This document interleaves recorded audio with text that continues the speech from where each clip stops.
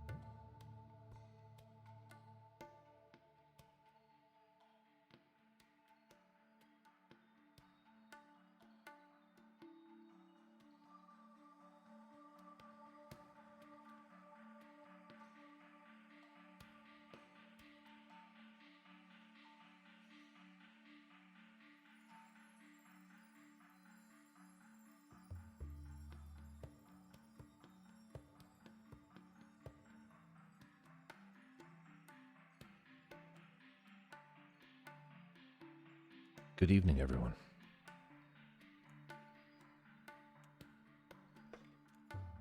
Good evening, all. Hope everybody's had a wonderful Saturday.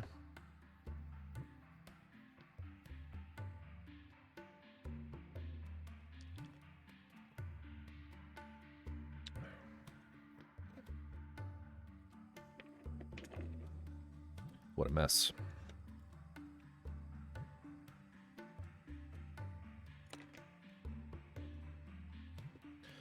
Continuing work on the Gundam Double Zeta.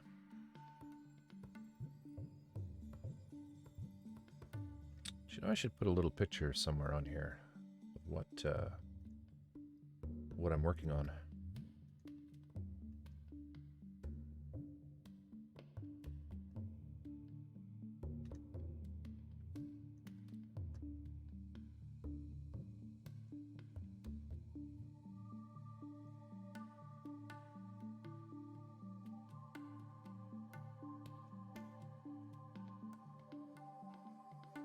Yeah, forget it.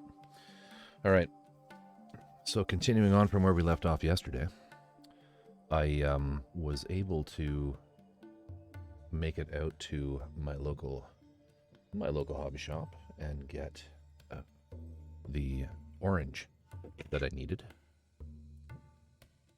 Mr. Color number 59 orange.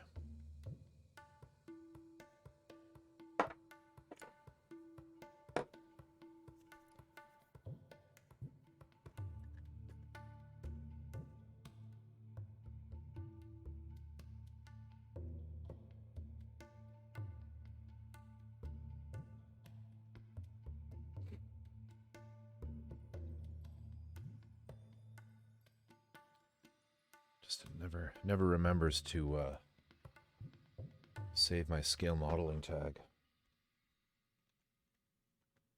There it is. Scale modeling. Update. All right. Yeah, so I was able to get the orange, and with the orange added, I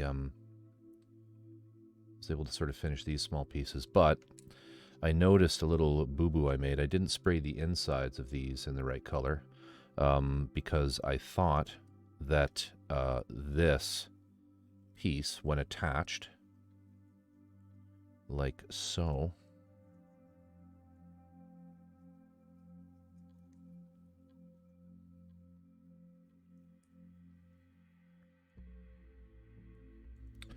I thought it covered everything. And you can see here, that is not painted, but this is. So I didn't realize a little piece stuck out like that. So I'm just going to feather in some there, and I'll do a quick little masking job to fix that so that it's perfect. So we'll do that in a moment. I think I have to do all of them. So I can't really get this piece out anymore without concern that I'll break it. So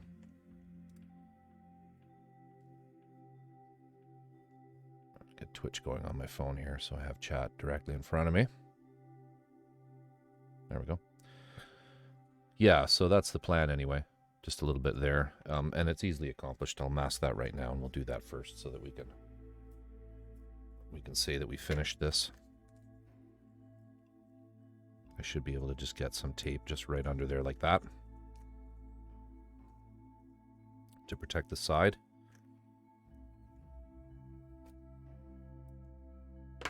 And again here, sorry if I bumped the camera there.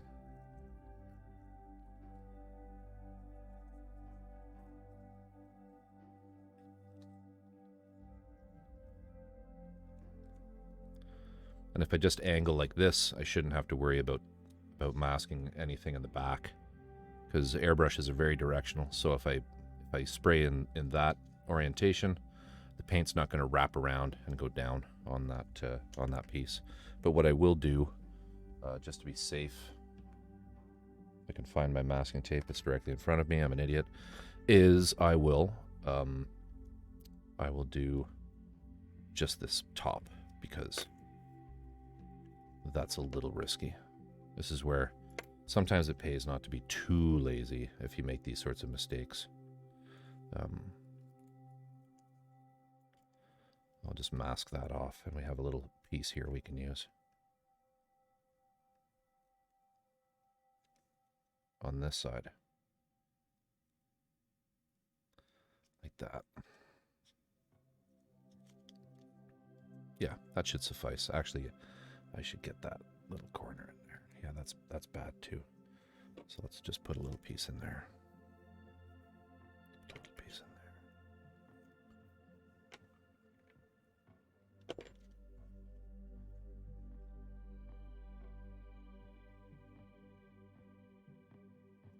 Just like that.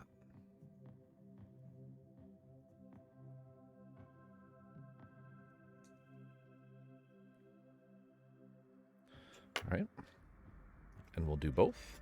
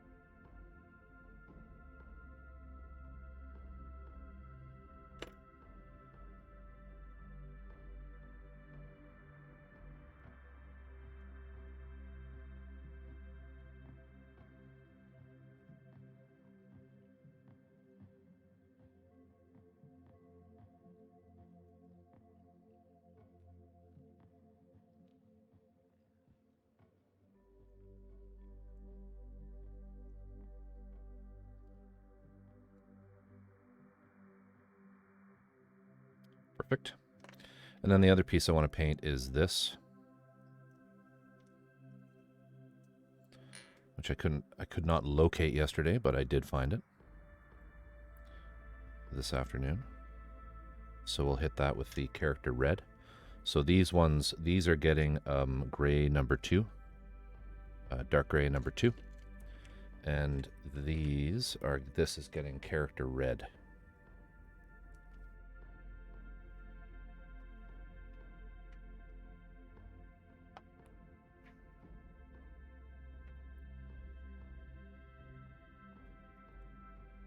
Just 108 character red.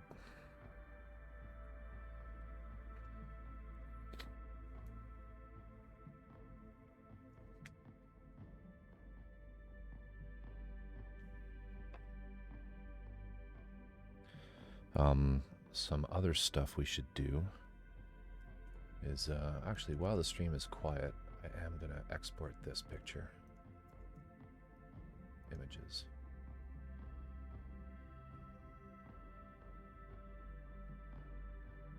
Export. Selected image. Gundam double Zeta.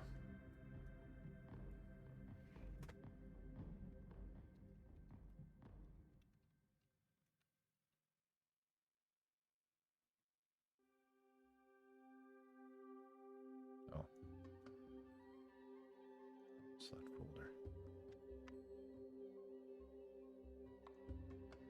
Did that work?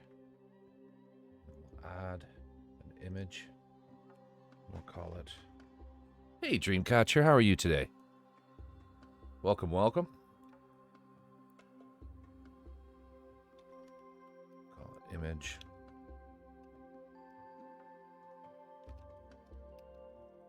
Current build. Just making a little tweak here to the overlay.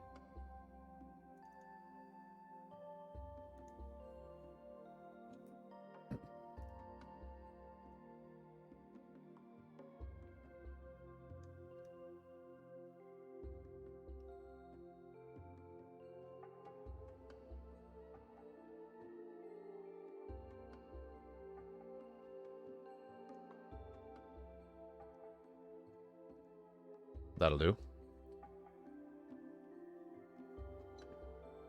Oh no. What's going on, my friend? Mellow is good, mortified not so much.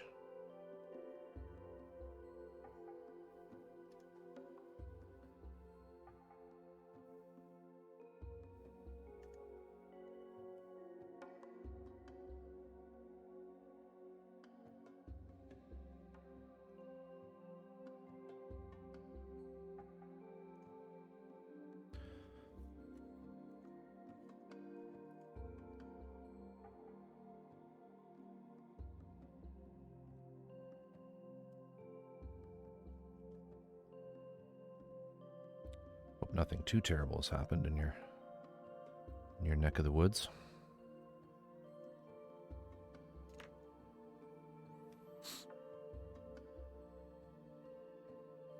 I have a friend who insisted.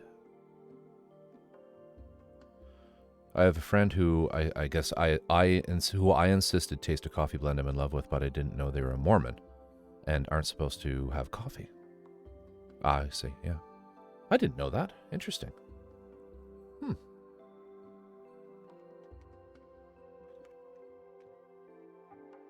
I had no idea.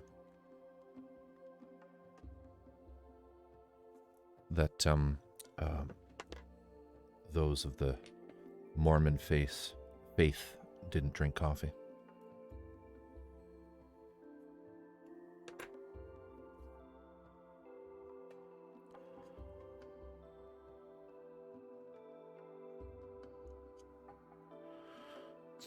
So were you mortified that they were Mormons, or were you mortified that they didn't drink coffee?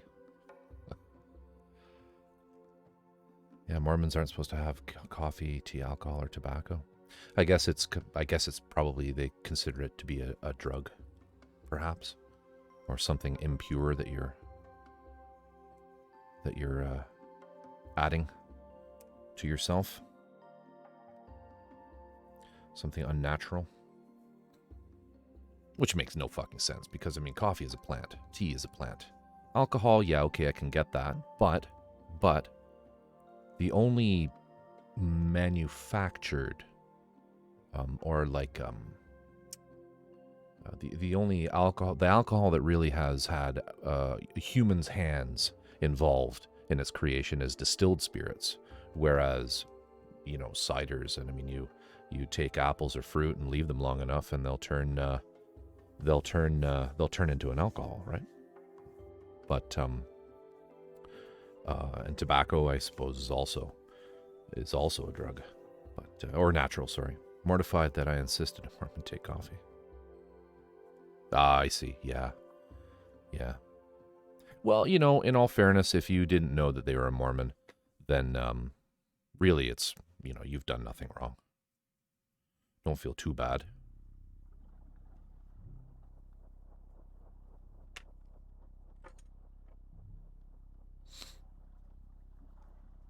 Not a whole lot of Mormons up here.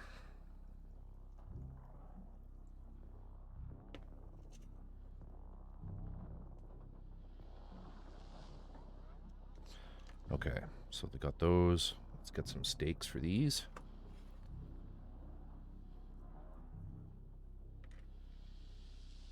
Well, that's good. That's good.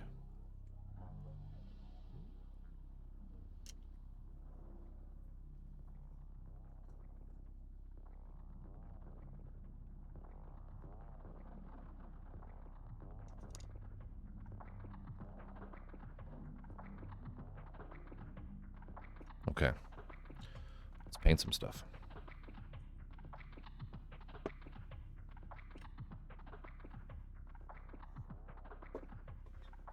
I think the spray booth camera is working tonight. I did actually fix my issues. So let's just change this here. Yeah, there we go.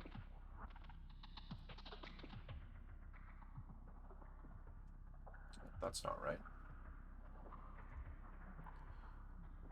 Sorry about that.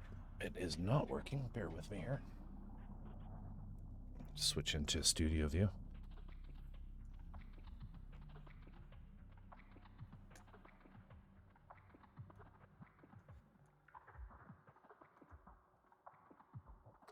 I'm just having so many issues with these cameras.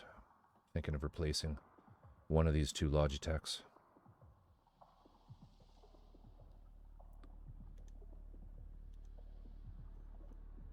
If I can't get it going too with too much trouble, I'll just drop it again, like I did last night.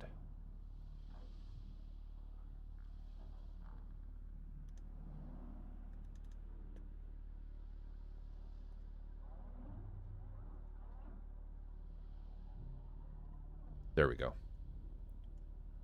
Just needed a kick in the pants. All right, studio mode, and then we're gonna go into this. Seems to work. All right.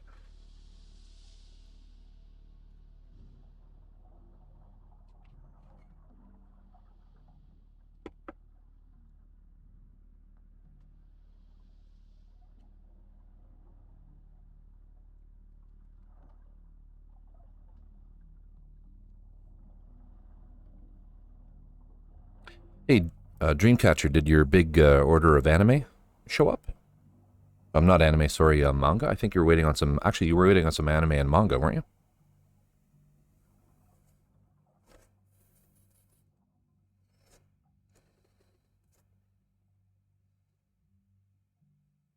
Hmm.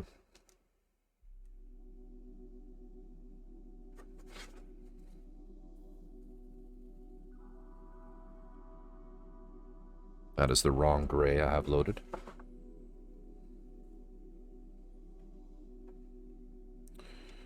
Oh, excellent. Excellent. I'm glad to hear it.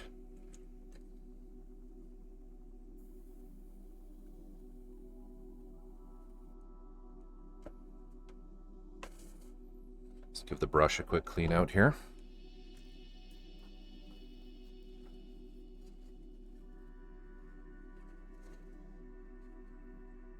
Refresh my memory, what did you end up getting? It's a few issues to fill out the collection, wasn't it?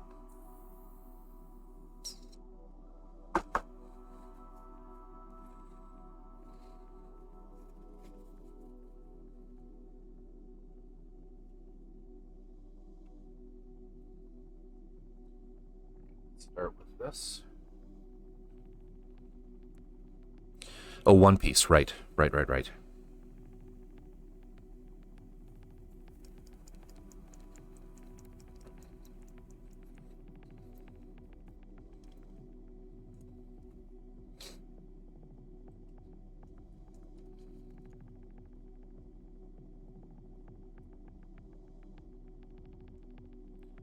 Just need drops of this.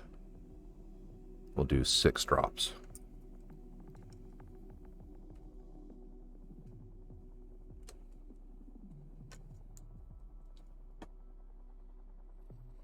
And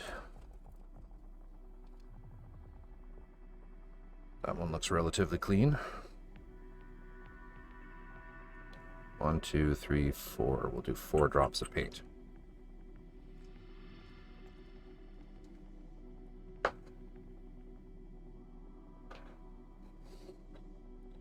Give it a little bubble.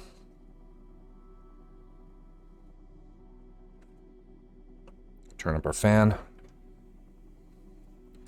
Make sure our tape is nicely stuck down.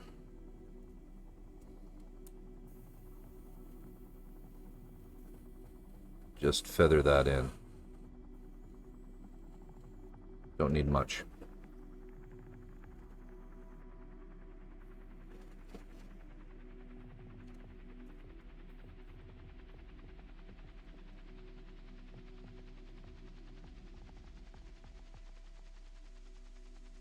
That's it. That'll do. Okay.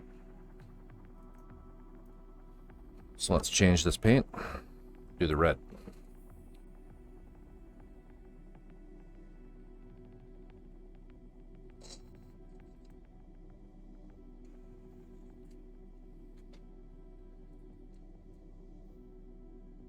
Let me just do this quick and I'll catch up there.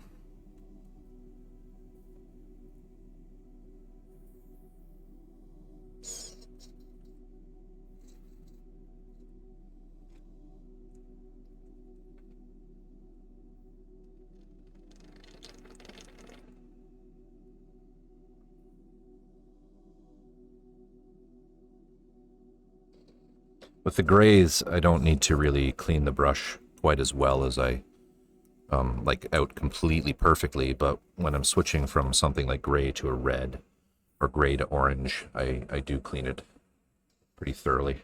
So you don't want any of that shade in there, or the different tints, I apologize. So let's just get our red going.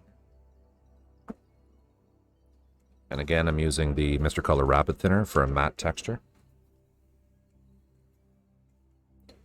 So with this, we'll do a 1/2 milliliter of each.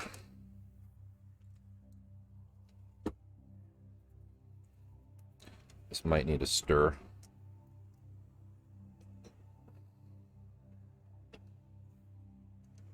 Actually, it looks okay.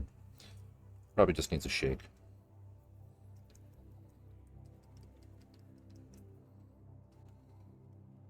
I think I have a red pipette. Yes, I do.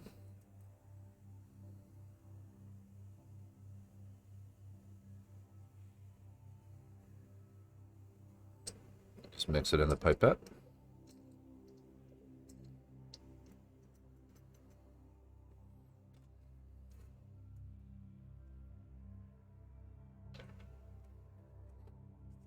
Ooh, that's not good. A little drop on there. Not a huge worry.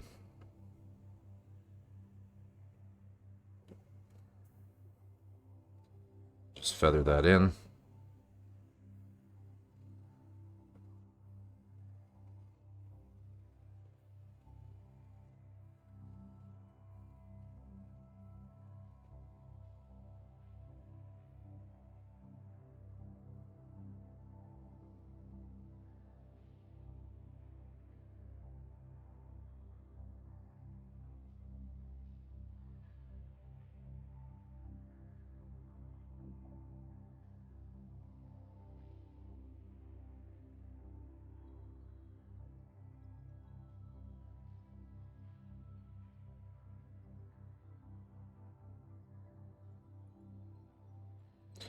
Get a nice deep red in there. Make sure we get enough coats on.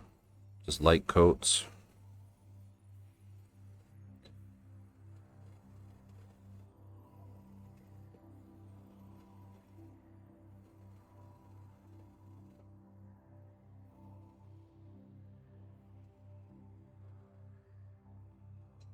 There we go. Bit of paint.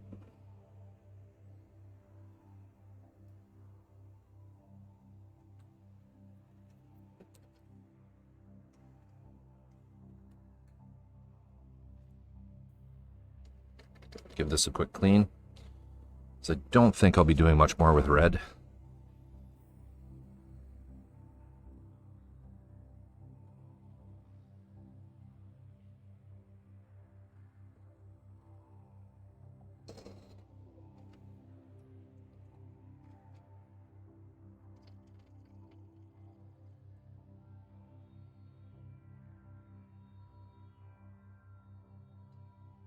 That'll do.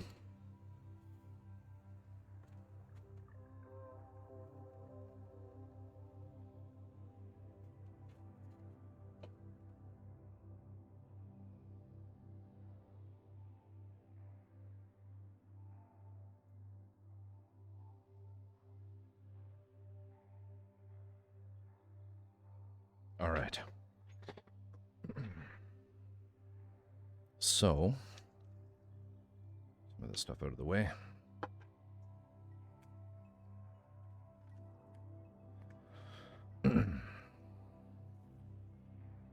Yeah, ditto it did. Happy little bibliophile Corvus. Box 1 of currently 4 total is now in my possession. Volumes 1 through 23 of One Piece. In a beautiful box set. My grandma was a little bothered by me. You know I work night shift, so I woke up this afternoon, used the bathroom, got dressed, and laid down on the couch in the living room. After 20 minutes, she told me that if I wasn't going to notice anything, I should look next to the front door. I woke up instantly. I was still half asleep and I walked right past it. That's the worst. When you're waiting on something and you don't realize that it's arrived. That used to happen to us all the time with when COVID started with deliveries. You know, they would sit outside and be like, you know, when's that going to come?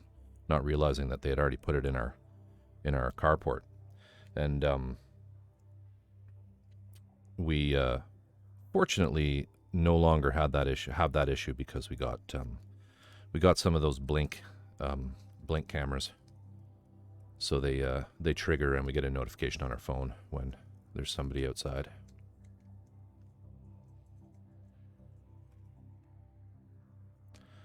But yeah, that sounds really like a great little set. I never got into One Piece.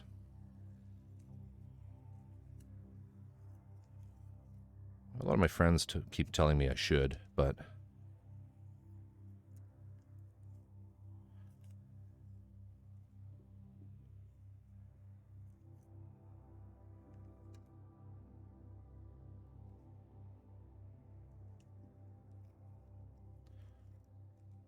more meat for the tape ball.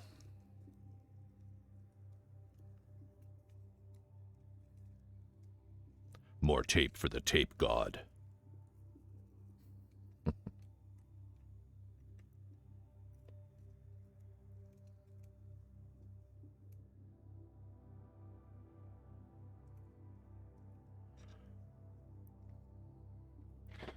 All right, so then we have this.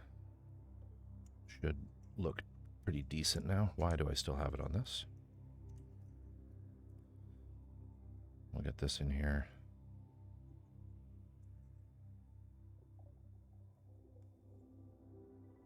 That looks better. We'll do the other side.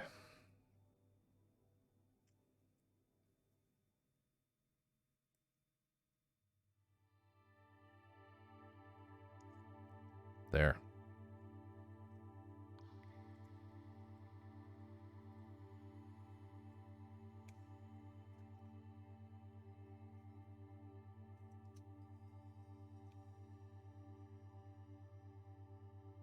Nice. As we say in British Columbia, that is skookum as frig. All right. I've got this.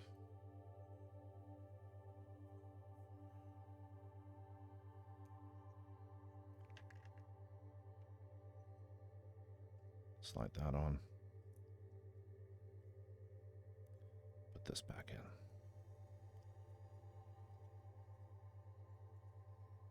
There.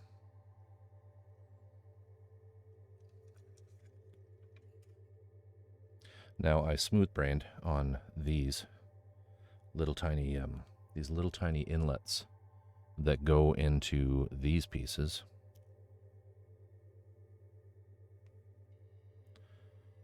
The other ones I had done in I forgot to paint these. Basically, I forgot there's 2 per leg, but you could see them in there. I did them in kind of a I used a different gloss for those, or metallic for those. I used the AK Interactive Extreme Metal.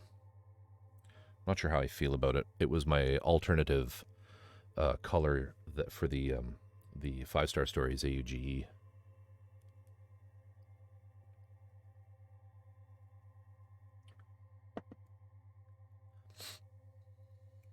So then some other things that I worked on today that I got pretty much done. Just take this tape out. Well, I'll do that after. I was able, because I got the orange, I was able to finish that port. I still need to do the metallic in there on those 2 like vent covers. I obviously did these, but I was able to get this pretty much finished the way I want it to be.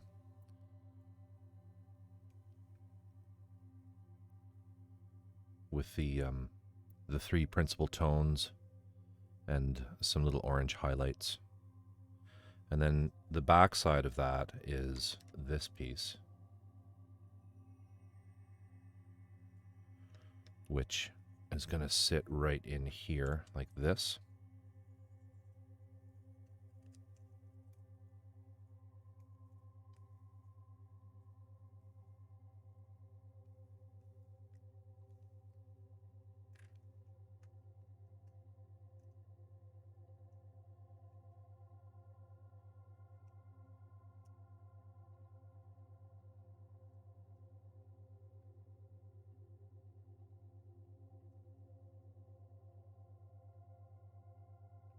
Doesn't completely cover the back, but it's pretty decent.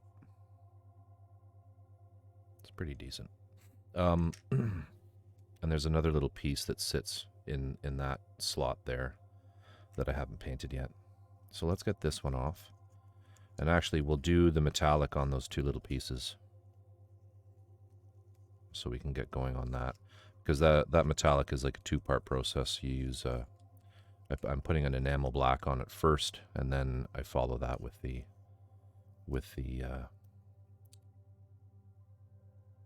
actual metallic. So again, more tape for the tape god here.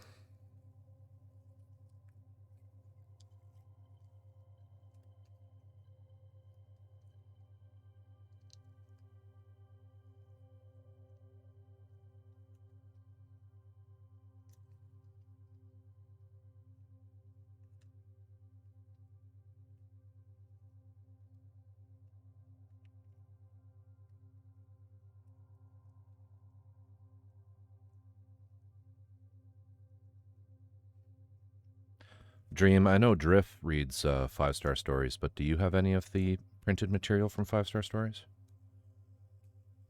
I can't remember if you collected that.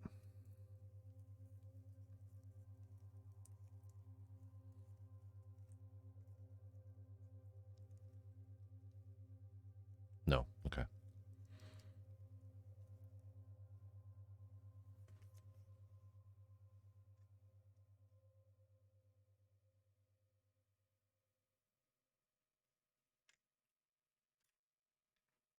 Okay, let's find what we need here. We need that.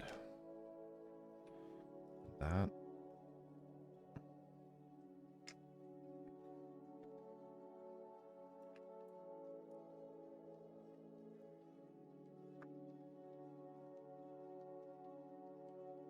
I have a few anime garage kits I might well into the future do on stream. I have Kill La Kill. I have one from Kill La Kill. I have one from I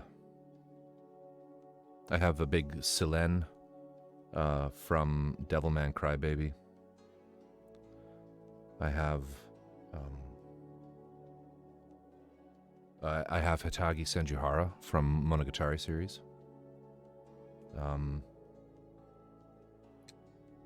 Oh, and I also got there's a nice little dual set.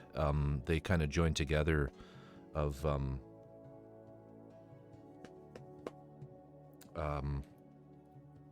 hang on.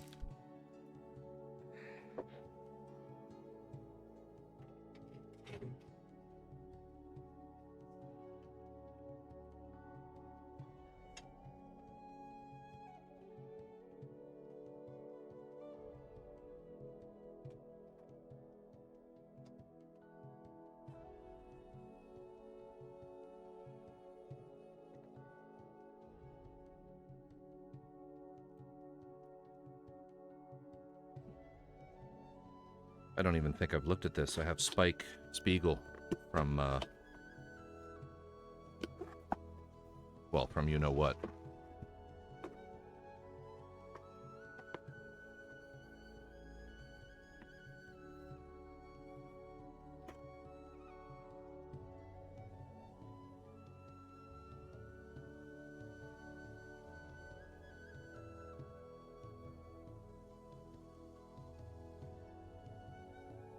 That's the pose there.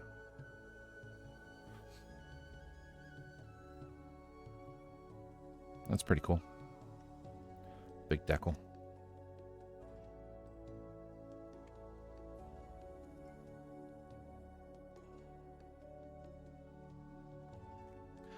Ba-na, ba-na, ba-na, ba-na, ba-na. Boom, boom, boom, boom, boom, boom, boom, boom, boom.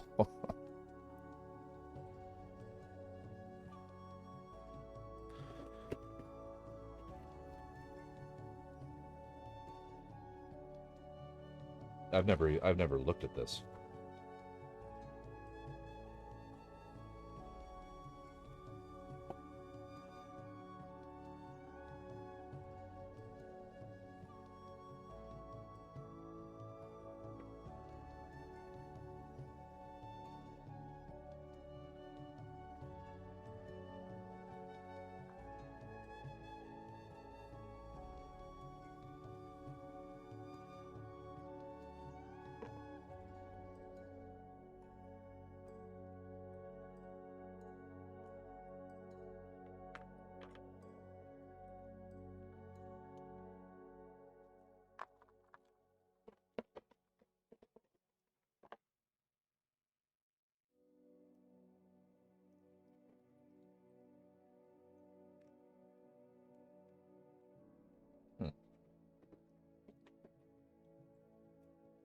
Couple different parts here.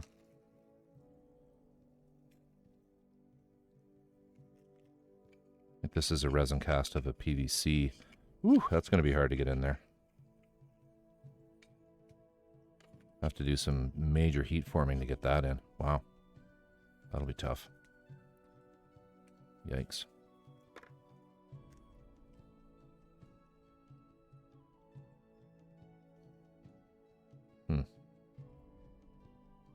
What the hell even is that? Oh, I see. Okay. Oh, God. Nothing fits. So this is a resin cast of a PVC kit. Like a PVC pre-painted model. And the PVC to resin conversions are always just nightmares to get everything fitting correctly.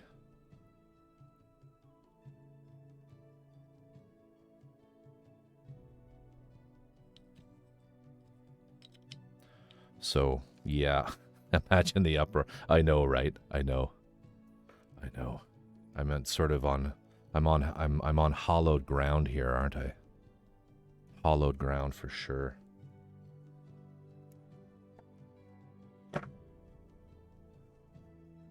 Where are my nippers?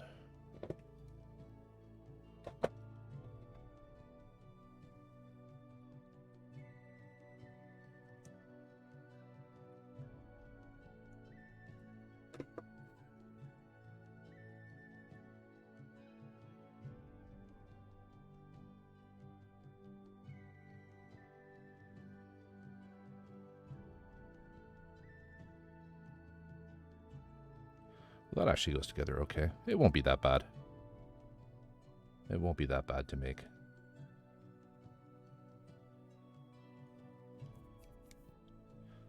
Two faces.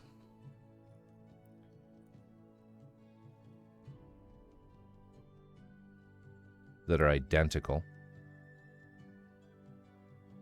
So if you fuck one up, you can work. You got another chance at it, I guess. I don't know.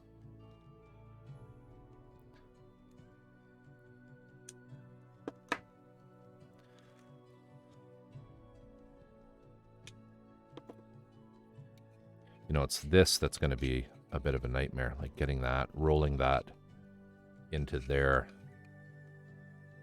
It's going to be really hard.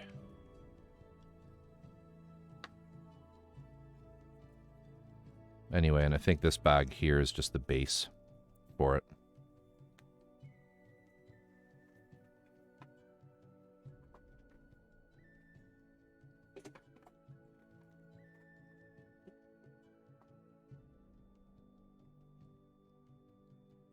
We'll put this potential nightmare of a kid away for now.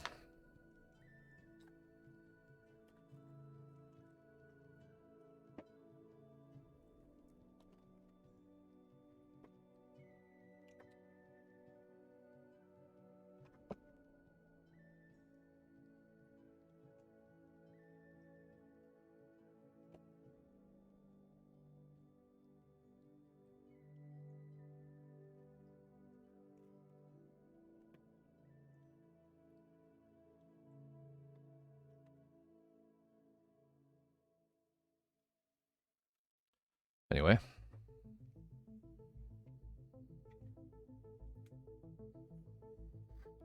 I think that's it as far as anime content.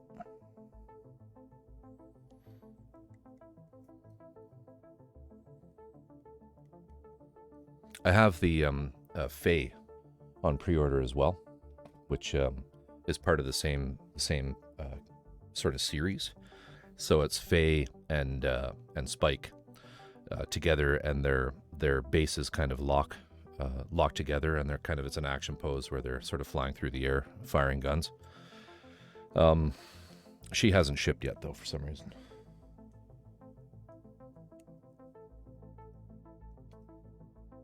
And the Hitagi Sendihara one is it's an old cast, so I'm a little disappointed. She has she's sitting in a chair in, I'm not certain if you're familiar with the Monogatari series books or the anime, but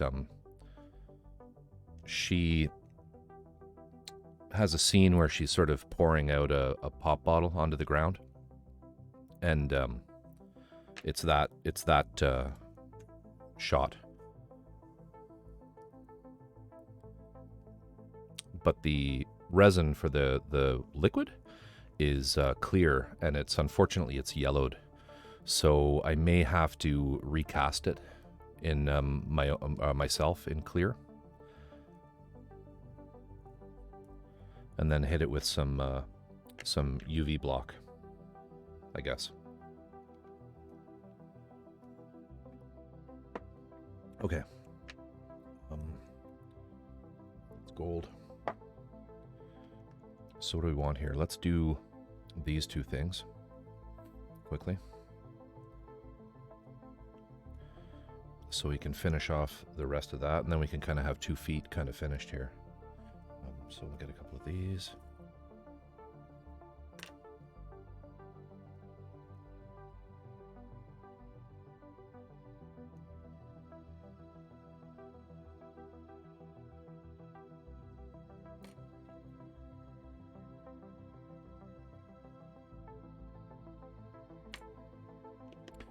And is there anything else I can paint while I'm over there? I don't think so. I don't think so. I'm doing the metallic. Yeah, so let's just quickly get those done.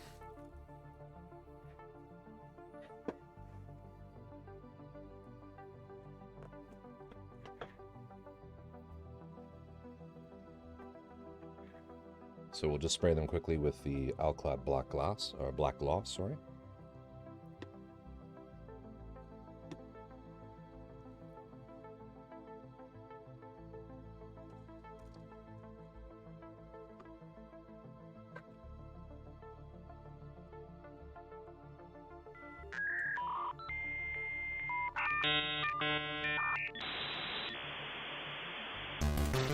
Drift is connected to chat at 56k baud.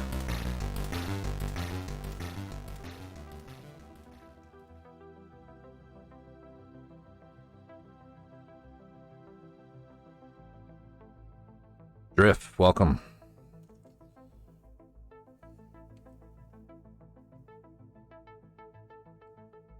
Welcome, welcome.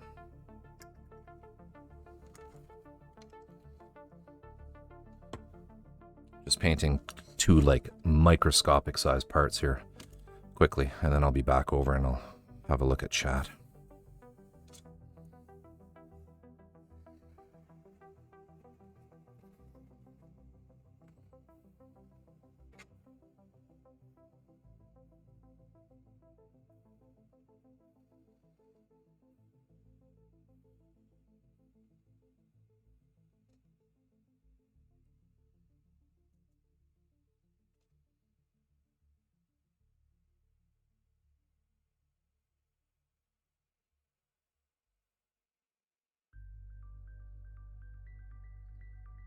Gonna paint these in the AK Interactive dark chrome.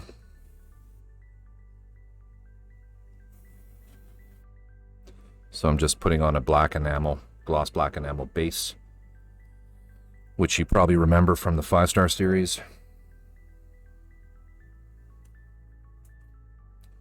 Job I just did.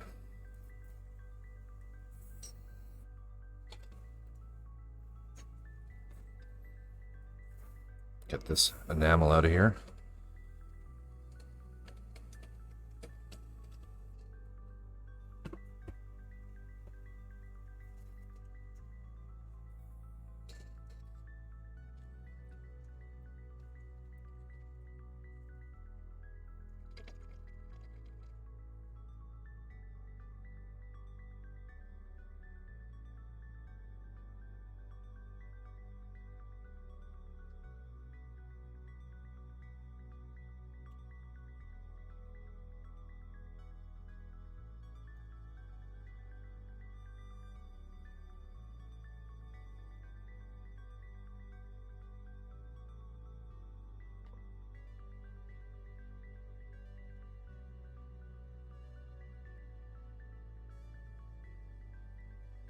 Yeah, Drift, how's it going tonight? How's your day been?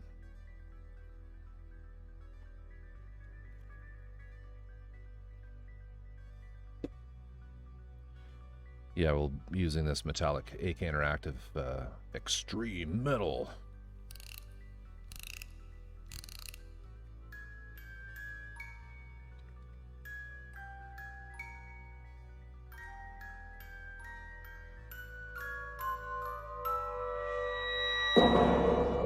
Edgybat has entered chat. I'm sorry to hear you're exhausted.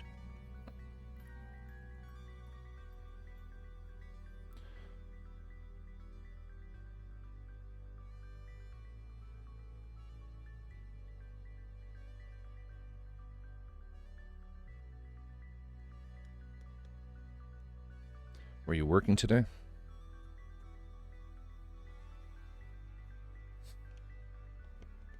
The hell am I doing? I did that. Oh no, I have to paint this. But we need to wait for that. Yeah. I don't know. Oop. I don't know. I don't get it. It's defective.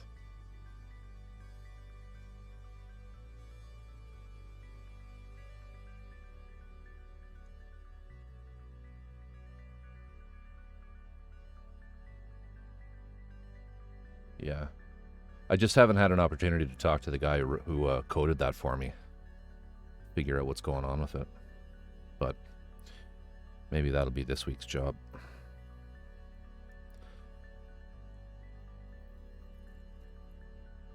Well, I see her in the users list, and I sometimes wonder if something strange is happening where just opening the stream is triggering stuff. Sometimes. So, I don't know. I was over at the booth and didn't have my headphones on, but did it play your intro?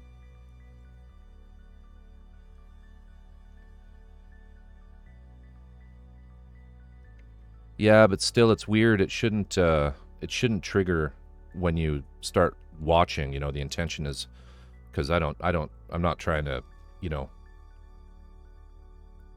I'm not trying to just creep on my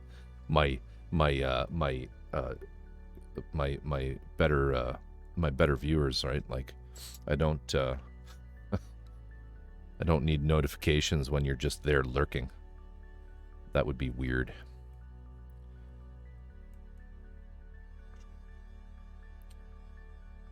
I mean, it's just a Python script. I kind of was thinking, instead of, you know, getting the developer into it again, I'll just have a look at it myself. But yeah. Anyway, I've been trying this AK Extreme Metals. I don't know if you've ever used them. They're okay. I don't know how I feel about them over the Alclad. They're a lot easier to lay down. Like, you just kind of spray them and you're good to go. But they, I don't know, they're not quite as nice as the Alclad finishes. And I mean, I don't even know if I can. I mean, I've been putting them on top of a gloss, and, you know, the gloss black enamel. I don't know if that's necessary or not. I suppose I could always just read the instructions. Shake well. Make sure surface is clean. Completely useless.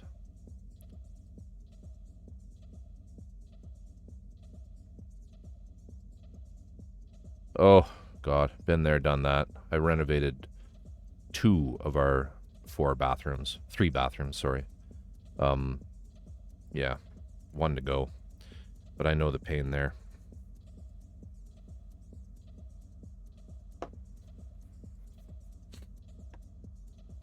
So just a little progress update. I was able to get to the hardware store. The hobby store. And get the orange that I wanted. So there's sort of a finished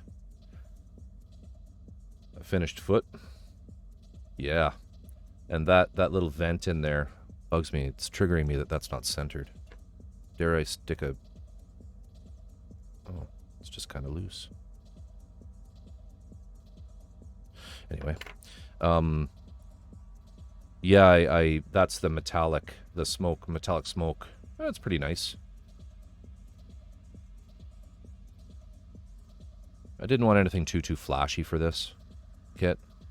So we got these done, that foot done. I sprayed the other one of these that I just couldn't even find yesterday, but I managed to get the other one of these painted. So yeah, we're just finishing up these pieces. The other thing I was able to do this afternoon was get these sort of fully realized, with the exception of the panel lining.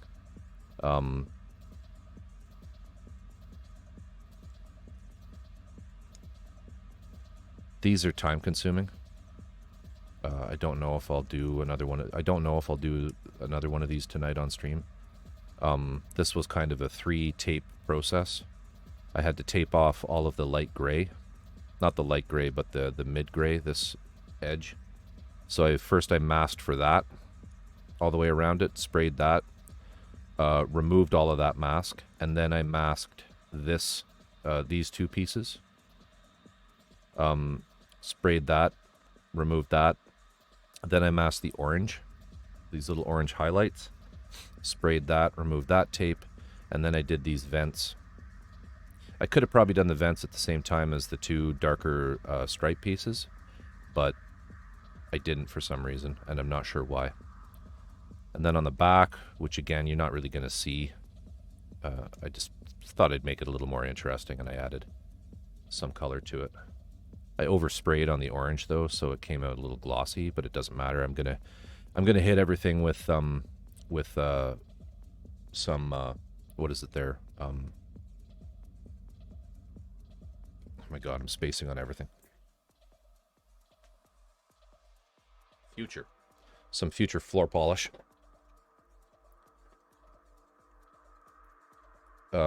Once I get all the colors perfect, and then on top of the future floor polish, I don't know if you know that trick, but Future makes a great product that you can use with scale models as kind of like a top coat. Yeah, you do. Okay, great. But it's perfect for doing like the enamel panel lining on top of. It works really well for that, and you're kind of guaranteed that you're not going to get any accidental bleed into the paints that you use. I mean, I'm pretty safe anyway because I'm spraying in lacquers, but like it doesn't, it doesn't really get more durable than lacquer, but I use the Future floor polish anyway because I'm using matte, and then I probably will use like Tester's dull coat, or I have a few actually that I might experiment with a little bit on some of the pieces. But I tend to just use the Tester's dull coat.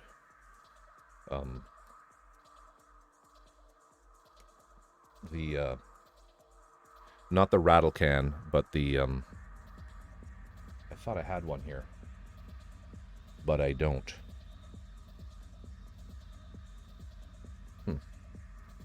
Strange.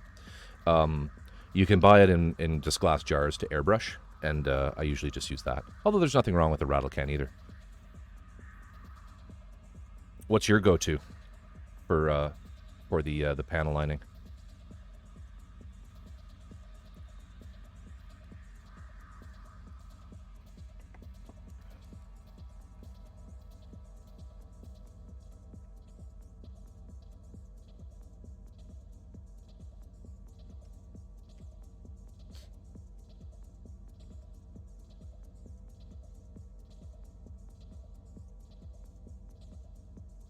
All right, I'm just going to continue with this piece.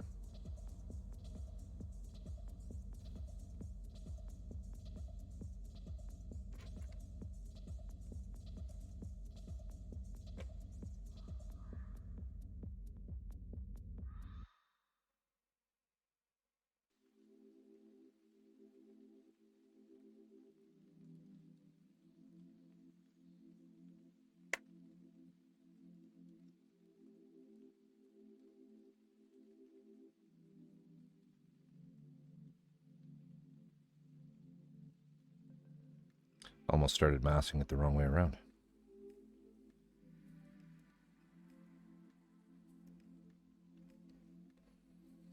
Just recently got a few AKs clear coast to try.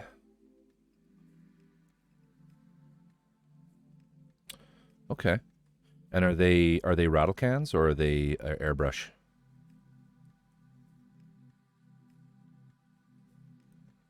And do I have those? Hang on a minute.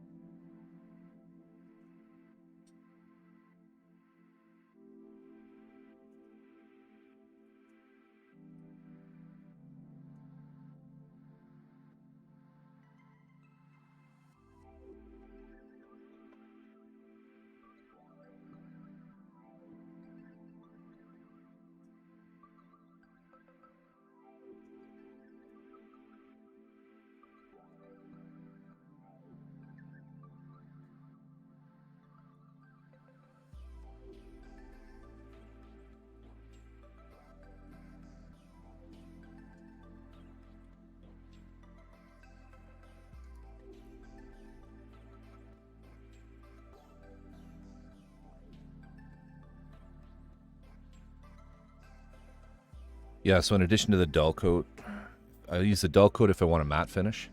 And then I've used a variety of products if I wanted gloss. This is actually, I haven't tried this one, but I might try this too. I've heard good things about it. The matte Mr. Hobby top coat. And then for gloss, I've kind of gone between... oh, and that's another one. That's another flat. I thought that was the premium glossy, but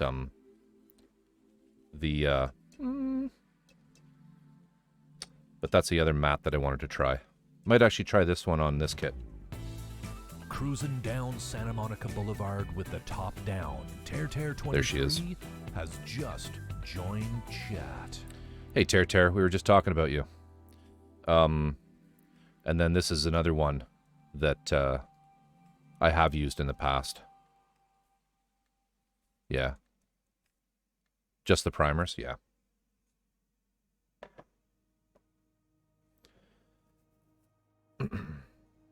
So those are all new. I haven't actually tried those yet because I've tended to just stick with the Tester's dull coat because it's kind of tried and true. But you reminded me that I had those to go with. And yeah, for my primer, my go-to primer is basically that. I'm just kidding. We weren't talking about you. I like the gray and the black and the white Mr. Hobby surfacers.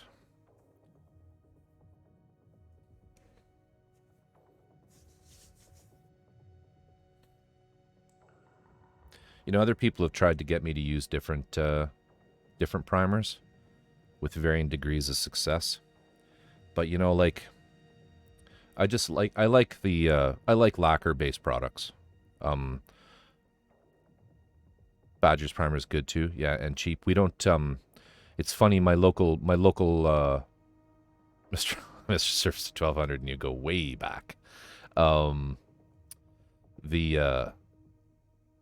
The one with the dumb name. Is it Stynylrez? Yeah, Stynylrez.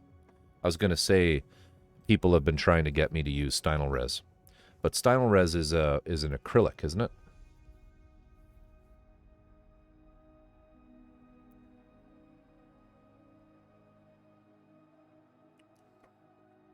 Yeah, so that would be of limited value to me, as I use lacquers and whatnot, lacquers and enamels. So I don't think they would be compatible, would they? Yeah. So.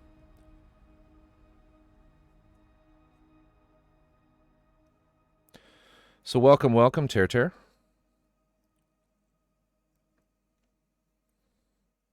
Why do I say welcome twice in a row? It's weird. I'm weird.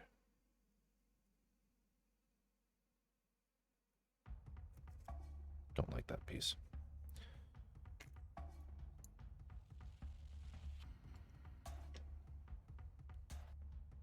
Very true. Very true. Thank you. I don't know, it's strange. Strange.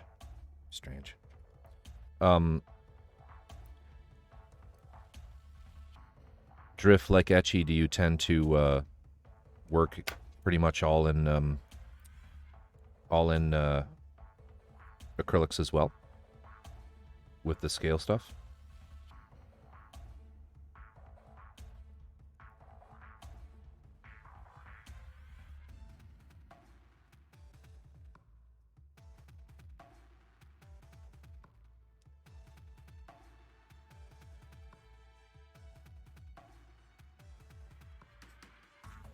That's why I say it twice.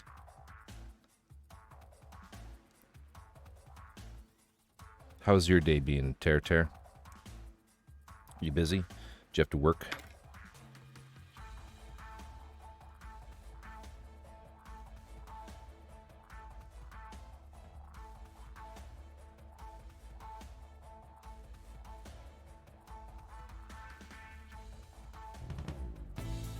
Cruising down Santa Monica Boulevard with the top down, Ter-Ter23 has just joined chat.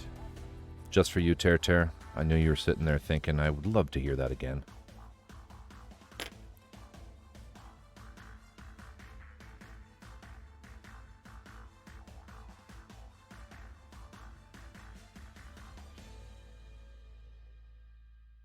Awesome. Did you discover anything new? Any new wines?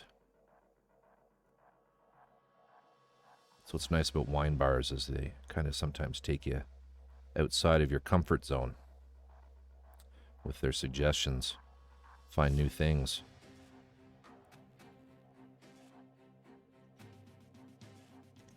Yeah.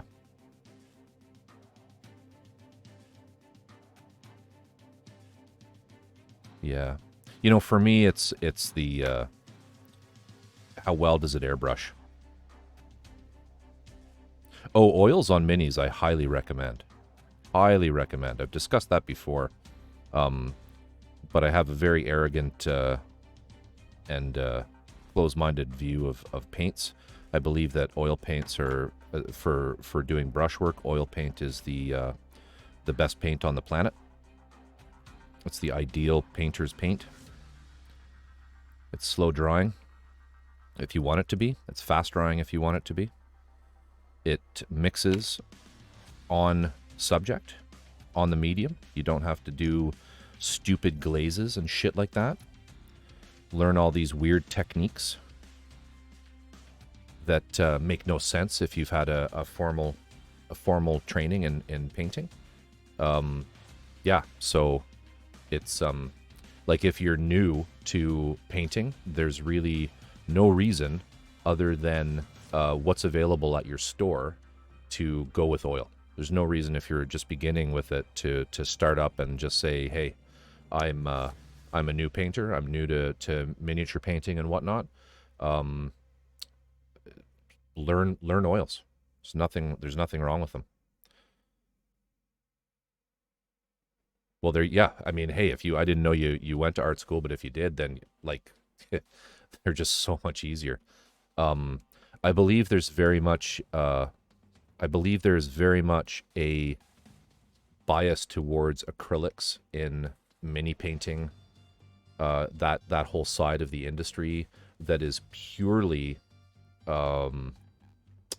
it's purely a commercial reason for it, in that the manufacturers know that it's easier and cheaper to produce acrylics, and you will go through them much faster than you would tubes of oil paint, and as a result, it's more profit in their pockets. They have no shelf life. Things like Games Workshop or like the stuff I have, like Pro Acryl and whatnot. I mean, they're beautiful paints, but they for what they are, they work well. But I think that there's a whole lot of hobby tax, so to speak, wrapped up in them. Yeah, big acrylic, you got it. That's what it is. It's more like big hobby, right? Like how I'm at the hobby shop today looking at this tiny little tin of airbrush camo putty for $25 and thinking, I have a big old can of, big old XL size can of silly putty that is exactly the same thing that I got on Amazon for $6. So,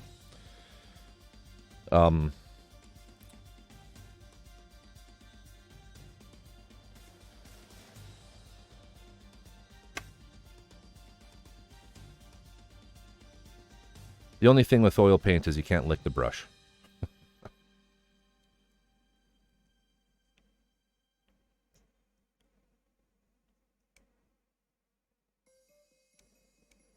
Yeah, there you go.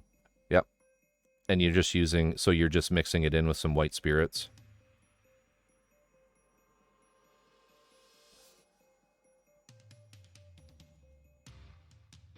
You can, but nobody really wants. Well, maybe you do want cadmium metal poisoning. I don't know.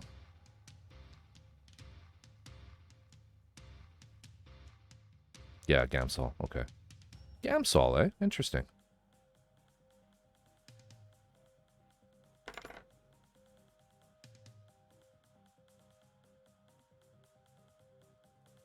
Gamsol, do I have that?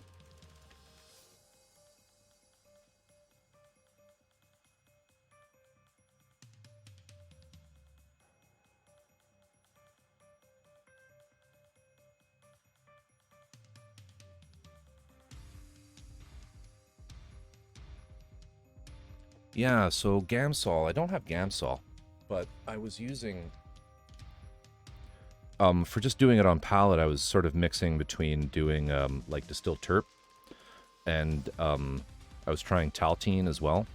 Taltine? Don't know. And, so I was thinking, when you said Gamsol, I was thinking of, Grumtine, which is probably just... Oh, it's Limonene. Yeah, I don't know what the hell this is. But then I settled on, for oils and mini painting, this one.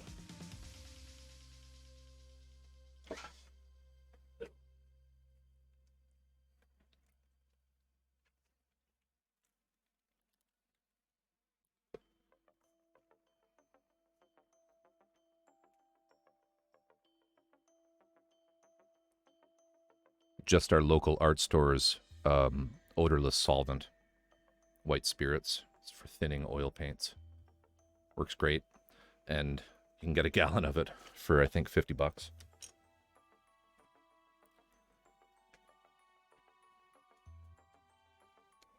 How odorless is Gamsol? Because I find even though sometimes some of them say it's odorless, they're not that odorless. My favorite, the one I find is the most odorless for me is the Winsor Newton distilled terps, but they're just a lot of money for the amount if you're doing bottling of all your paints.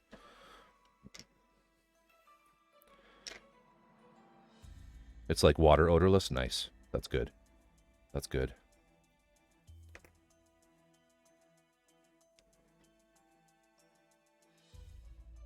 Oh, I did a terrible... Oh, no, that's okay. That's okay.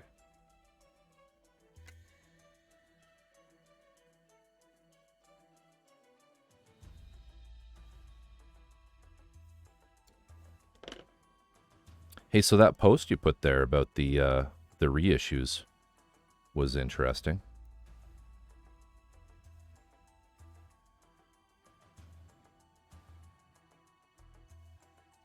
So am I correct in thinking that they will be printing another batch of the bangs?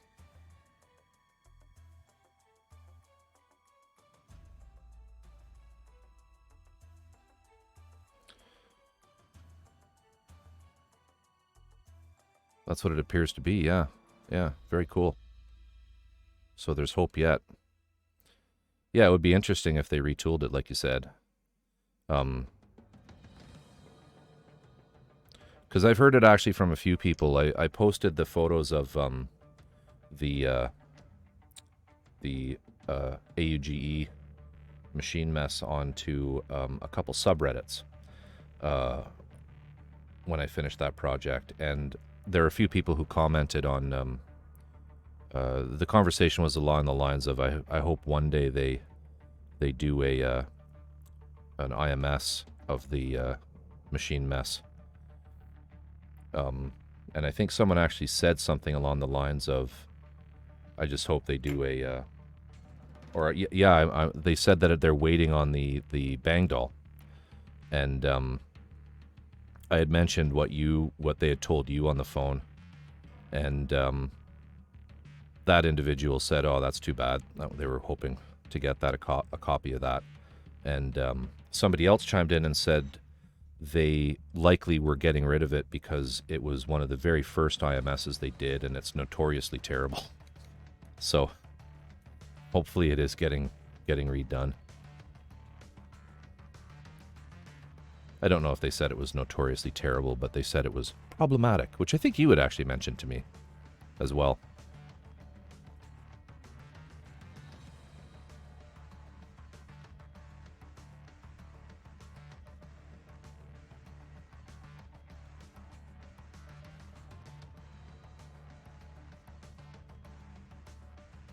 What's nice about masking with the panel lines?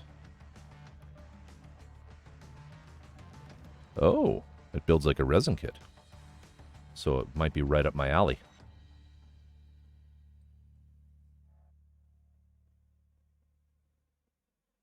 Yeah, that's what they implied, is that it was the first one.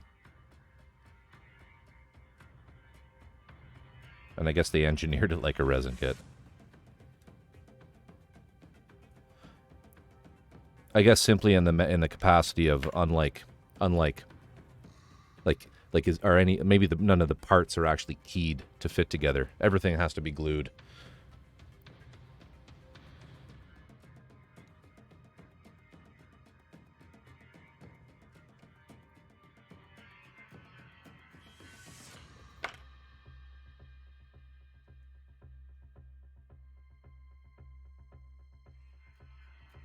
Ugh.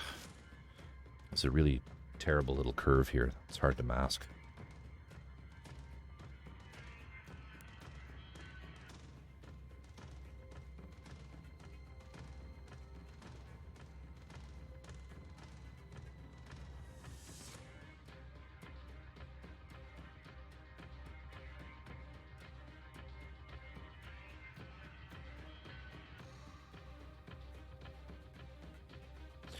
Nope, don't like that either.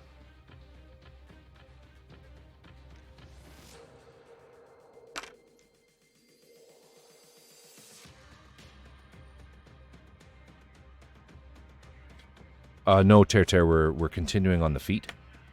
So I did make it to the hobby shop today, and I picked up the orange. So I've been working on the orange parts a little bit. Got a couple of those painted. So this foot is essentially done, with the exception of the panel lining. All the pieces are pretty much finished on it. I found the missing heel from here that I had misplaced yesterday. It was, like all things model related, directly in front of me. I was looking everywhere but.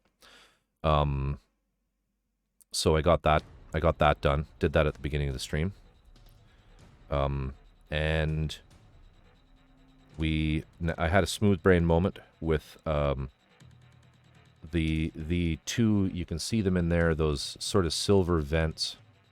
I only primed and put the black enamel yesterday on two of them, thinking in pairs, right? Pair of legs, so there's only two I need to do, but there's actually two for each leg. So while I have these other orange vents done, I don't have those inserts done yet.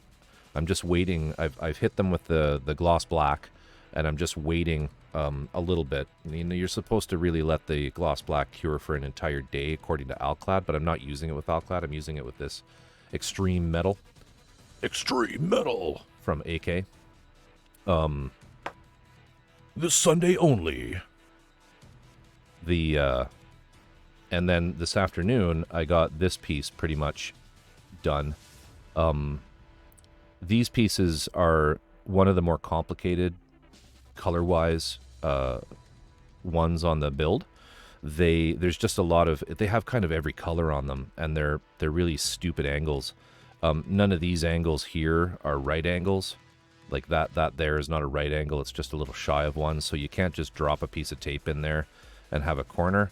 So you end up sort of shoving the tape in and then using the 12 blade, the number 12 scalpel.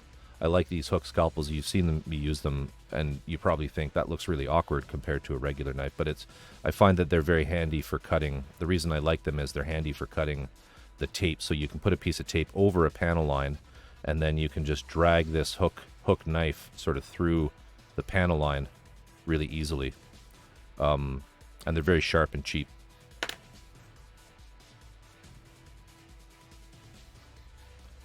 So I got this done, but as I was saying to Dream, who was here earlier, there's 1, 2, 3, 4 colors on here. I had to tape off all the mid-tone gray that's around the outside. So I masked that first, painted that, removed that tape, and then did these two lines in a dark gray, taped out everything for that, painted those, removed that, and then I did the vents, and then I did the orange. So these are clocking in, I think, around an hour each to do. So I'm not going to bother doing them on stream. It's too much work, or it'd be probably too boring for you guys. So, you know, I like kind of making sure that viewers see some progress. No, I can show you my scribing tools in a minute, Drift.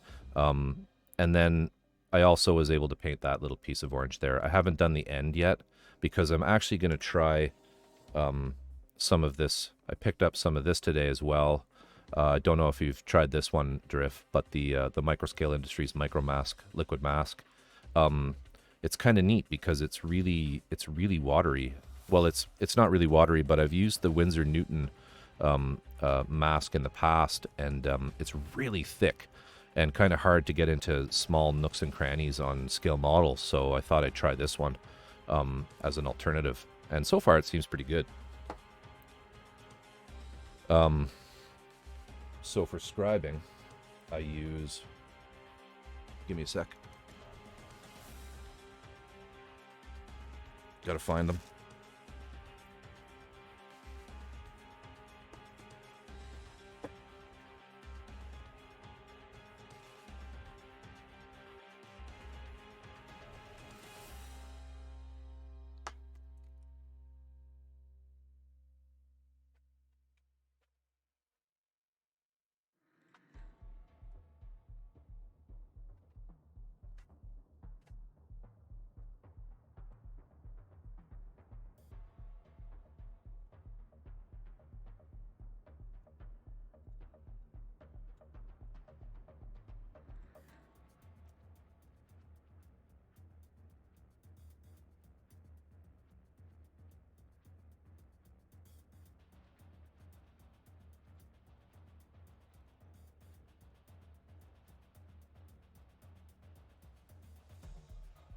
Yeah, you probably are very familiar with the Microsol set for decals. It's like my go-to as well.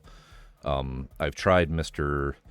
What is it? Mr. Softer is the other one, but it's a special order for me. So but yeah, I mean I had no idea. It's the first time I saw this, and I thought, ooh, got to get that. Not too expensive. Cleans up with water, which is nice because I don't think the Winsor Newton one does. I might be wrong on that though. Brush on and cut to shape. Yeah, very cool. So I've put it down, I've laid it down on a piece of plastic, and I've waited for it to dry to see how well it'll roll off. But what I haven't done is actually paint over it yet, so I'll be trying that tomorrow. For scribing, I have a MadWorks pin vise, which is the larger collet size pin vise. There's just the one size in it. It's really meant for their tools. And my scribes that I like are, again, the MadWorks scribes.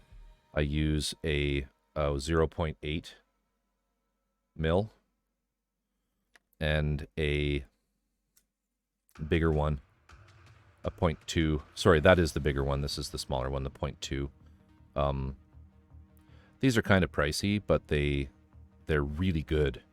And I like the pin vise a lot.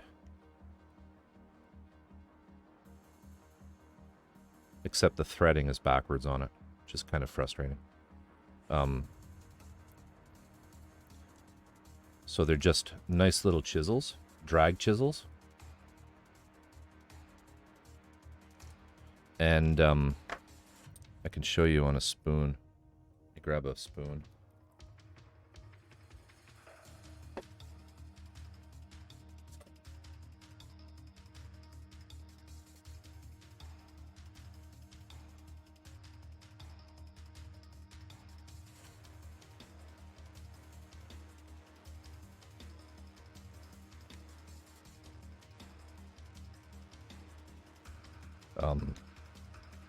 And I either use a dynamo tape.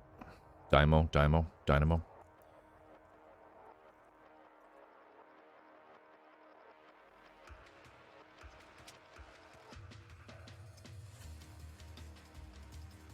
Which is kind of the cheap alternative to this stuff.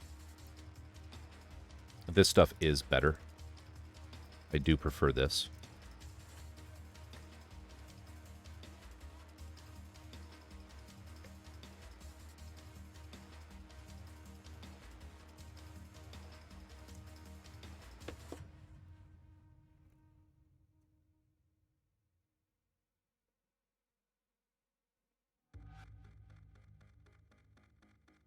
For those viewers wondering, scribing is essentially adding detail to your model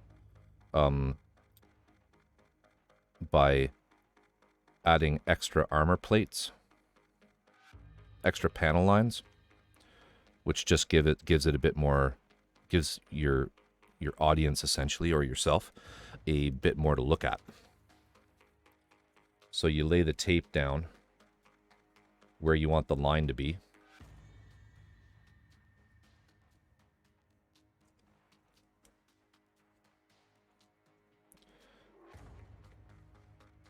And then this tape is thick. It's thick plastic, so it does well as a guide to keep the scribe against it.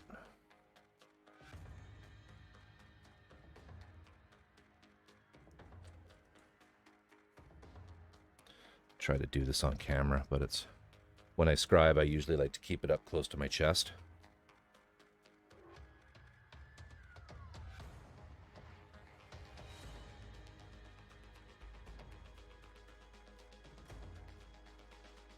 So just light pressure, stay against the tape. You make several passes as opposed to one deep one. And you can see it's just carving up the plastic. I think I wandered there a bit. Definitely wandered there. Let's just do this one bit, get it in a little deep.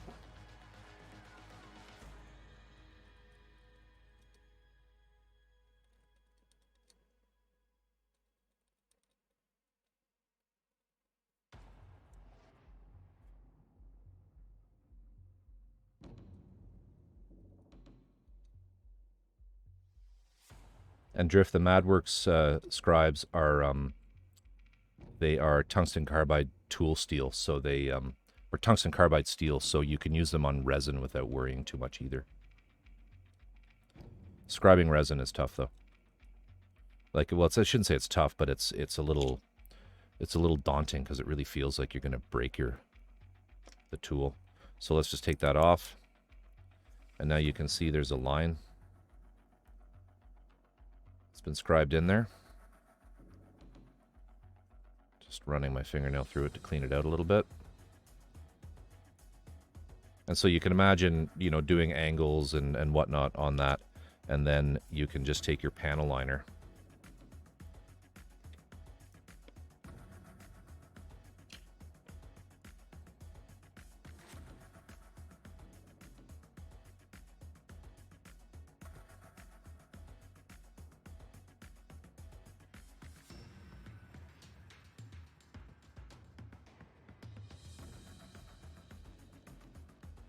and run your panel line.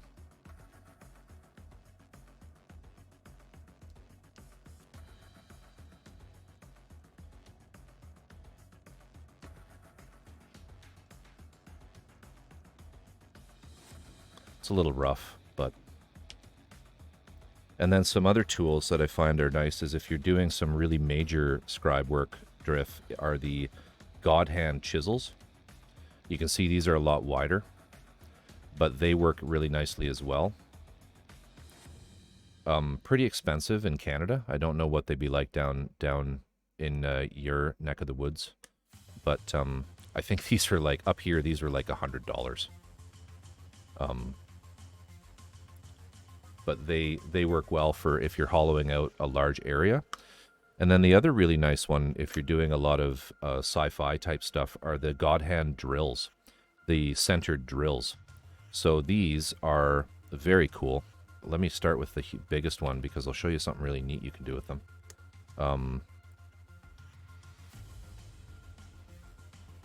Let me just get... what can I do this on? I could probably do this on a chunk of resin. Hang on a sec.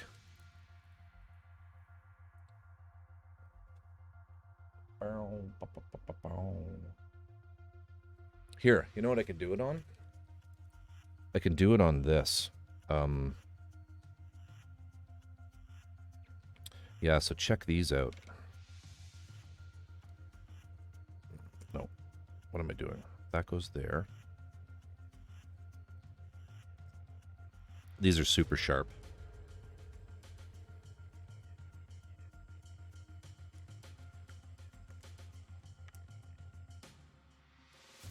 if you do ever start streaming and you put channel point jump scare rewards, turn them off when you're scribing. So these are, oh yeah, they totally make all kinds of stuff.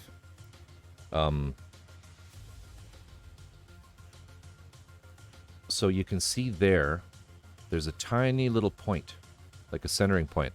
So while you're doing some renovations, maybe you know about some carpentry things, there's a type of drill bit called a Forstner bit that is designed, basically, it has a center hole, centered spike, and then it cuts a perfect circle, but it grinds as opposed to, sorry, it pushes the wood chips in, so you get a nice perfect hole.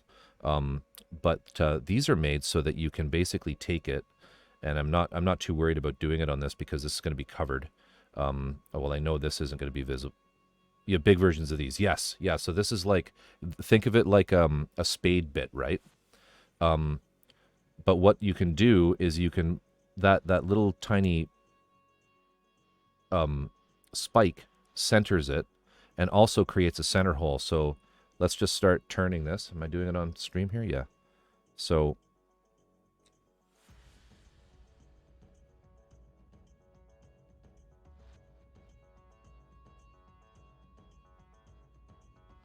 we'll drill a little hole, all right? So you can see there, let me see if I can get in real close.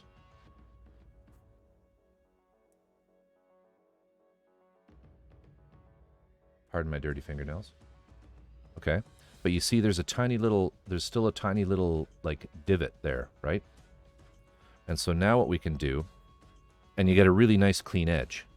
But now what we can do, this is where they're really neat, is we can switch it with a smaller one.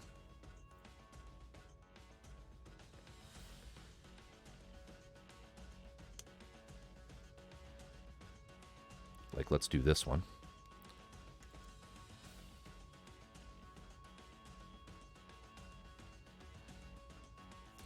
And this second smaller size now will find that hole.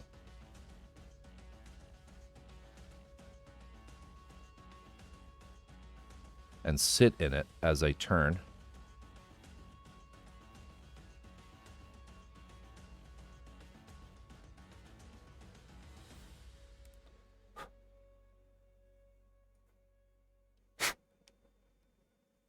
And so you can create these neat tiered effects with them. It is centered, it's just the shadow. Oh, hey, Dreamcatcher. No worries. Get your rest. It's okay. But yeah, there you can see without shadow, it's just dead. It's dead center. So you can create some really cool step kind of interesting details if you have parts that are kind of boring. You could take something like this, and you could add some little holes and things on the sides. So yeah, that's basically what I use. All the God Hand stuff, if I remember correctly, for me was an investment. It was not. They were not cheap. I mean, God Hand, the stuff's all expensive. The good stuff that they make. But yeah, that's kind of what I like. I like the Madworks brand chisels and the God Hand larger chisels.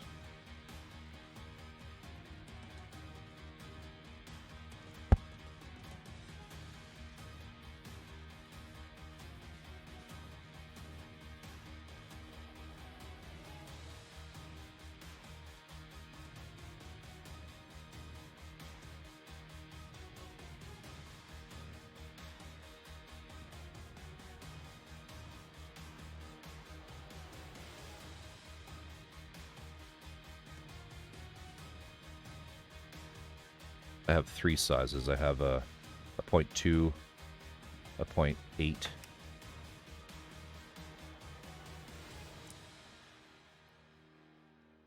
and a 0.5.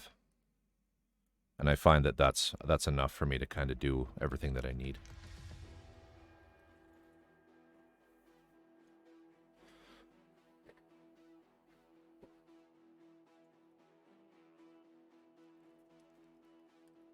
The other fun thing I have is a Argo file.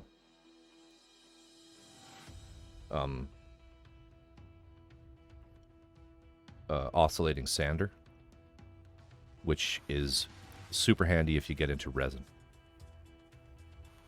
because it comes with a whole bunch of different bits to go on the end, and it works really well. Dreamcatcher, thanks so much for dropping by. Always a pleasure, as I said in the past. Always a pleasure. Have yourself a great day tomorrow. Have yourself a great week. I will be back on Wednesday evening. Although on this Wednesday, I may try to stream between 6:30 and 9 p.m. Pacific time. So yeah, have yourself a great weekend. Have yourself a great Sunday, and take care.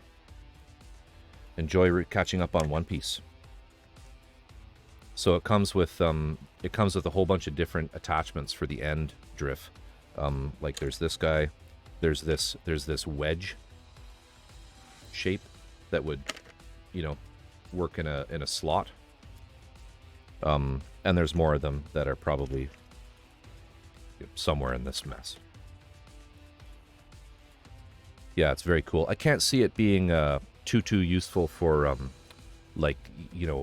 for gunpla and for plastic kits, but for resin it's a godsend, because it's handy for the fine detail sanding, whereas the rotary tool, like what Echibat has, I do use this to grind down larger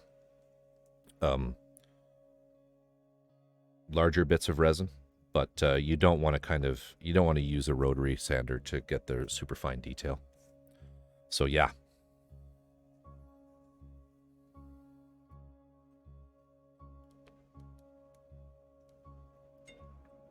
I was going to ask you if you think that I don't know if you've had a chance to sort of inspect your what am I trying to say here? The 5-Star Stories kits, in terms of the how deep the panel lines are, but do you think you're going to have to scribe them out better? Oh, and another tool that I ordered that I got wind of from Luca Zampriolo. I saw him using it on his batch kit. Let me see if I can find it, because this is another tool I didn't know existed until I saw him using it. Let me see if I can find the actual video.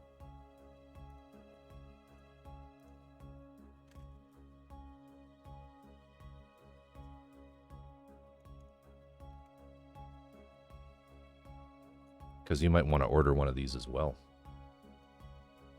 if you don't have it already. Okay, yeah. All right, let's see here. We want Calamity.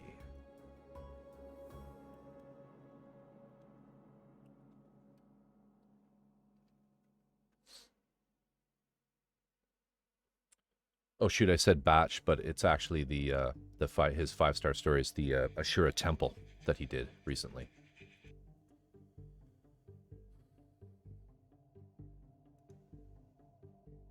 I don't know if you watched this video of him doing this, but he's so next level. He didn't like the pose. So he changed the legs. Crazy. So there's a tool, so you did watch that. So there's a tool that he used when he was removing the panel line paint. Yeah, this guy here.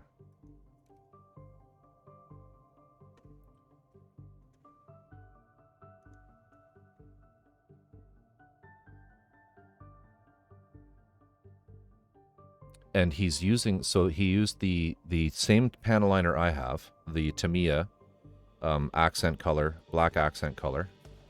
And he's using this thing called a Mr. Hang on. Let's look at the comments here.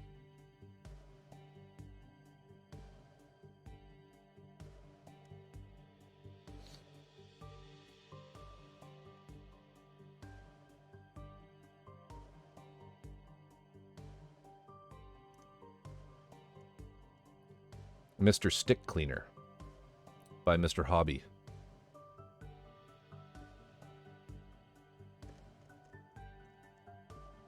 Which I had never heard of. Never heard of this tool. I'm glad somebody asked what it was. And, yeah.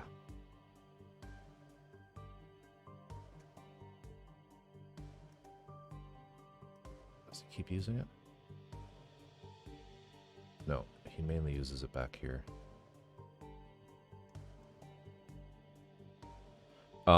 Because he did that apparently over, he used Tamiya paints. He used the Tamiya acrylic paints to paint this kit.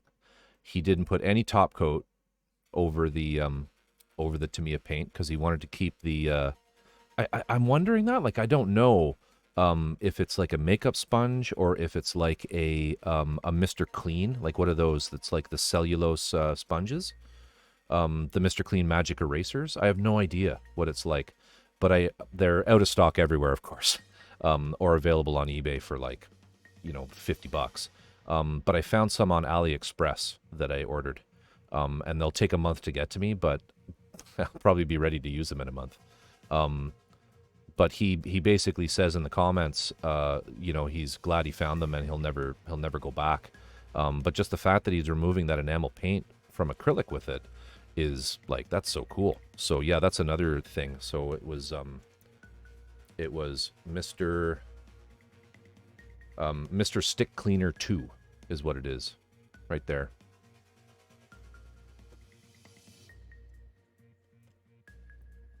Yeah. All right, I'm going to paint these pieces. No, I'm not. I'm going to finish masking this, and I'm going to paint everything at once.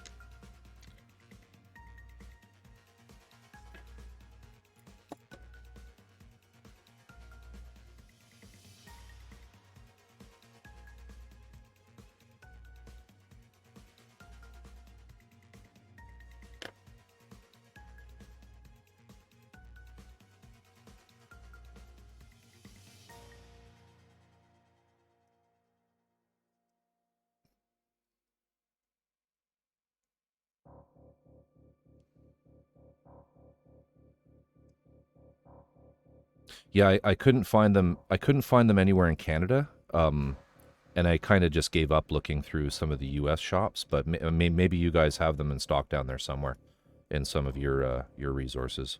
I was just looking at places like New Type USA and whatnot, and didn't see them. So I kind of just gave up and went with AliExpress.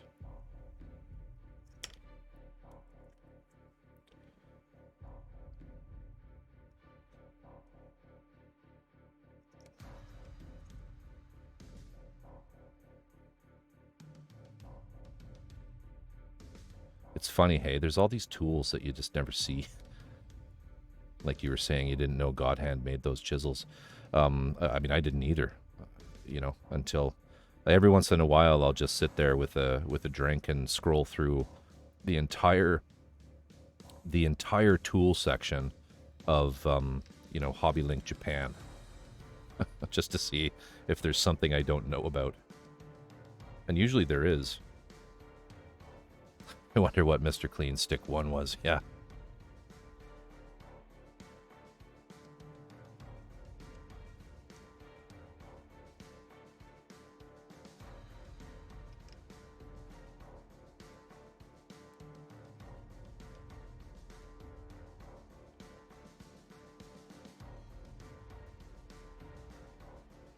Yeah, it's kind of one of those things, like, it'd be nice to live over there, because the scale model community is absolutely enormous compared to what it is here.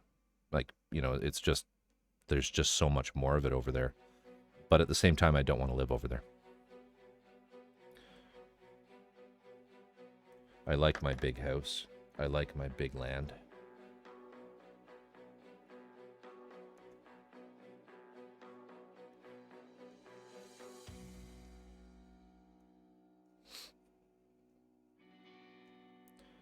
She scrolls to the end of the internet.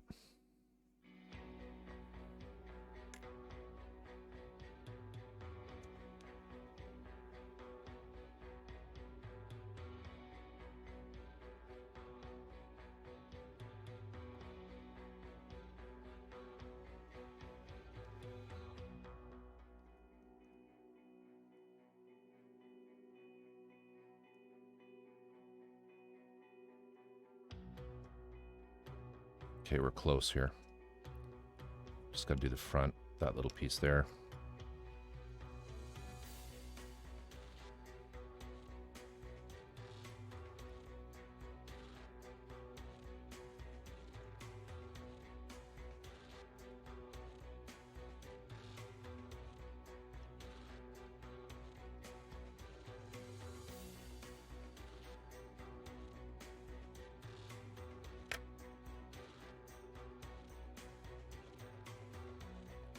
Jaluk 1967, how are you, sir? How are you, ma'am? How are you? Whatever pronoun I should be using, please insert. Doing very well. You just started building Gunpla? That's great. It is a very rewarding and relaxing pastime. And a wonderful rabbit hole to go down.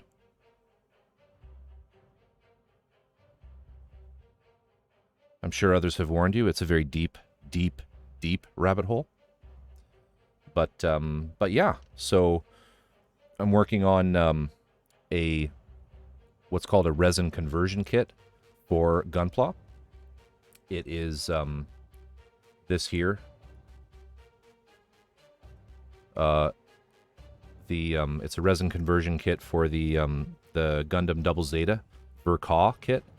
And what a resin conversion kit is you basically, you build your standard Gunpla, but then the conversion kit gives you a whole bunch of superior detail resin parts that go onto that replace the parts. Oh, you know about them. Great. A lot of people who start Gunpla aren't aware of these. It's kind of, you kind of aspire to get up into these. Well, I mean, you don't have to aspire into it. You just start doing them. They're a lot of extra work, and you certainly are going to need to tap into some more advanced modeling skills. Yeah, the Sazabi, I actually have the Sazabi conversion. I haven't done it yet, but I haven't done the Shinanju. But yeah, I have the Sazabi. It's in my backlog. That one's a huge kit, though. Even the Sazabi has a ton of pieces on its own. Oh, well, then you'll have no problem at all with resin kits. None at all. You know, like what I'm doing now, right? Like this is a piece of resin here, and unlike Gunpla, where each and every piece that's of a single color, it tends to snap off, right? So like with these little, let me shrink this guy down here. You know what I mean? Like that piece there that's on the side, this vent in Gunpla, and these are Gunpla pieces. This is one piece for the white, or the off-white, one piece for the orange, and one piece for the inside vent. This same piece in a resin kit would just be one solid chunk of resin that you would have to mask and paint the individual parts. So there's a lot more work like that, like what you're seeing me doing here. But yeah, congrats. Welcome to the club. Building giant sexy robots. It's a favorite pastime of mine.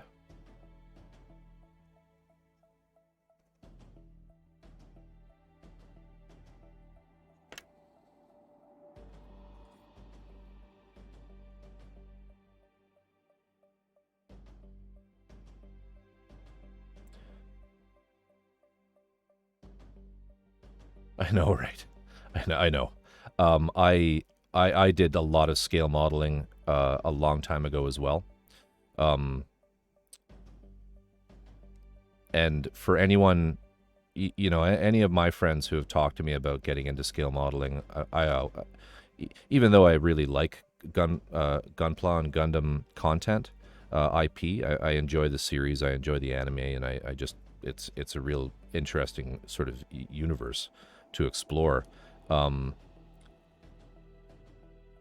unabashedly recommend Gunpla for anyone who's thinking they might get into scale model stuff because, and I've said it in the past, you literally just need these to build Gunpla. right? So anyone who's come from a background in scale modeling, they pick up a Gunpla kit and are like, oh, holy shit. You know, why aren't the other companies doing this? Yeah. So that's where I tell people to start. It's Gunpla. And I haven't done any armor or ships for a very long time. I mean, you tell me, maybe they've caught up a little bit to Bandai in their engineering, but I don't think they have. I don't think they have. The only thing right now that I build on sprues that is close to Bandai and close to scale model would be the Machine and Krieger content. You know, like I have a Custer and a Falke and some Mezzaline or Melusine and some of those models over on the shelf, but and they're nothing like Bandai. They're a lot of work, a lot of glue.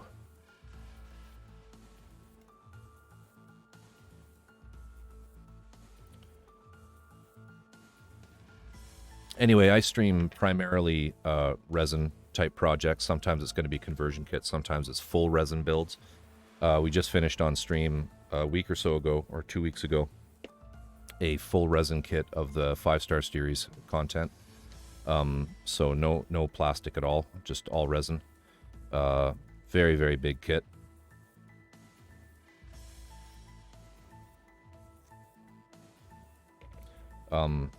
So yeah, if you're interested in following resin builds, then hit the follow button. I'm on every Wednesday, Friday, and Saturday night around this time.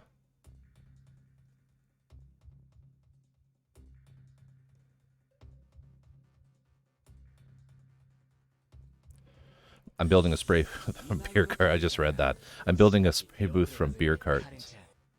Hey, thanks for the follow. Building a spray booth from beer cartons and old computer parts. Whatever works. Whatever works.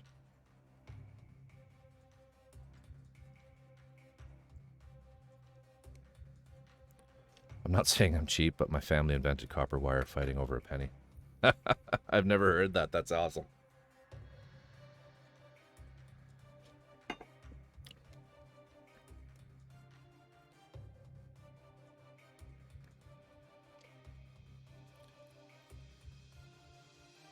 Hey, if you're using computer fans, make sure that those fans are behind a filter of some kind.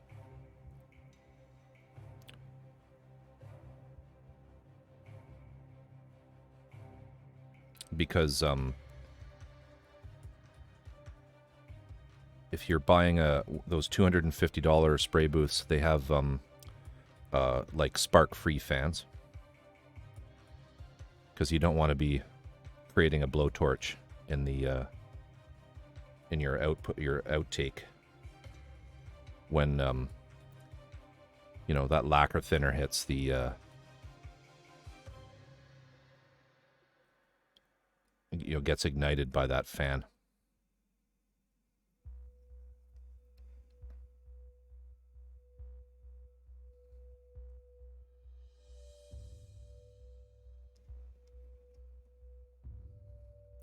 ATX power supply for power, LED strip on the top for lights. Right on.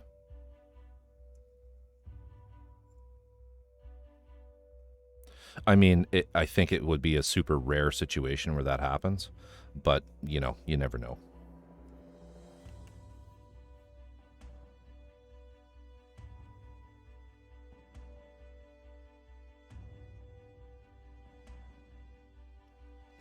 Yeah, your neighbor calls you and asks you why there's a flame, a giant flame shooting out of your window.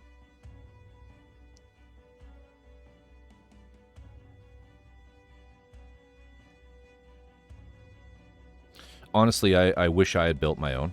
I bought one of those $250 spray booths, and I've replaced every LED strip in it. They're junk.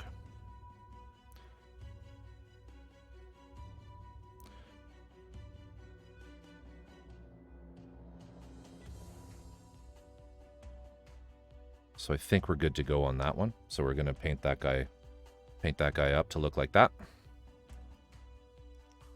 With this paint. Using Mr. Color paints. This is actually not this color. It's a custom one I did because the light gray was a little too dark, so I made it a little lighter. So yeah, we'll just head over to the booth and we'll just do up some of these parts real quick. For my masking tape, I'm currently using the Vallejo masking product, which comes in a number of different sizes. Oh, I forgot some of Spike Spiegel's legs there. I was showing Dreamcatcher some anime kits that I have. Yeah, this is the product here, the Vallejo masking tape. Comes in a number of sizes. I use that as well as the Tamiya poly tape, which is flexible. The white kind of plasticky stuff. And I also use the Tamiya product as well. This one I find is tackier than the Vallejo stuff. And so the Vallejo stuff, I kind of like it because you can move it around a little bit. You can stick it down and you're able to push it into place a bit more than you can the Tamiya product. Wondered if normal house painting tape, it will if you use my go-to is this one, which is the I don't know whereabouts you are, but it's this brand here, Frog Tape, and it has a really nice edge. And drift, this one isn't quite as sticky. So yeah, because you're always worried that especially if you're taping over acrylics, that this might peel up some of your paint, whereas these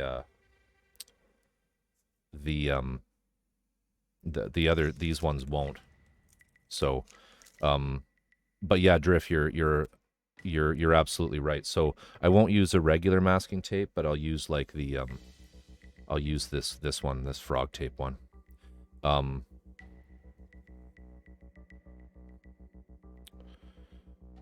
I can say that you don't need to worry at all about Frog Tape or even I think regular masking tape over lacquer paints. So yeah, you're good. I mean, whatever works. Yeah, that's what you see me use this one, Drift, for fill in bigger spots. Just yeah.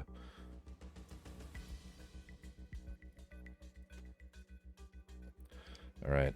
So we have that. We have these pieces.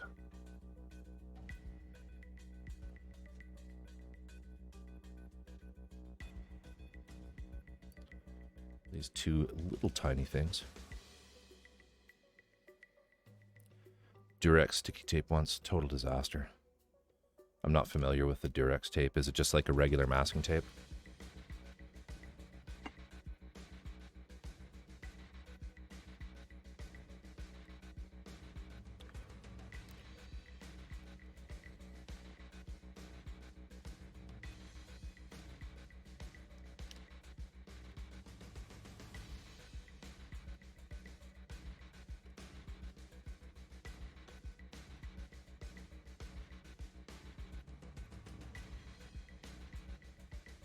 Oh yeah, yeah. That won't work. Durex is a brand of condoms here in Canada.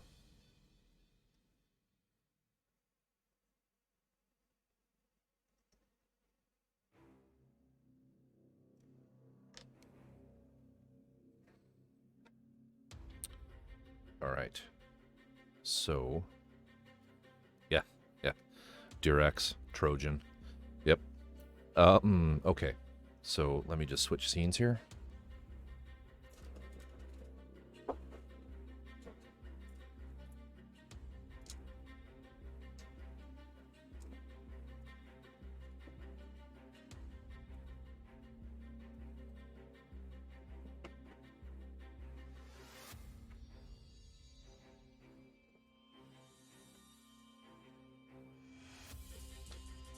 Western Australia, nice.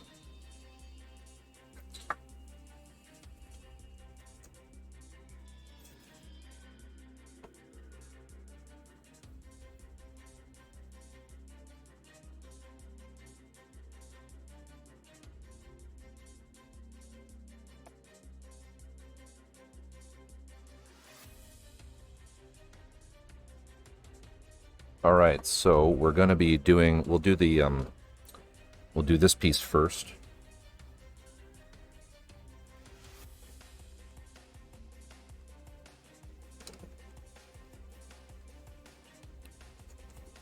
Yeah, Scotch tape, that's what we call it here too. Or cello tape in Canada. I'm using Mr. Color Rapid Thinner with the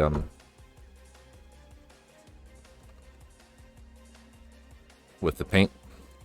Rapid Thinner will, as long as it's not a metallic color, will kind of ensure a matte finish when you airbrush with it.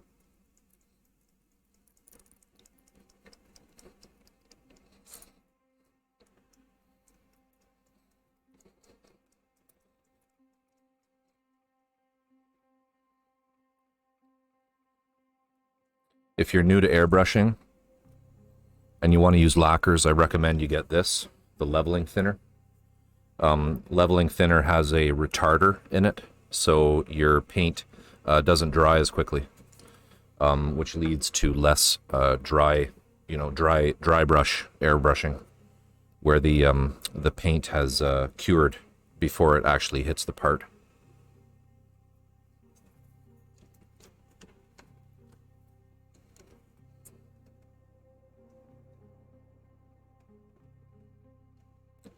So I tend to mix this 1-to-1. 1 part thinner, 1 part paint. Works well for me.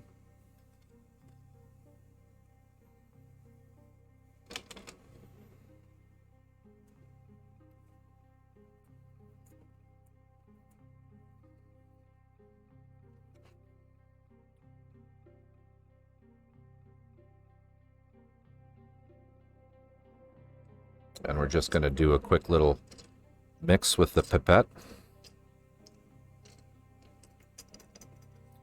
Always put the thinner in first and then the paint on top, or you'll find you'll get a bunch of the thicker paint right down in the nozzle, which will often make for sputtering and clogs right at the beginning for the first little spray. So we're just going to run the fingernail, actually a toothpick.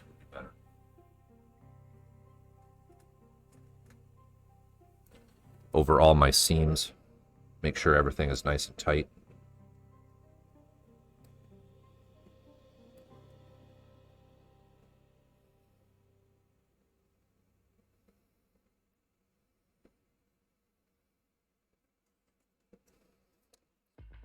Give it. Then light coats.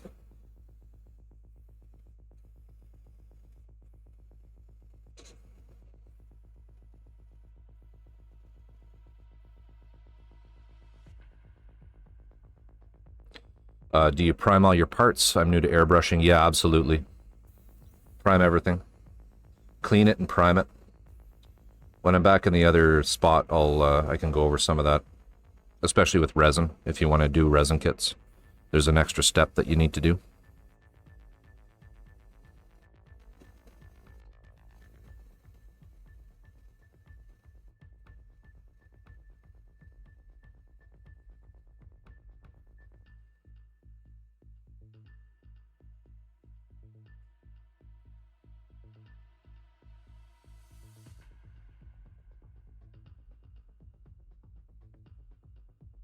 Probably good.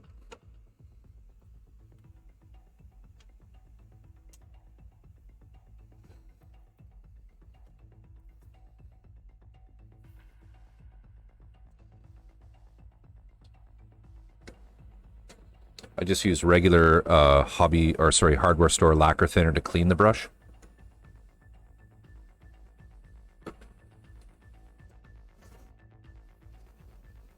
Save yourself some money. Don't use your good thinner for cleaning.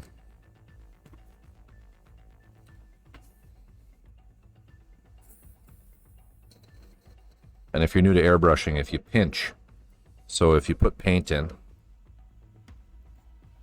and depending on what airbrush you buy or have, if you block the nozzle, so this has a little pinch tip on it where you can, it's easy to clean with these. I can just run my fingers across it if you get dry paint on there. But if you pinch it, you backflow the air into the cup, which is a way you can do that to mix, you can do that to clean. Just a little trick.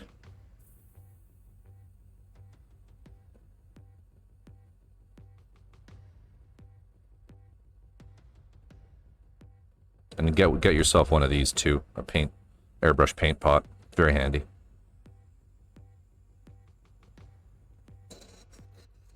Okay, let's just quickly do the AK.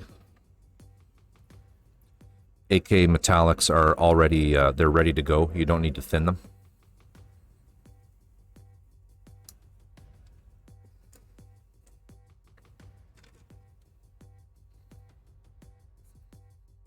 We just need the smallest amount of this stuff.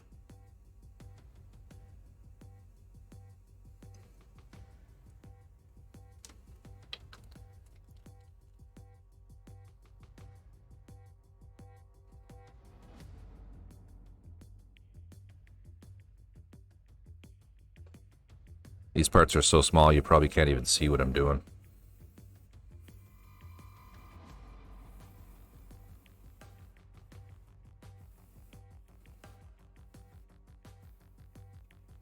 That one's done.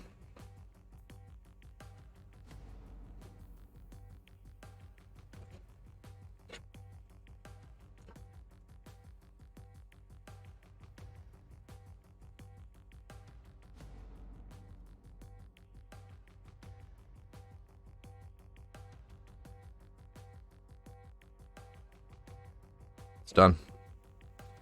We'll just empty that out.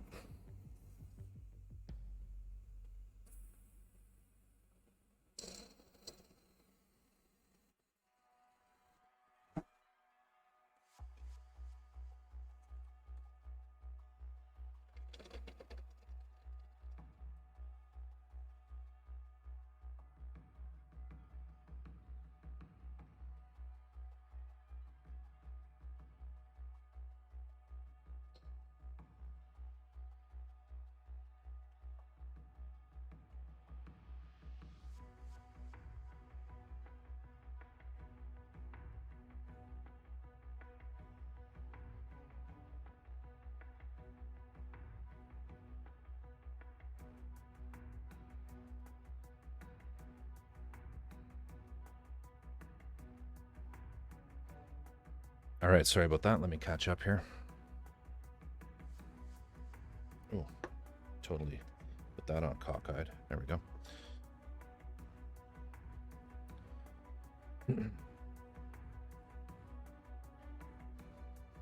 All right, do you prime all your parts? New to airbrushing. So yeah, I generally will use this. This is sort of my go-to primer, and I think Drift said it was his as well.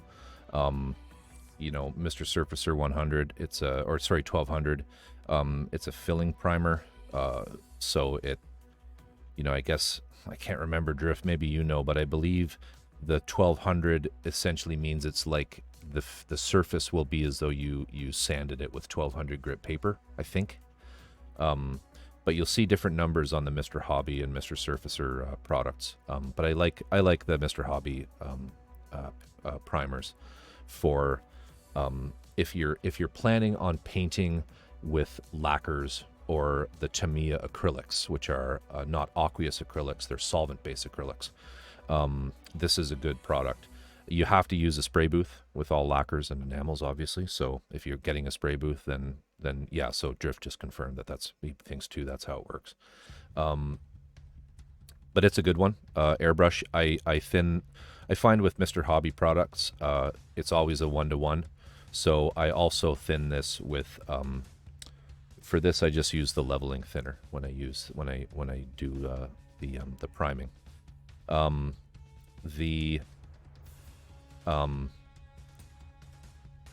If you're painting in acrylics, you can use this if you want, but you can also use acrylic primers like Steinel. The one I recommend for, and Drift mentioned it earlier as well. I don't know if you were here then, but there's one made by Badger that is apparently a good one for airbrushing with. I can say with some authority that the Vallejo primers aren't the greatest for airbrush work. If you do use that, you have to thin them a lot more than you think you do. So instead of like a 1-to-1, it's almost like a 1-to-4, like 4 parts primer, 1 part paint. Sorry, 4 parts thinner, 1 part paint. Yeah, so that's primer. Now resin, if you're working with resin, which it sounds like you might, the resin pieces obviously come out of a silicone mold, but they use a product on the mold called a mold release. And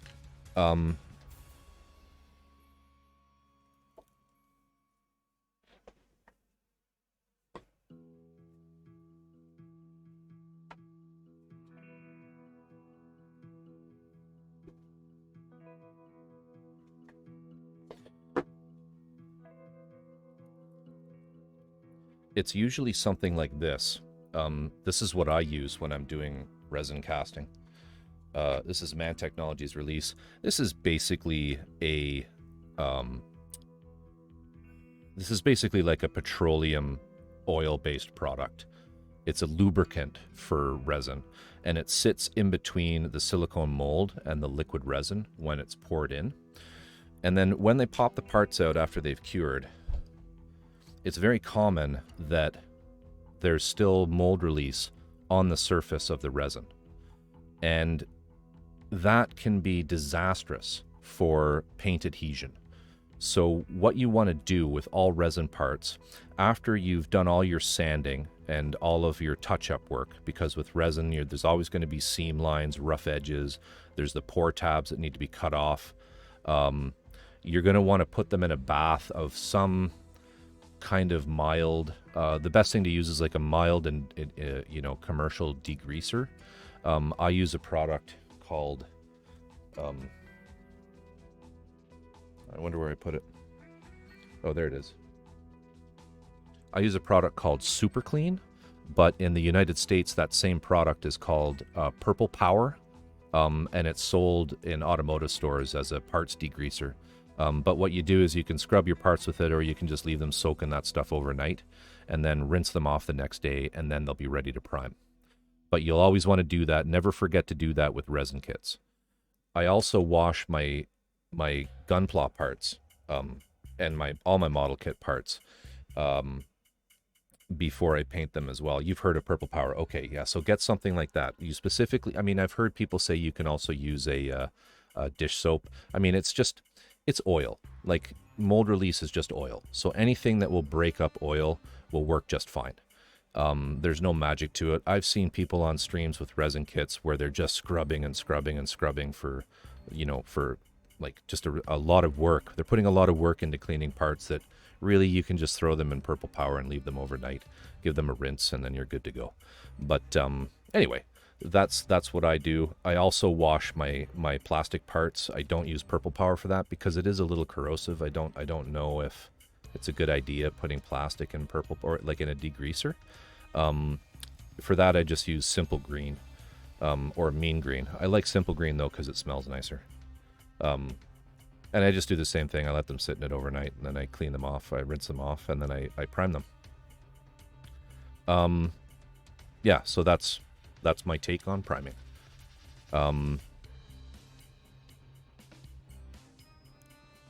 Yeah, I use Harder and Steenbeck Infinity. Got stuff in it? No. So it's the Infinity CR Plus from Harder and Steenbeck. It's obviously it's a gravity fed top loading 2-part, or sorry, it's air double action, I guess is the word.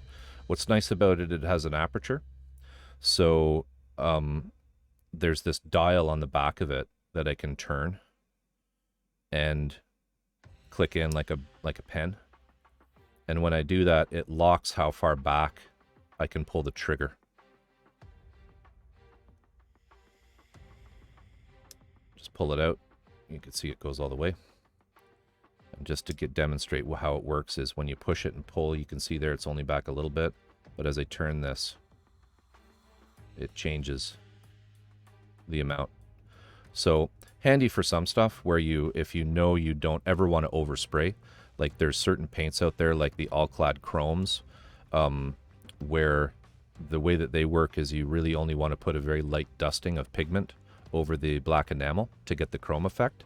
And if you overspray, even like accidentally, if you accidentally pull back too far on the trigger, it's ruined, right? So it's yeah, it's an expensive one. It's an expensive one. But yeah, this is what you asked what I use. This is what I use. It also has some nice features, like it has a detachable. There's a small cup and a large cup, and it comes with two different. This one comes with two different needle sizes, a 0.2 and a 0.4. Don't be taken in by that. You don't need a small needle size. You want like a 0.3 or a 0.4. Ideally, will do everything that you want for scale model. 0.2s are getting down to a size where they really are only going to work well with very fine paints, like very thin lacquers, things like the these metallics that are super thin, and ink. A lot of like art airbrushing is done with inks, and that's when the really small nozzle comes in handy. You can paint really fine detail with a 0.3 or a 0.4 nozzle. So that's what I use. I didn't start with this airbrush though. I kind of graduated up to that. The airbrush that I used for years and years and years was an Iwata Eclipse HPCS, which is sort of the go-to airbrush for tons and tons and tons of people out there. It worked just fine.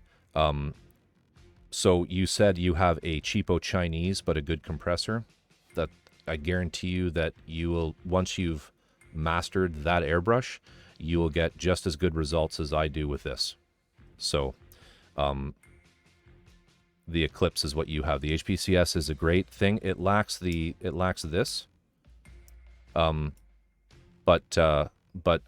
just keep that in mind. Some other airbrushes that I don't know if you can get your hands on, if you want something that's around the same price as the Iwata, is well, hang on a sec. Let me just check something.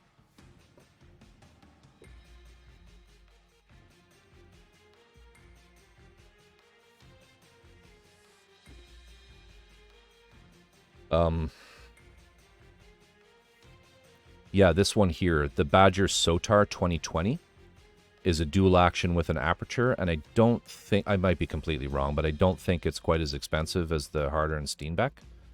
It's also an excellent airbrush if you're looking for something that's if you have a little extra money to spend. Oh yeah, so that's, for me, that's like that's $171 Canadian for a Badger Sotar. So it's probably going to be a lot cheaper than the Harder and Steenbeck.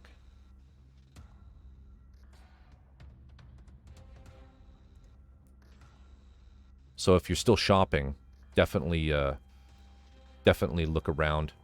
But yeah, the Bora, welcome. How are you tonight? Or how are you this morning? We're just talking about airbrushes here.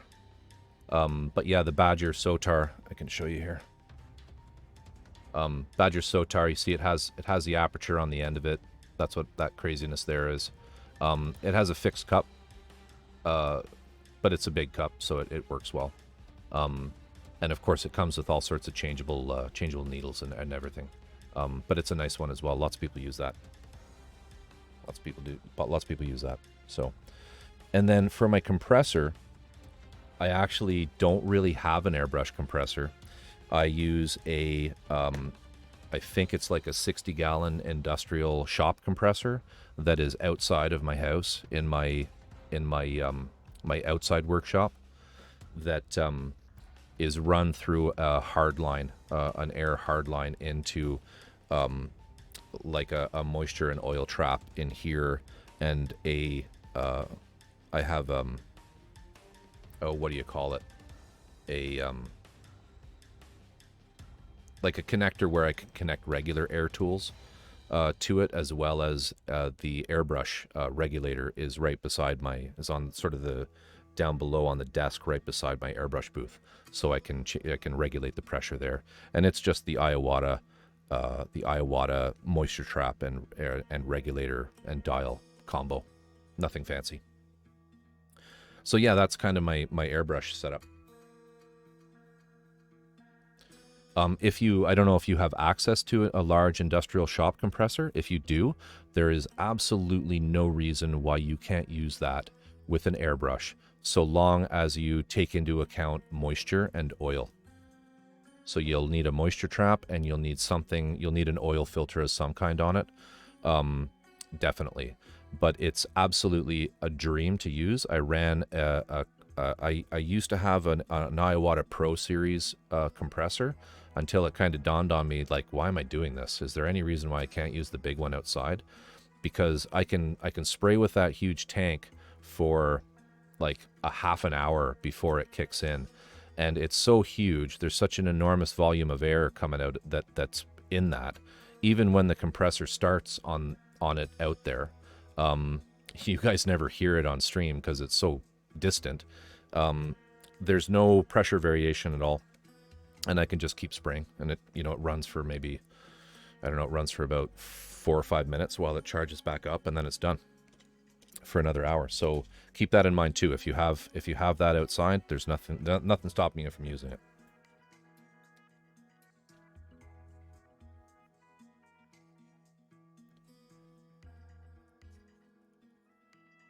Hey, you're welcome. You're absolutely welcome.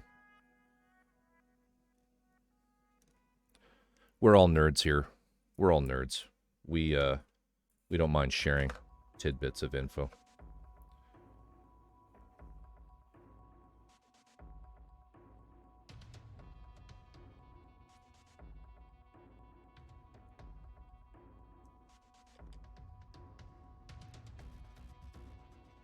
So let's get these pieces done so we can finish that other foot.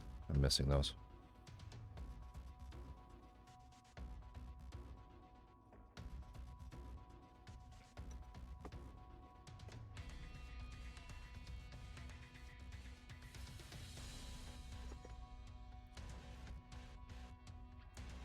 No worries, Tijaluk.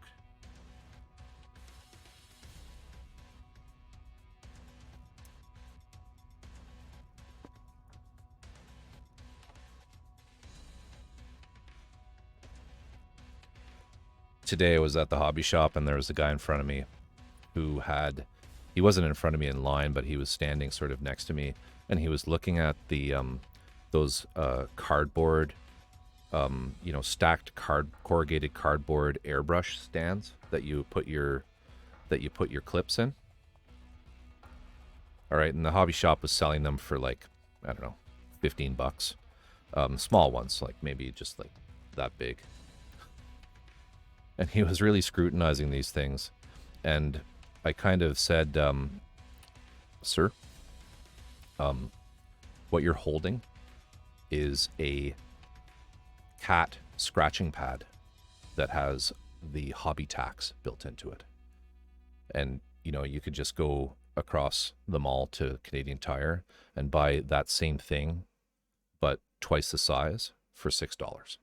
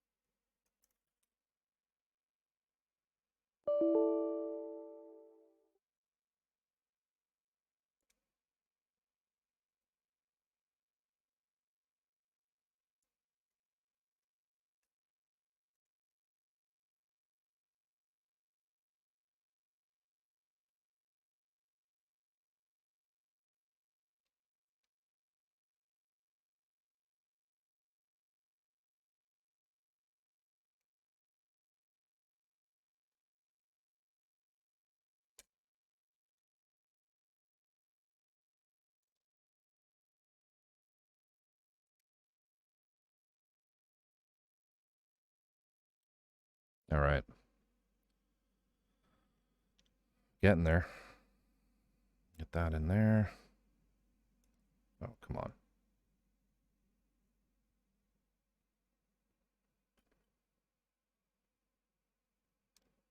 Ooh, this paint's not quite dry yet, but it's not handled very much. So we got that. All right, so let's put these on here.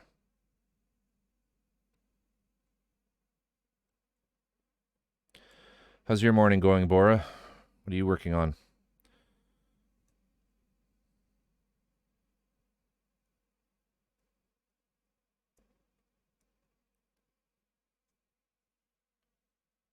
It's looking good.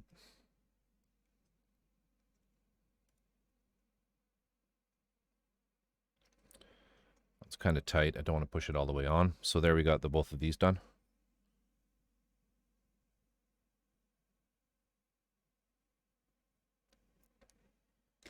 I always start with the feet when I build Gunpla. I don't know why. I mean, I don't have to, but I do. And then the other thing we need is this. Where did I put it?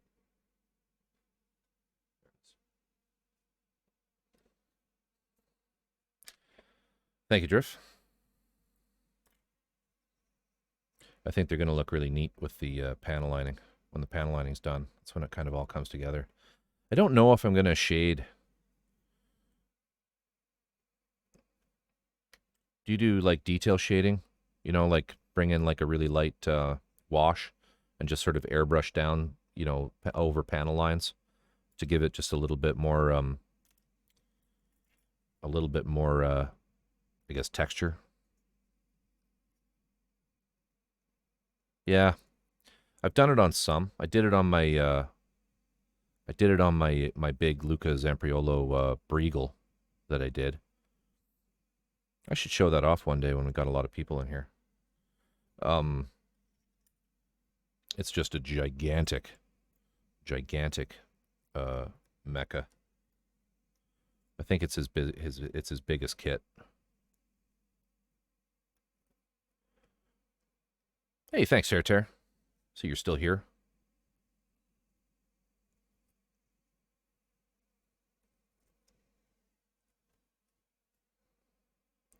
You're quiet there for a while. Thought we lost you.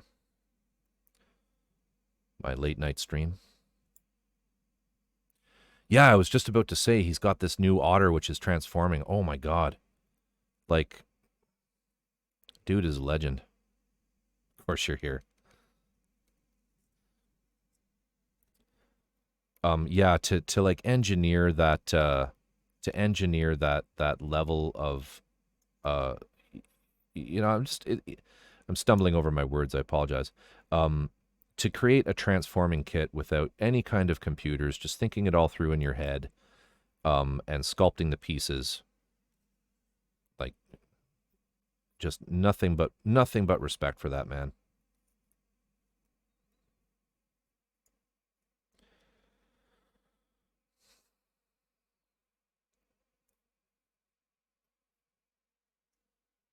My only problem with Luca is the cost.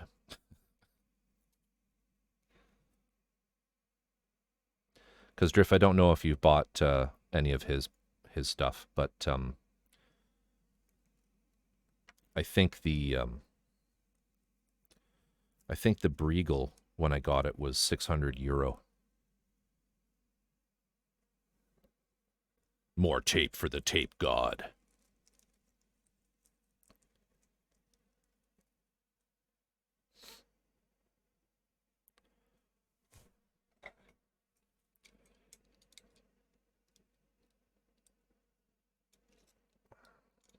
For those wondering, the tape ball is now at 28 millimeters.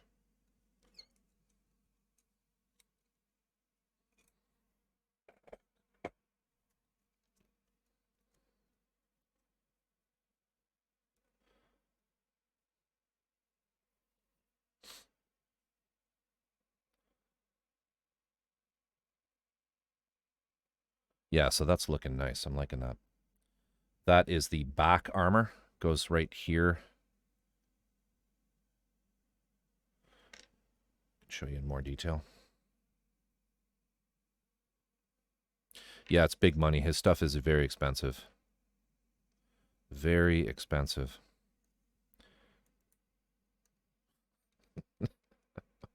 Terry. Nippers. I haven't said it for a while, I guess. You're a riot. And now what about that, Terry? What's that called? Do you remember? Do you remember, Terry?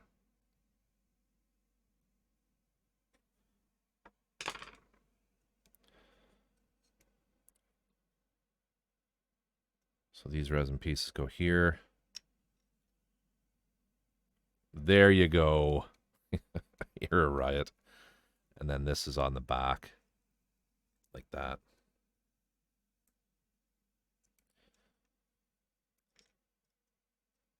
And it's fully articulated. You can continue to move it up and down. So what next? I don't want to do. Let's maybe do some more of these. We'll do one more of these. I'm going to stream till 2 a.m. So we got a couple more minutes on us here. We'll get that one in.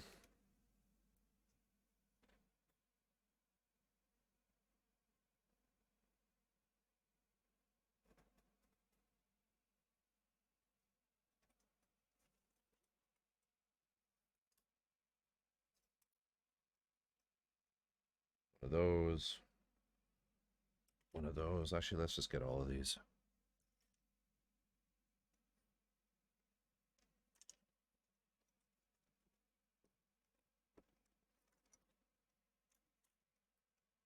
Or maybe we want to do this. I don't know. We can discuss.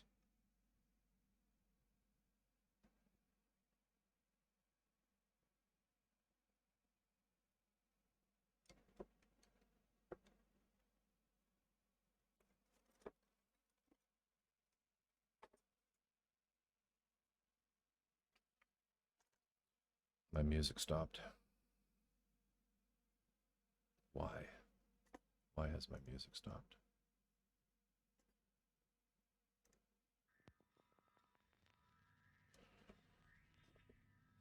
That.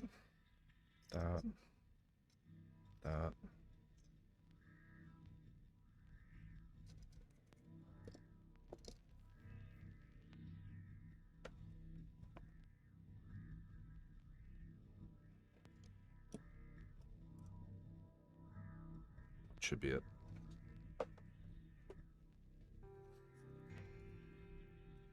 All right. Yeah, this is the front. So this piece goes here.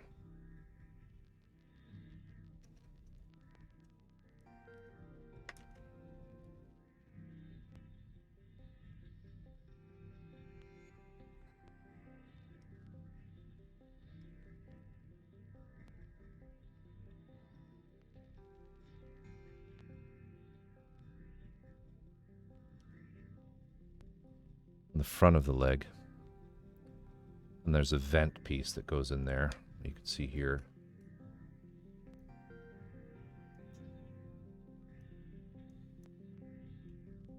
It's oh no, sorry, it's the back. It's the back. I've been doing this backwards. Jeez. It's deceptive. So apologies. This goes here.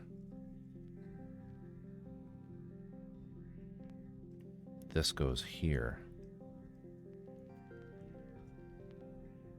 Like that.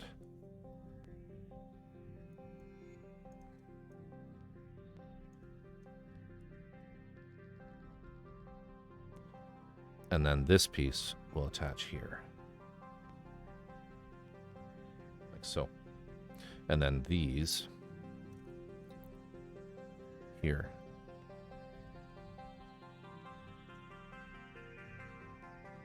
Only that is backwards.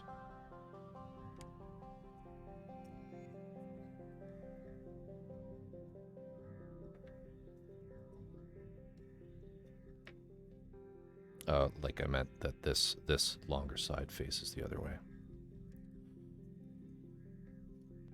Yeah, so we could do this. Maybe we should. Maybe we should. Let's work our way up to these pieces. Let's not paint them yet.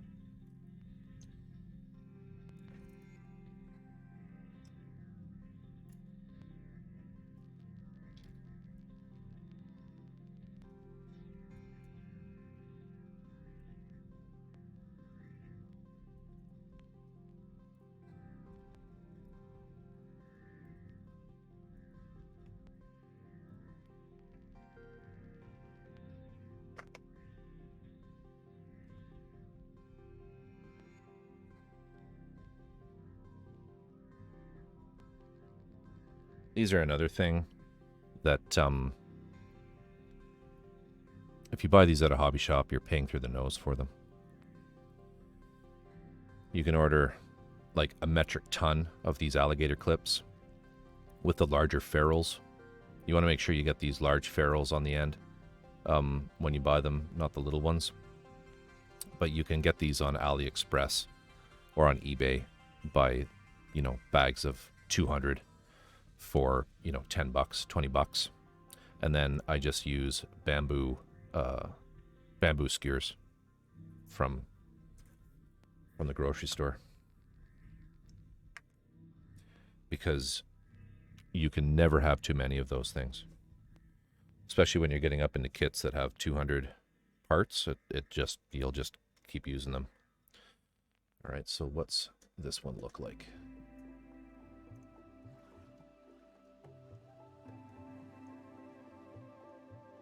Okay, so on this, it's kind of reversed. The outside from this, so the outside of this piece is light and the inside is dark. So we'll be taping off the outside.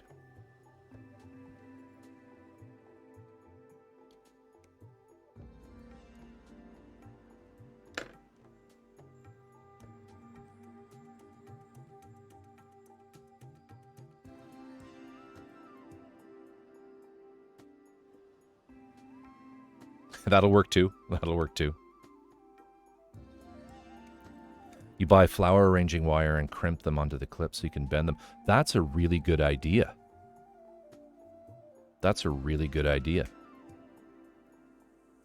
And so is the heat shrink tubing.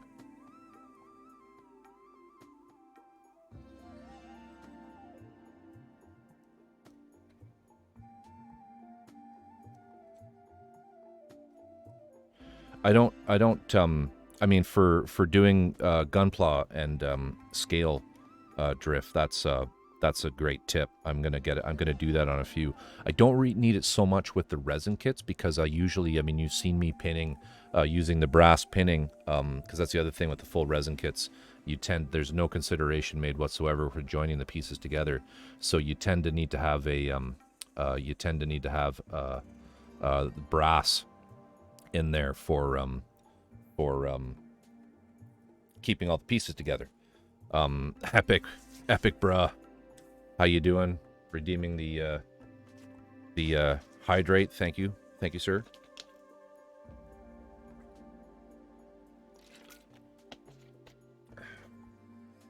I needed that.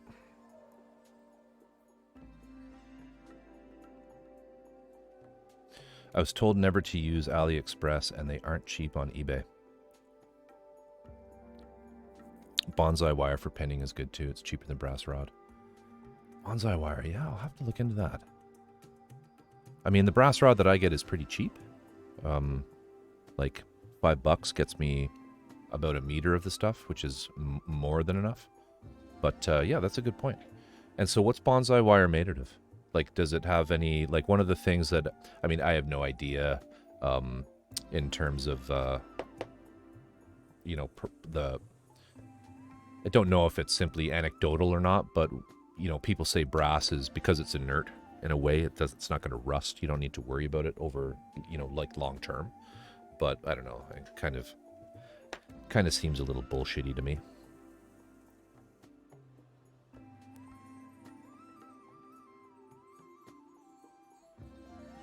But I like the idea of the flexible wire for the airbrush clips. Okay, aluminum. So that would really be no different than brass, because brass is going to oxide. Brass does develop it does react with air if there is any air around it. Interesting. I'll have to check that out too. I don't know where I would find bonsai wire here, but I will check that out. How are you doing, Epic? Good to see you again. Haven't been around for a while. I hope you're well.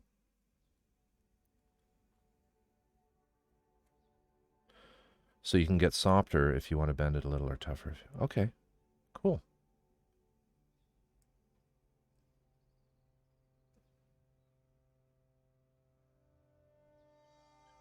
Yeah, that's my experience too, Drift. It's kind of like if you want something, if you want a lot of something really cheap and you're willing to wait a month for it, it's about a month for me here in Canada, then AliExpress.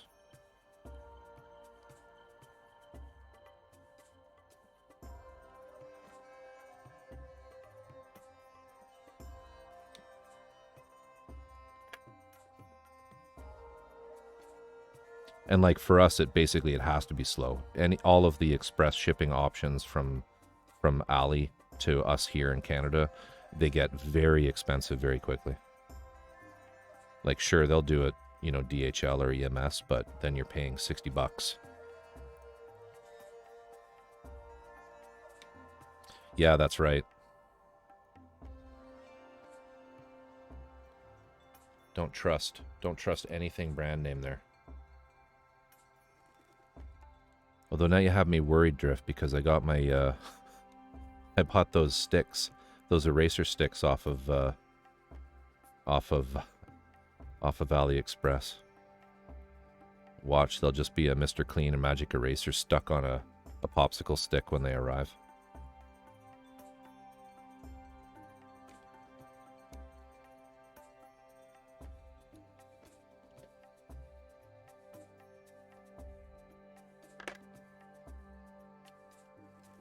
Mr. Clean Stick free.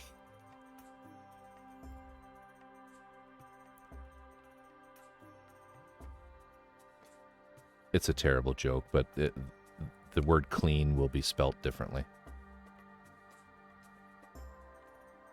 I won't say it though.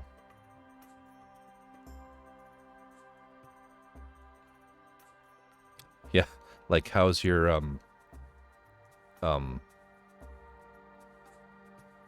shit, what was it? It was the Terror Mirage, wasn't it? Or the Terror Night? I can't remember now. The Drift, the translation, the tell-all night. Classic 5-star stories screw up there, where Drift has the printed, translated 5-star stories, you know, hard copy books, because he's a super lucky guy, and I'm super jealous. But and all I have are the pirated copies of the some of the art books, and all of the art books for 5-star series that have never been translated. But for some reason, they do have a translated name for the mecha. So it'll all be in Japanese, and all the write-up will be in Japanese, but the mecha name will be written in English. So in the Japanese untranslated art books, they spell it correctly as the Terror, but in the English translated, it's spelled T-E-L-O-L, the tell-all night. I'm blanking on that. Is it night, or is it night, or is it what is it? Mirage. Where did I put the tape? Mirage. Yeah. Okay.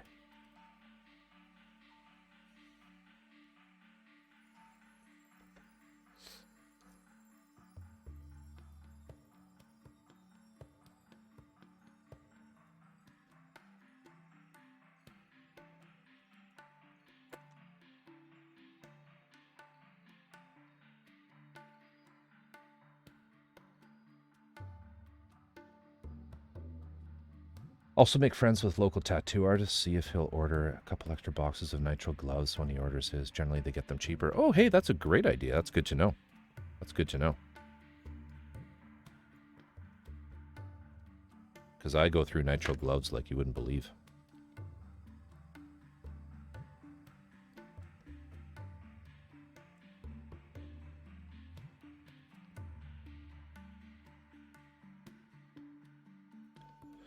The other gloves that I use for the resin kits are cotton gloves. You know, butler gloves, I call them.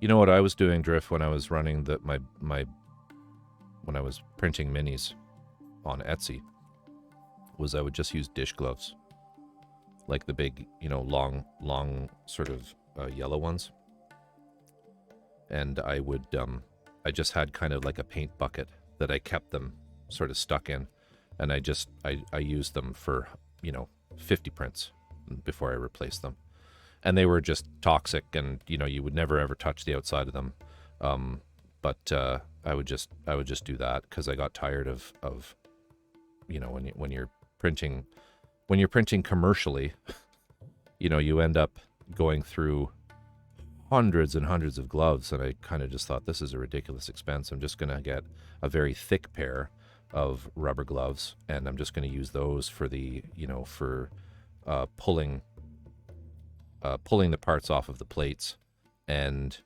cleaning.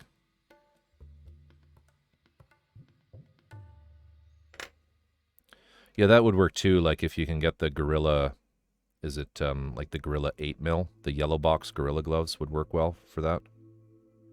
Could probably accomplish the same thing with them. Yeah.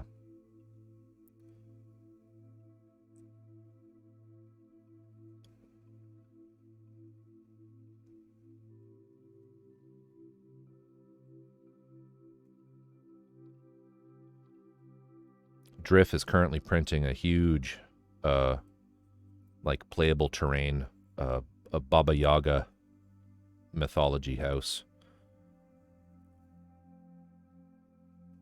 whom his it's a really, really big print.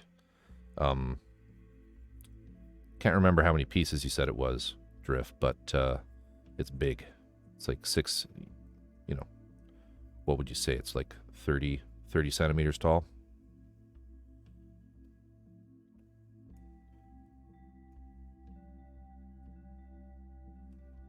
Six inches wide kind of thing.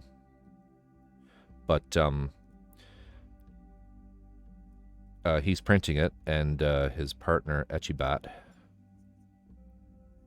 is going to be painting it on stream.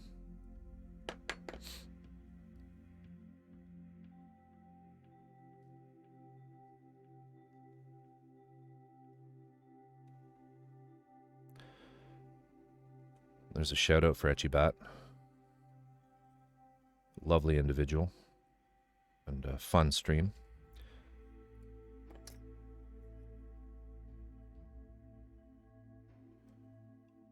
Does lots of resin stuff. Not like resin kits like what I'm working on right now, at least not on stream, but yeah, lots of art. Painting minis, painting figures.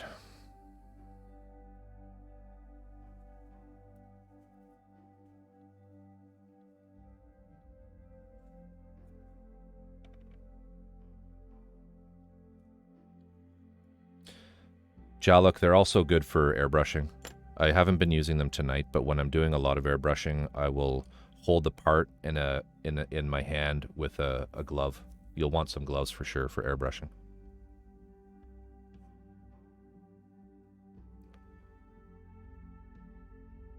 The only reason I'm not using it is just utter laziness. And yeah, for resin-based SLA printing, you definitely will want to use gloves because the resin is quite toxic.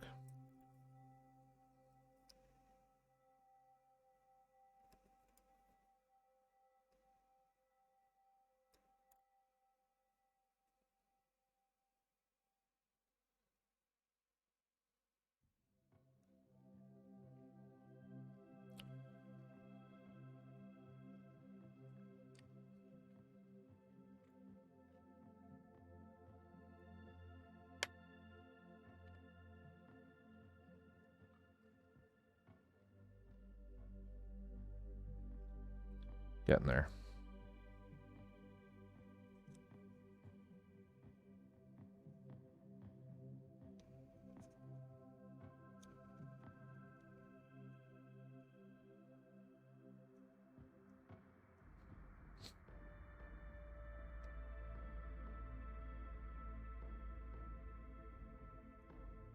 Bora, how's your Shaolin monk coming along?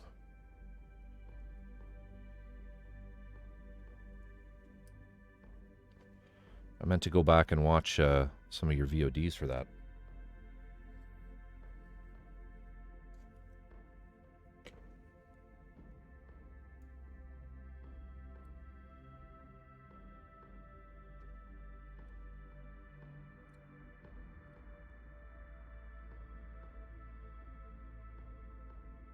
Just the monk to finish now? Nice.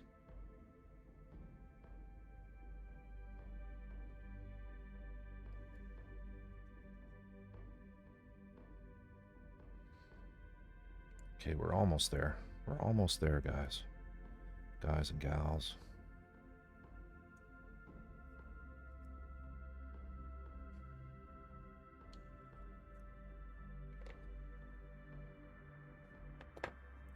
Let's check that out. Oh, sweet. Oh, and everybody, please, please, please go and give Bora a follow.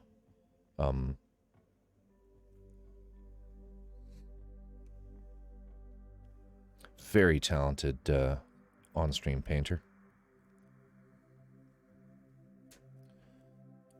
That is next level, my friend. I love it. Got the Zen garden and everything. So all that diorama basing, was that all done with yourself? Like, or is that part of the print? Or is that just a diorama that you built?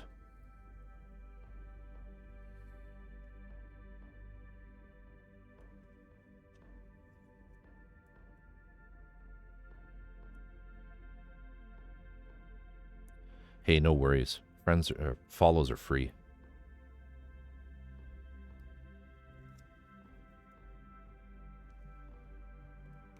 Follows are free.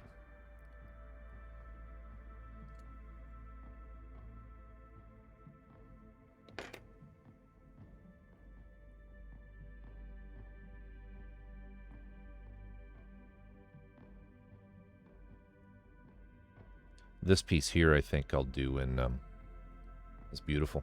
Beautiful work.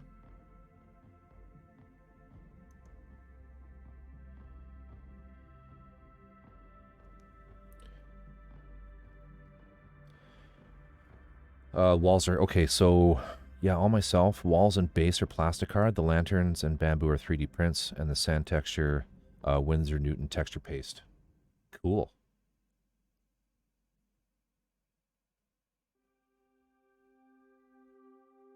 Great job. Absolutely great job. Oh, and I just noticed that's like a rock hand, eh? Very cool. Thank you for sharing.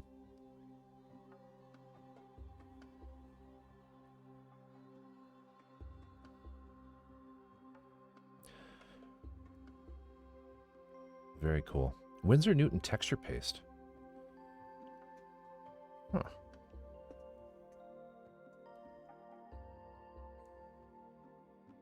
Just need to check something here.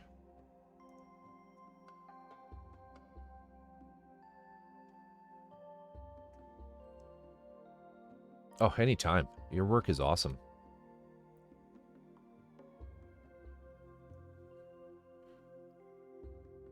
Now, what have I done here? Did I paint this up wrong? That goes there. Oh, I see. Whoops. That goes, that's there.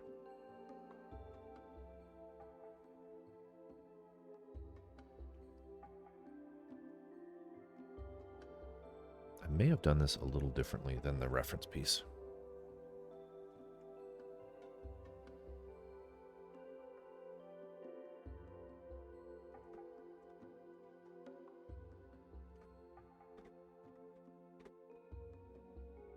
Just trying to find the other one so I can compare it.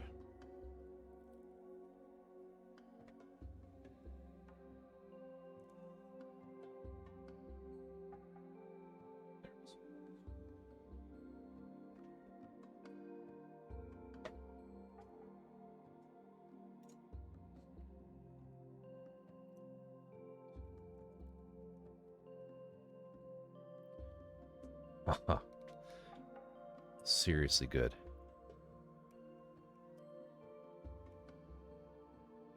Yeah, I did do that differently.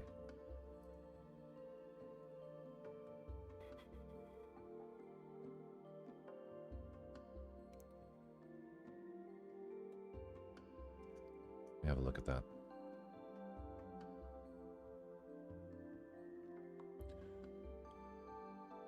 Sand texture gel. Wow. I am going to look for that. Very cool.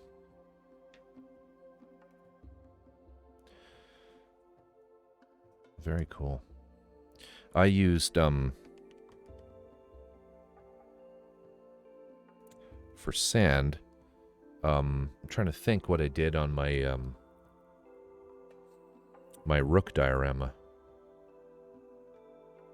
I think what I did is, and it would be difficult to achieve the effect that you have where you've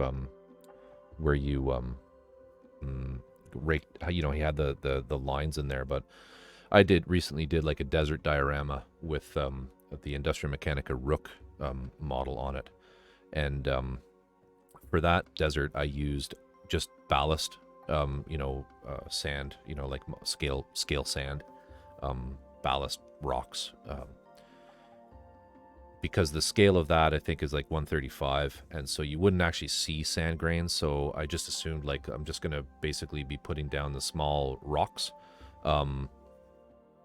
but I just use ballast, and I use the Starbond ultra thin, the horrible cyanoacrylate glue that you accidentally buy and don't know what to do with it.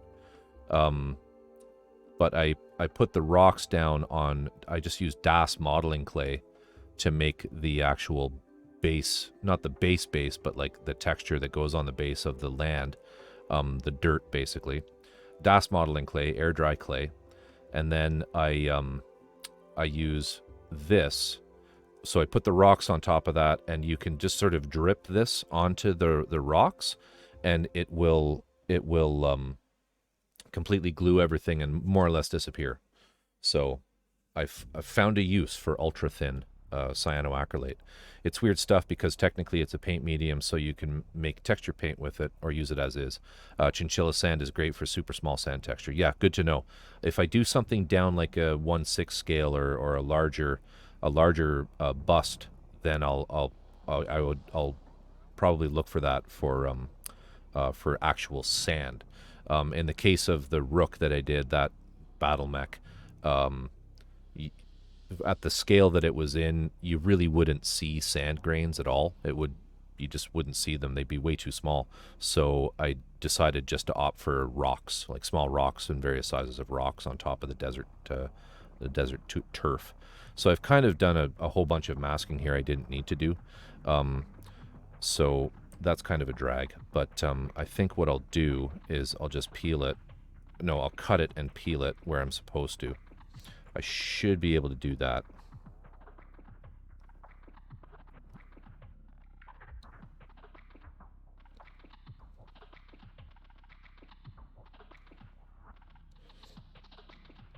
Apologies for this. I'm just getting a little tired. I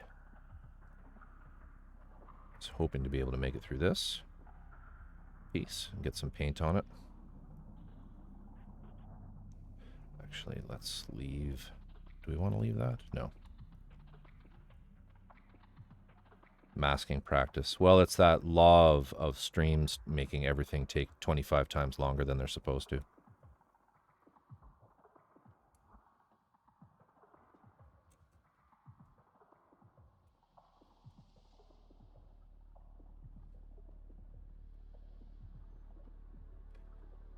This.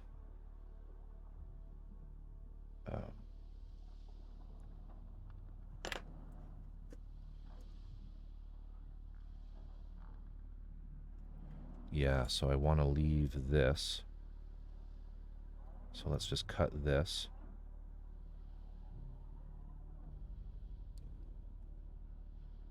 And I'm just basically cutting the tape in the panel line that's there. But I think it's a little too thick on this side. We'll have to take that off. Because if I can't feel where the panel line is through the tape, then I'll end up scoring the plastic, which I don't want to do. Or resin, I should say. So we're down, I think, to one layer there. I can see it.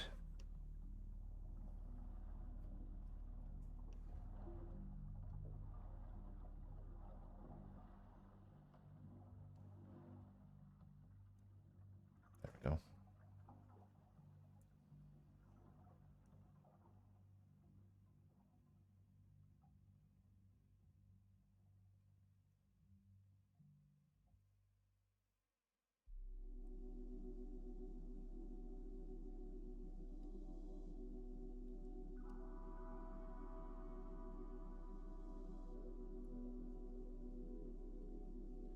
Cut in along here.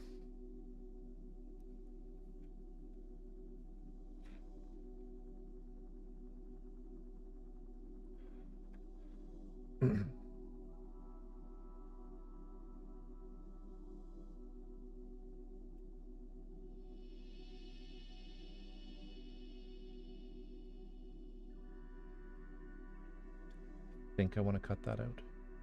Yes.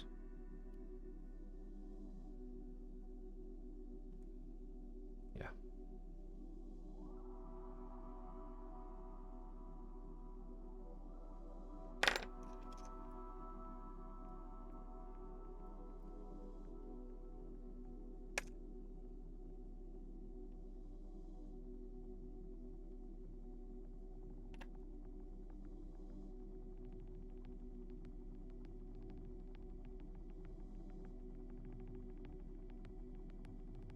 Just tuck that under.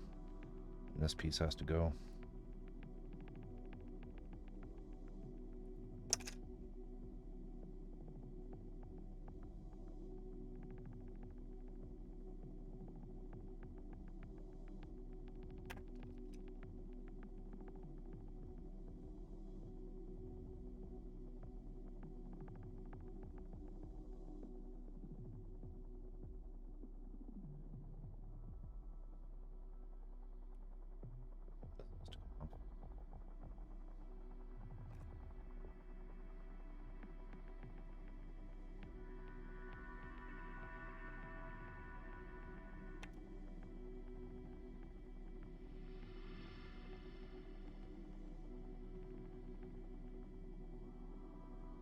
This might be easier just to do again.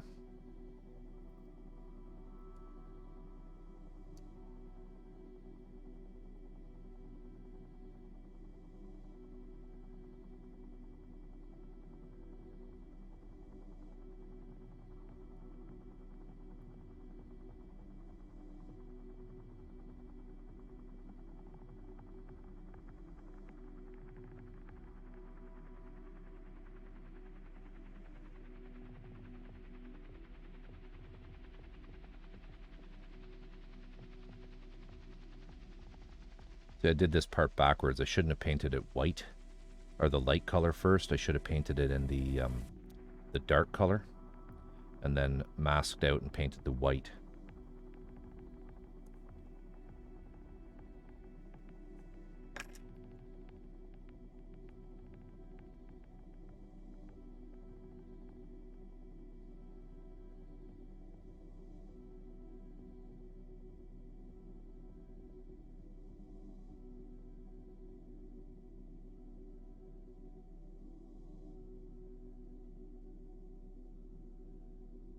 Tiny piece.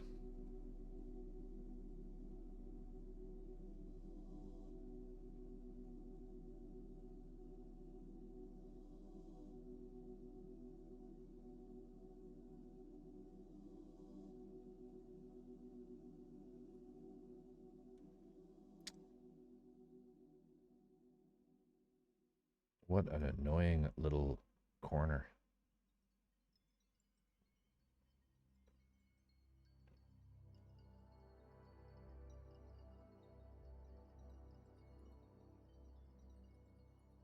I love finding things that aren't designed for the purpose I use them for. I made some scale icicles from clear 3D printer filament. Just heat it with the lighter and let it drip from the trim. That's a really good idea. Yeah, absolutely, Drift.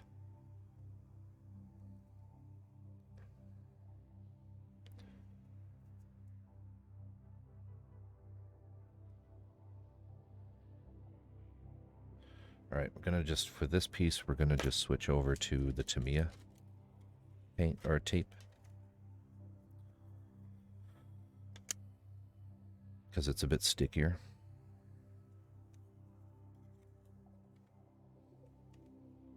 Just want to get this one part done.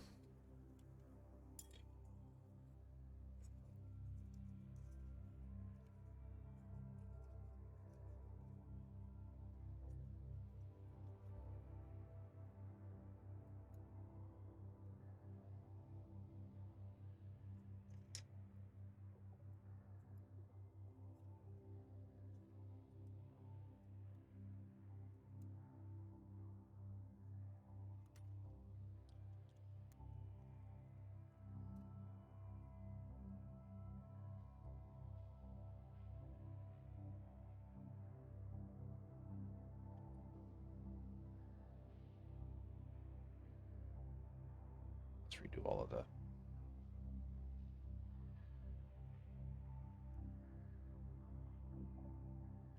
Jeez.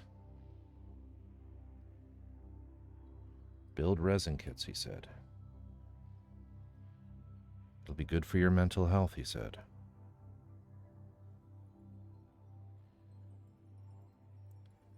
All right, I'm going to just stick this right here.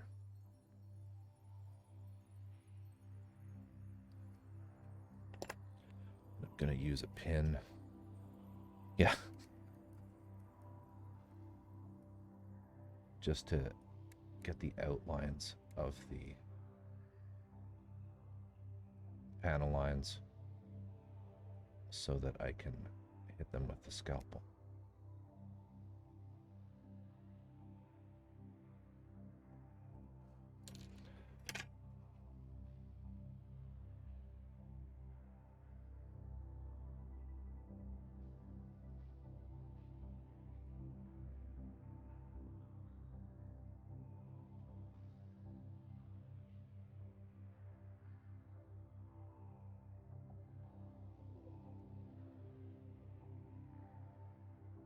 This is where you want those jump scare channel rewards, stuff like this.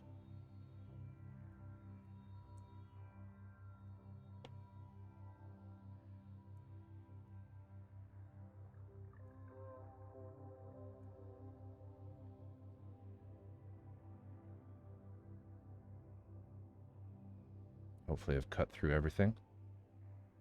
I did. Awesome. All right, so we'll just fold that under.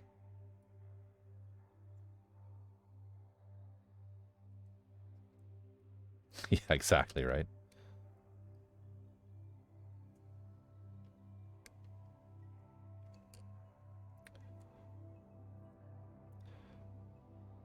I'm very respectful of blades because when I was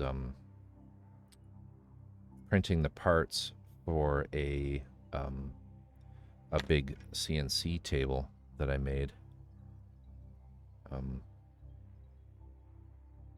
it's called the Lowrider, by the same guy who does the what's it called, Drift? The MPCNC, sorry. There's a whole bunch of PLA part prints that you have to make to build this large, like, router table CNC machine. And I was using an Olfa cutter, you know, with the slide out blade, the ones that you snap off, to sort of slide underneath the between the glass build plate and the part. And I was using the I printed all of that stuff on a MakerBot Replicator 2X, sorry. And I had a lovely magnetic borosilicate build plate that I used for that, because if you remember, I don't know if you guys were in 3D printing, FDM-based 3D printing back at the beginning of things. I was with that printer. It's over there. It still works. But anyway, I was rushing, and the blade popped off every part and went right across and directly into the palm of my hand. right here, and it hit an artery, and so I had like arterial spray. Not a lot of it, but a little bit, right?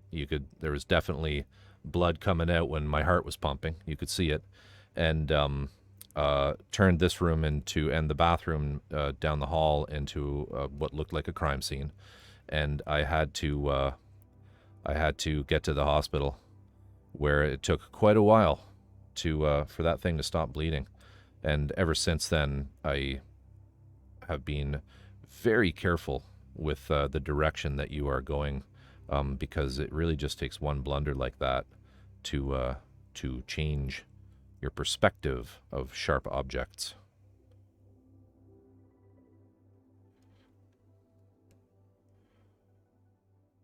Now, that was back before we had nice things like magic goo and like the fancy build plates, the fancy what are they, like the carbon build plates that things just stick to them when they're hot. So I was using a lot of what was I using back then? I was using the ABS acetone slurry. Yeah, mandolins. Oh, yeah, they're another thing.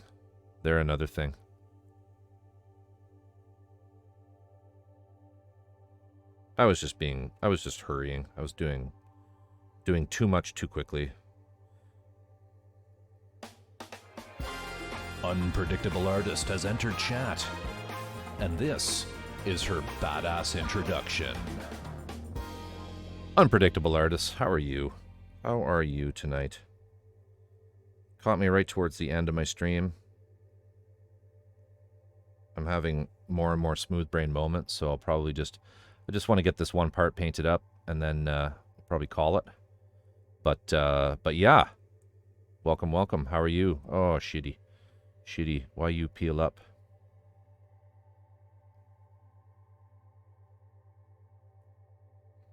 Didn't quite cut it all, that's why. Try that again.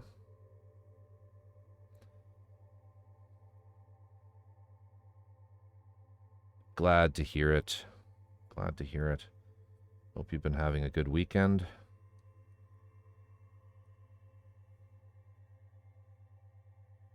Sorry, trying to get this done a little quicker by doing it over here.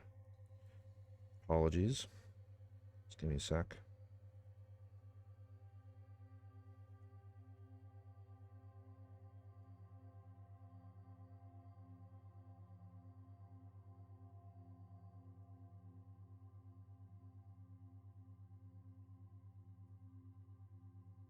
There.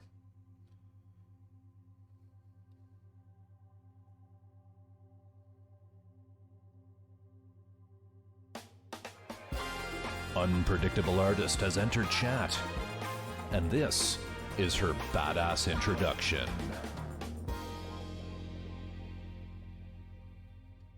About that, my introduction script is bugged.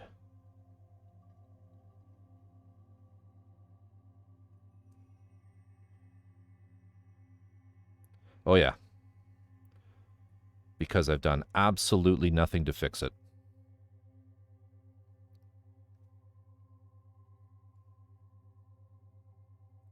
In case anyone's wondering, the intros are sort of a subscriber perk.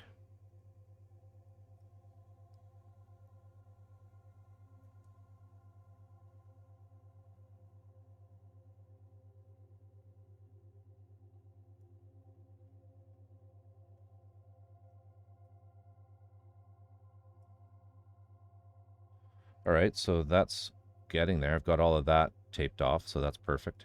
Just have to do this one little side, and then I think we're good to go. I'm going to do this in an even darker gray, and this in an even darker gray, but I'll probably do those off stream.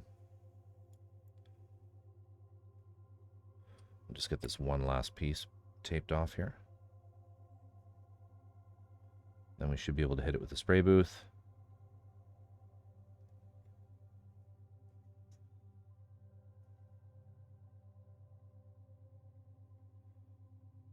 Well, they won't actually hit it with the spray booth. I'll take it to the spray booth and hit it with paint.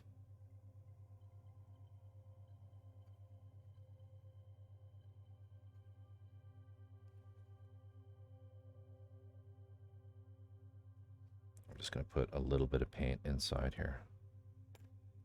Sorry, tape inside here.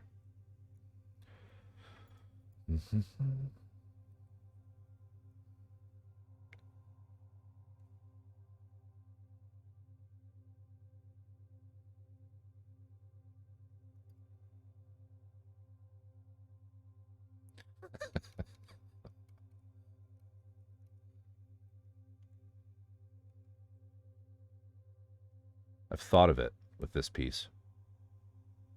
Subliminal message. Or Freudian slip. Okay. So this will all remain the lighter color. Everything else will be the darker color.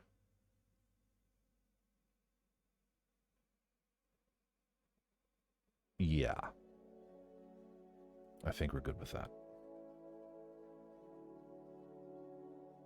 Oh, except I should probably...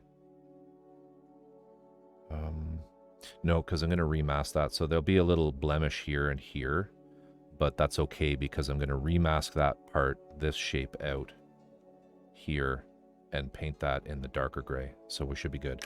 So let's put this on a stake and paint it.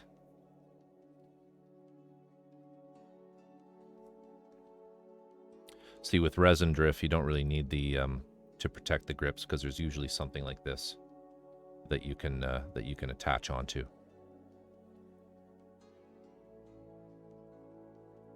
Okay.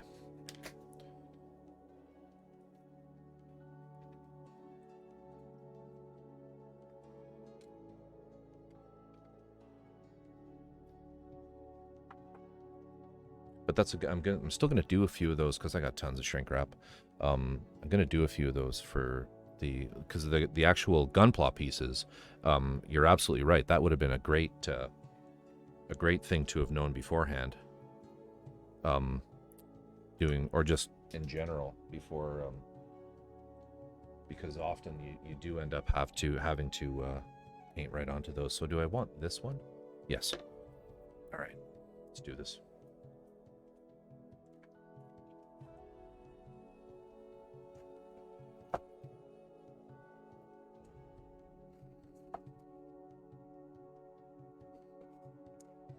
Okay. Rapid thinner.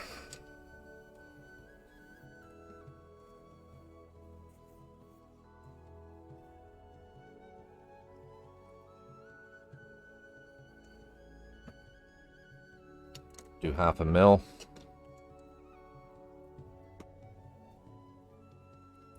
Paint.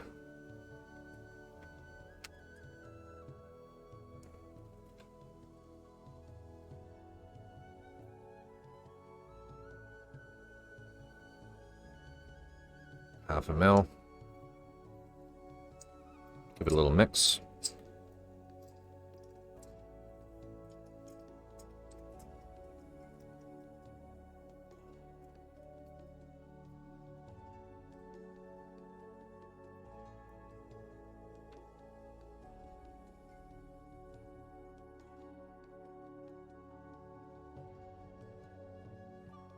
Paint on my fingers. Make sure everything is nice and tight. Hook up the air.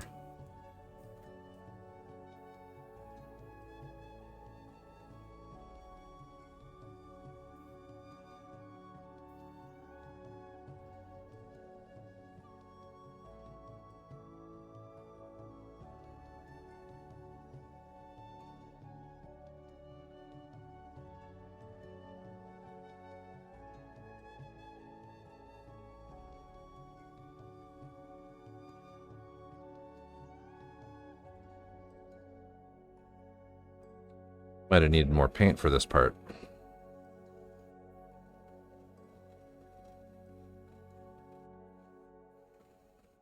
We'll see.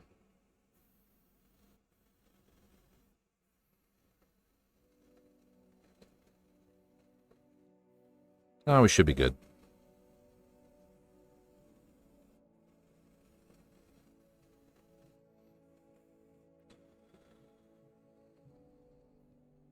spraying at about 15 to 17 psi.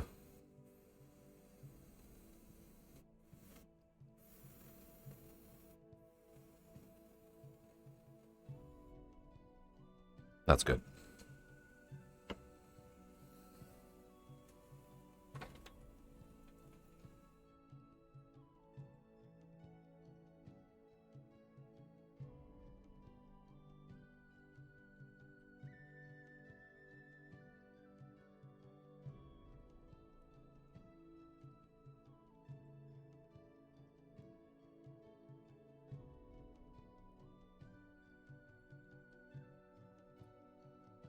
Why do they make price labels on the bottom of paintbrush? It's so damn difficult to remove. I gave up. I gave up on predictable. I just leave them on.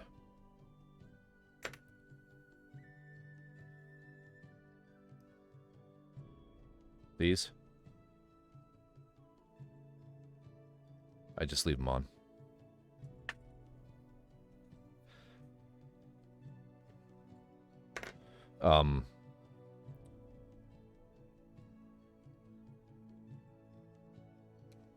Lighter fluid. Okay, good to know.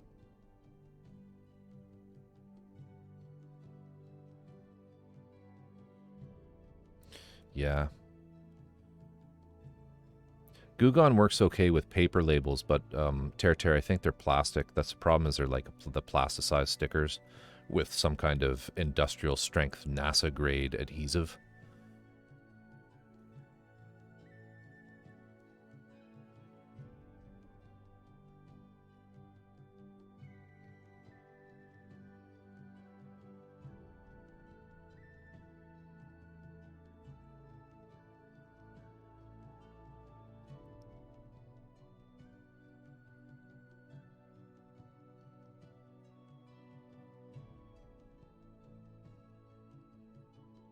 Just buy Winsor Newton Series 7s, and they don't. The price tag is on the expensive packaging that's included with them.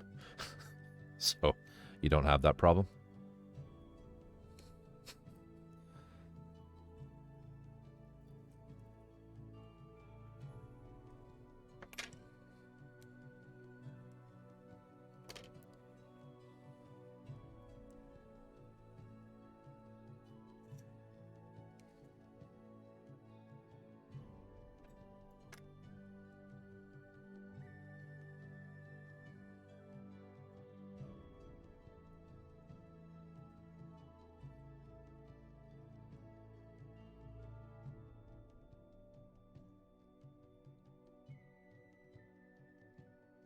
The other really good paintbrush, more for hobby and mini paintings, are the ones that Jason at Monument Hobbies is producing. He's making brushes that are of comparable quality to Winsor Newton's. And what's the other brand? Raphael. They're high-end sable brushes, but for a lot less money. And they're also sable, Kolinsky sable. Well, I don't know if they're Kolinsky, but they're Russian. They're Russian sable of some kind. I believe they're called Bombwicks. That's Monument Hobbies, the same people who make Pro Acryl paints.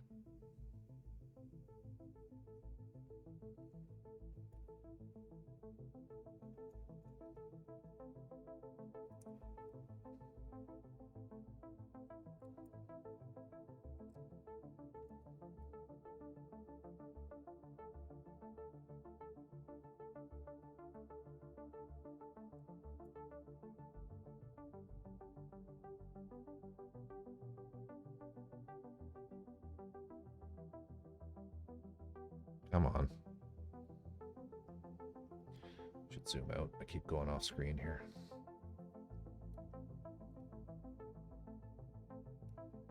Oh, good to know.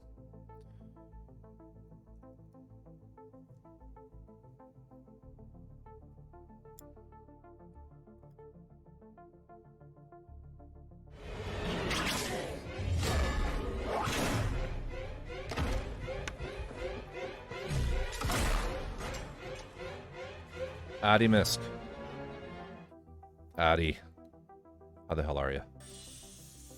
How the hell are you?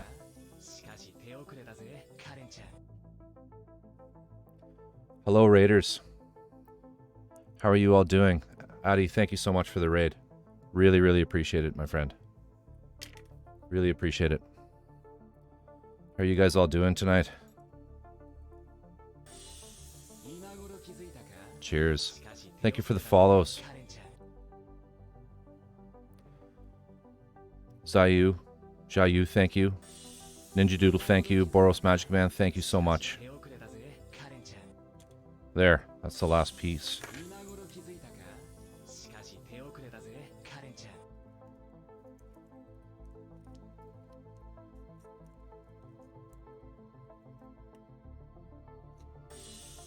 More tape for the tape god here.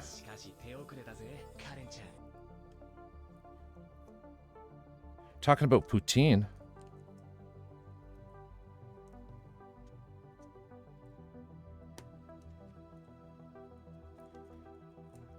All right. Masking Hell is going well.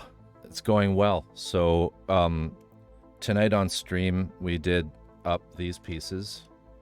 We've got the foot more or less built out and painted up. Not everything is pressed in really tight yet, because I want to be able to take it apart when I do the panel lining. But everything's painted up. So this is the this guy here that we're working on. It's the Fortune Meow's studio, sorry. Double Zeta Gundam resin kit that's being built off of the Ver.Ka Double Zeta that you did, Addy. Well, not the one you did, but the same one that you did. Yeah, and so I'm kind of just doing it exactly as portrayed here. It's pretty cool resin kit. The legs are really neat for one of these, because it's like it's pretty much only using that part and that part from the original kit. Those are the only two pieces of plastic in there. The rest of the leg was completely rebaked in resin. You know, from the top of that piece in the shin, all the way up to, or calf, I should say, all the way up to the hip. The sort of hip knuckle, for lack of a better word, is also plastic, but the rest of it is all resin. So it's pretty cool. I mean, I do full resin kits. Generally, this is only like my third conversion, but yeah, it's fun. It's going well. It is Masking Hell, like you said. So we've got like this piece done. I did this one this afternoon, working on that, and then we also have one of these guys done. Am I the Adam Savage of Twitch? I don't know what that means. No, I just like building expensive models. But yeah, so got that piece done, and we're just sort of continuing on with things. But yeah, that's what's going on here. Got all the pieces sanded, primed, sort of ready to go. Backpack. This is an example of some of the crazy shit you do with resin conversions. This is the backpack, and if you remember, Addy, there's a bunch of other stuff that goes on here. You actually saw all of that off and put on something else, which I used to have kicking around here. Where'd it go? Here we go.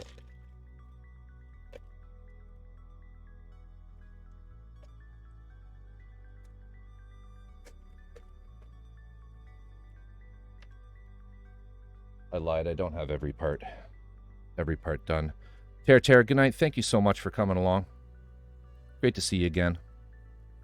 But yeah, we got that That piece goes in there. So there's a bunch of stuff on here that you actually just have to take a diamond saw and cut it right off of the original Gunpla.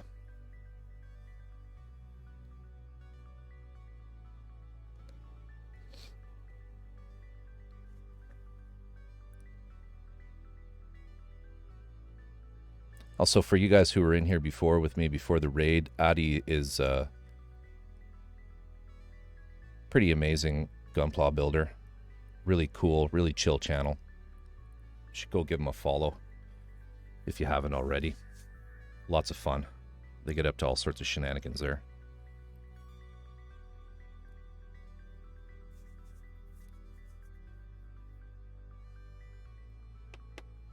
What ones do you have, Adi?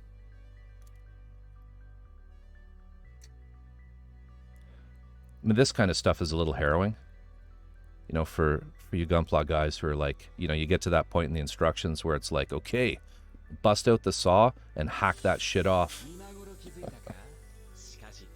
No turning back now.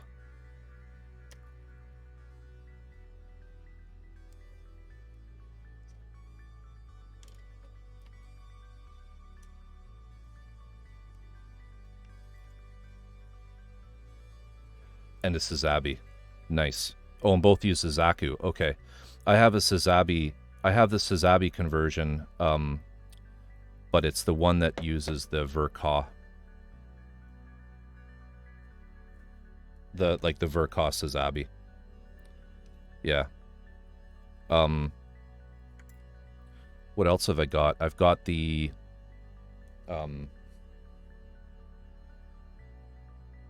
I've got the unicorn, the Banshee to the... I'll just get it.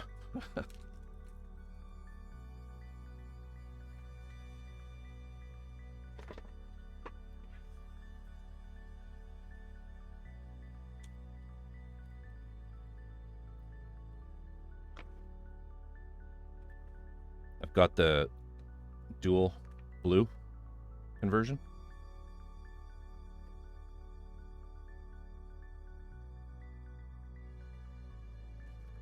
Which is pretty sick looking. This is all you get for instructions.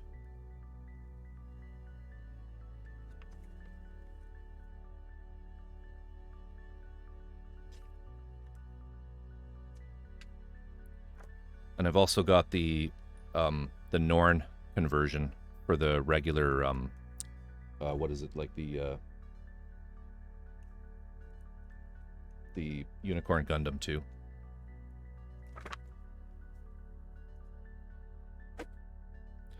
I just kind of keep an eye everywhere.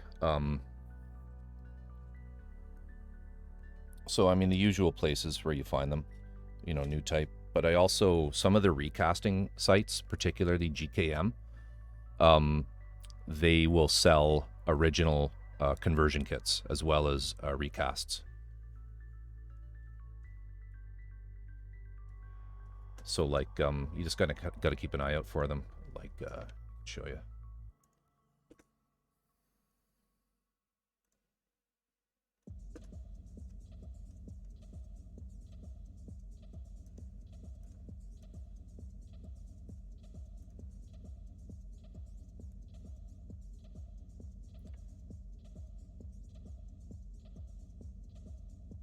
Yeah, I don't know if they do originals. I can't remember. I bought stuff from there before, E2046 for... I find the service from GKM is a little better. Here we go. So like these guys, here's the website.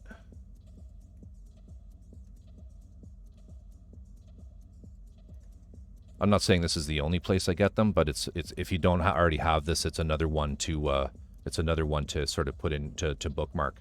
And if you go in here after you sign in this original kits section, they have links to most of the manufacturers, and it's just a matter of poking around and seeing what they have in stock. Like the Dual, I think, is Model Bingo. Yeah, so here's this guy's in stock, so you guys could get that right now. sort of thing. It's just a matter of seeing what's there. Here's a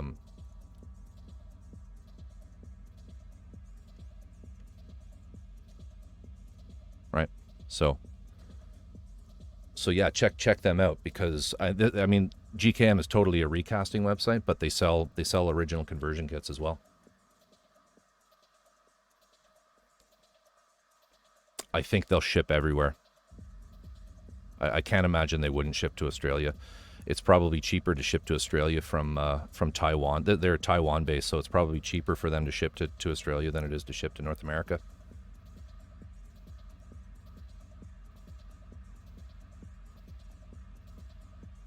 Those are just the resin kits, Ninja Doodle. Yeah, you still need to buy the actual Gunpla, for sure.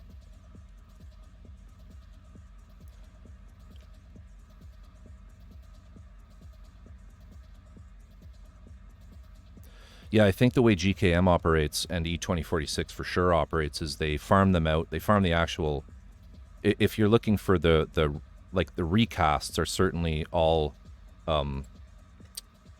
they're all made in, like the workshops, I believe, are in China, and they warehouse them in Taiwan, ship them from Taiwan. Everything I've ever bought is everything I've ever bought has been shipped from Taiwan.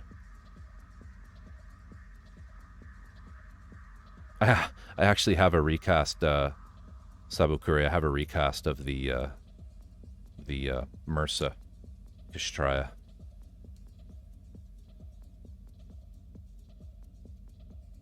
I haven't made a camphor, no.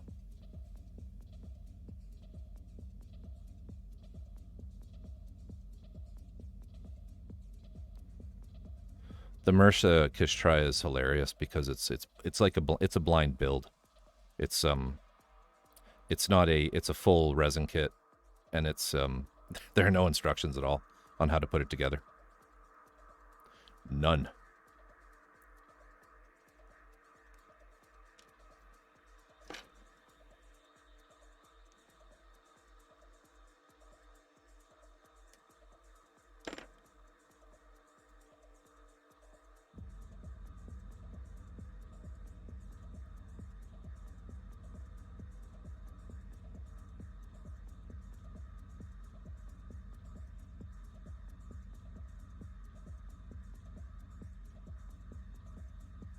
How was your stream, Addy?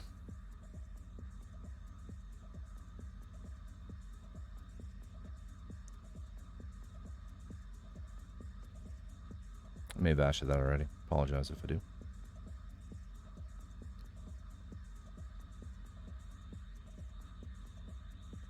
A productive stream. I'm jealous.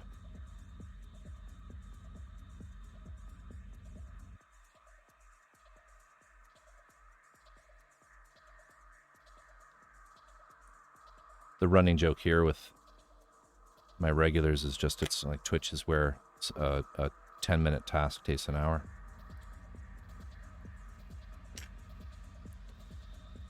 Both learned a lot. So who's the Canadian? Who is doing the teaching? And where are you from?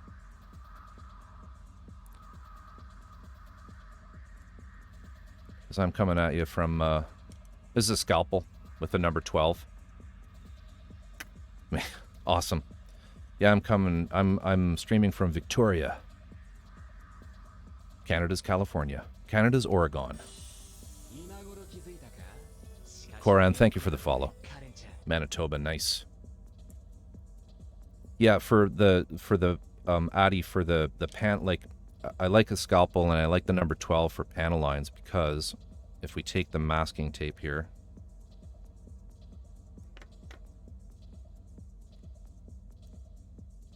what you can do is you can just put your tape right over a panel line, and then you can use it with the hook blade to just kind of cut right down like that.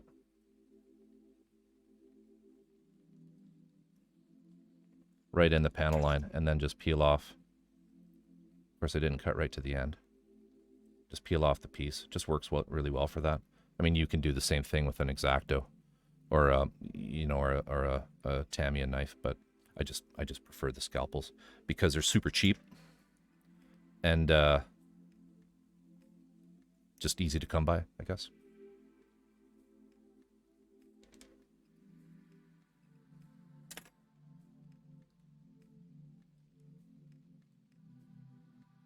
Yeah, Vancouver was Canada's California. Victoria's better though because it doesn't rain as much here.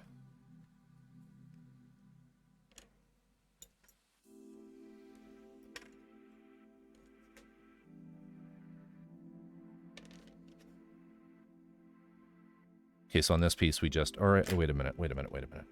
Oh no, I do have to paint that. Okay, so I was on the right track there. But am I masking the wrong part? I am. I'm masking the wrong side. I peeled off the wrong side. As Neon would say, smooth brain moment.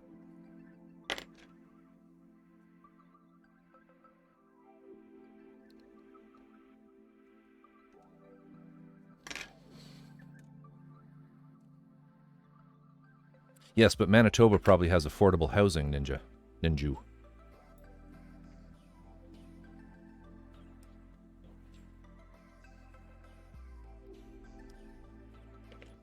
We don't have any of that.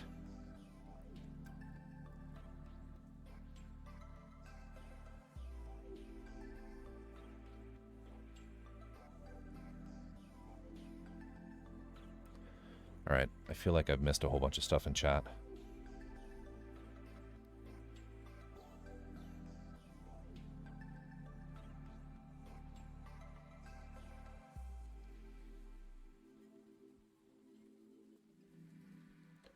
Let's see here. Pretty chill, productive. I saw that. Koran, your build level is much greater than mine, but I love your stream atmosphere. Thank you, Koran.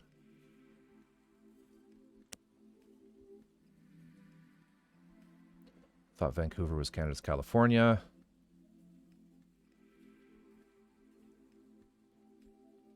Oh no, I'm not from the east.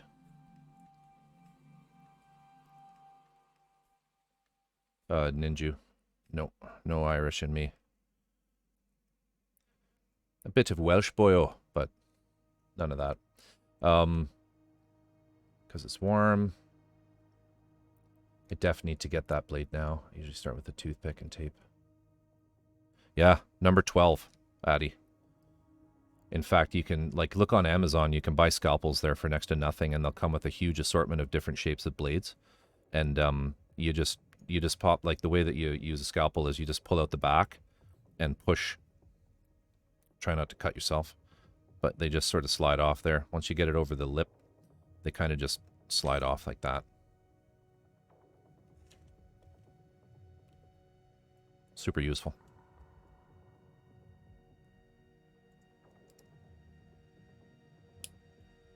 Clicks in.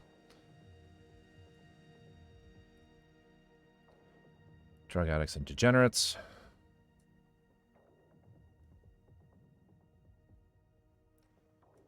Jaluk, I miss you there, but thank you, sir. Thank you for joining me from Australia.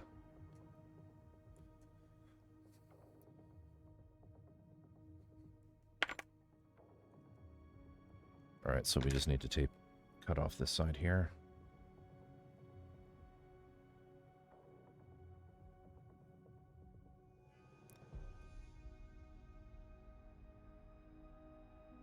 Actually thinking I did this a little wrong. Yeah, I did. So we're going to get rid of that. And we're going to get rid of that. We're going to cut this.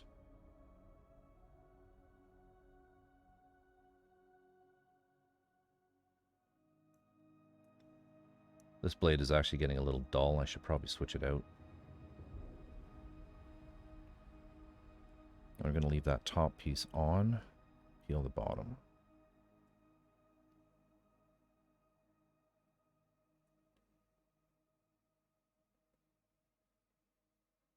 Hey, Snake Charmer.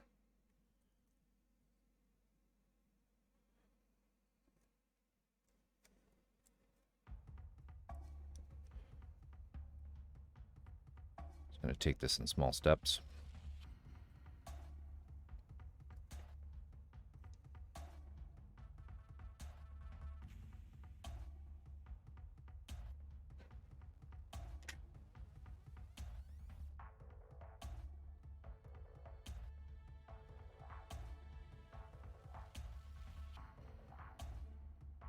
Who are you calling a gilf?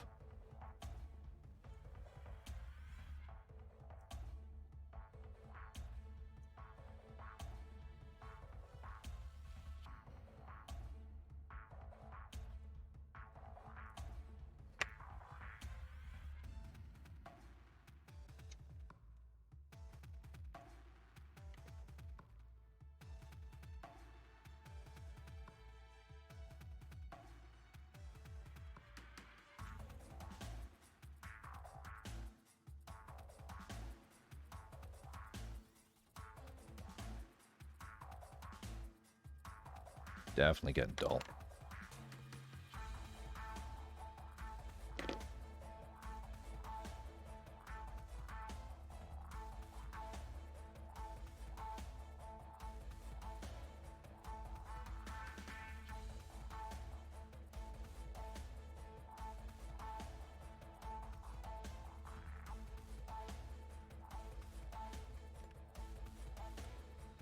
Addie, thank you so much again. Much appreciated. Take it easy. Take care. Hope to catch you on your next one. I'm probably going to go for probably just to the end of this part myself. And then I'm going to call it. I was actually going to call it right about when you showed up. But hey, I can't do that to raiders. Can't do that to my hobbyist brethren.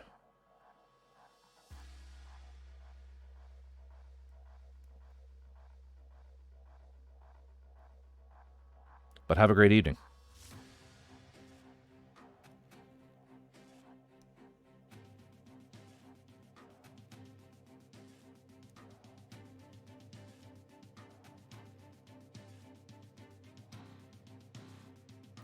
Oh, come on.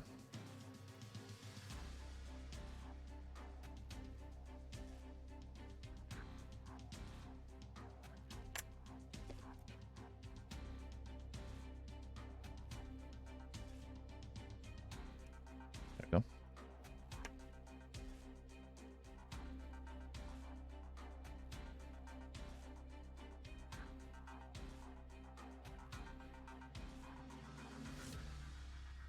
What's that tool called? I think that's what I need for my paintbrush label problem. This? This unpredictable?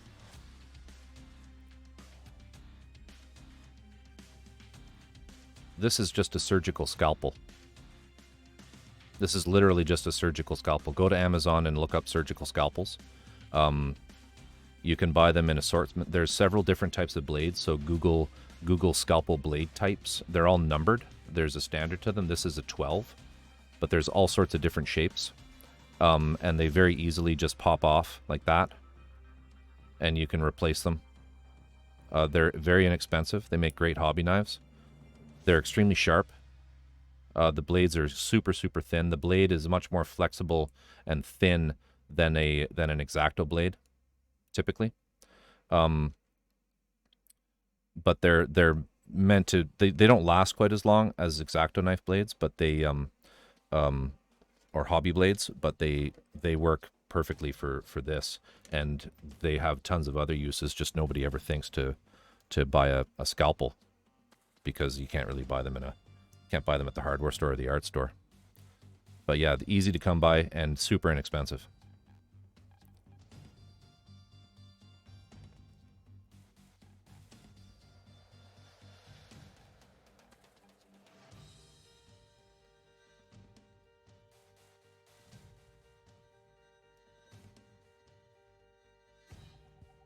Where's that line? I think Addy mentioned he does the same, but I use a toothpick to just kind of push into the tape. I know, right?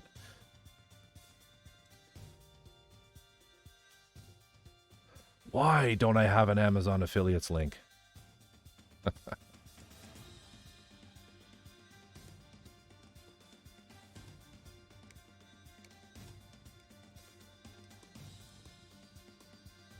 This stream is actually this stream is actually designed. It's made by the scalpel producers of America. This is a sponsored content stream.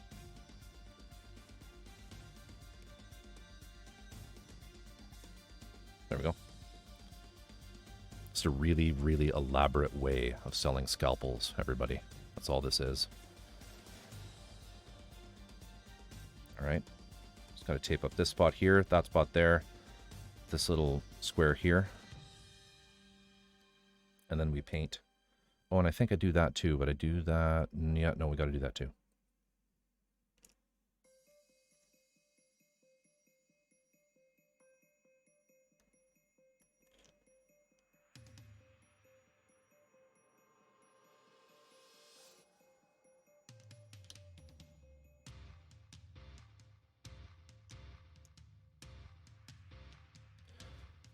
Yep, big scalpa. You got it.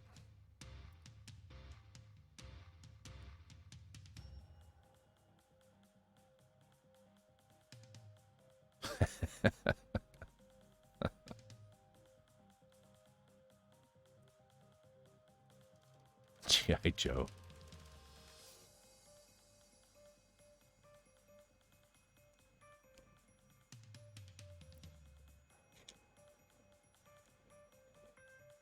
That's right.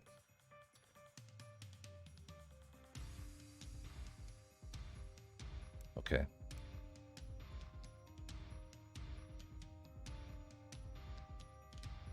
Oh, really? Interesting. Well, like the hundreds of blades? I mean, the blades are always going to be in large quantities. But I would agree with Ninju that yes, you do need that many.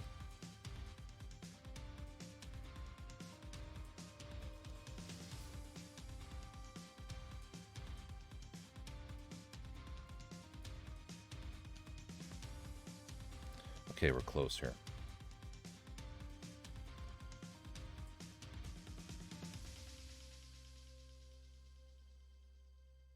We're close here.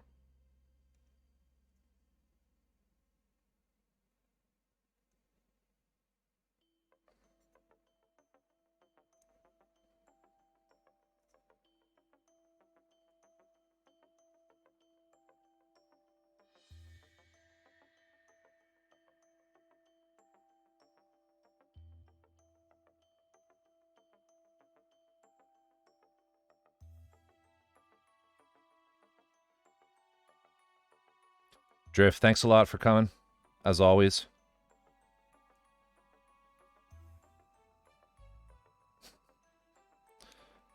Ninju, do you know Drift? I hope you know Drift.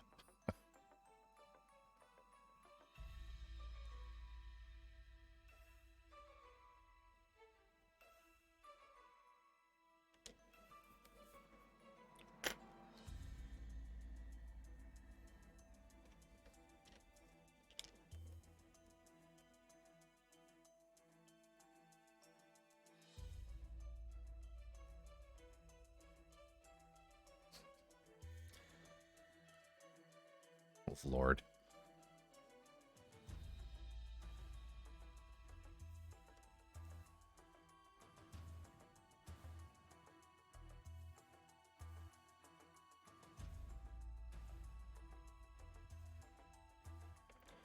A rowdy bunch.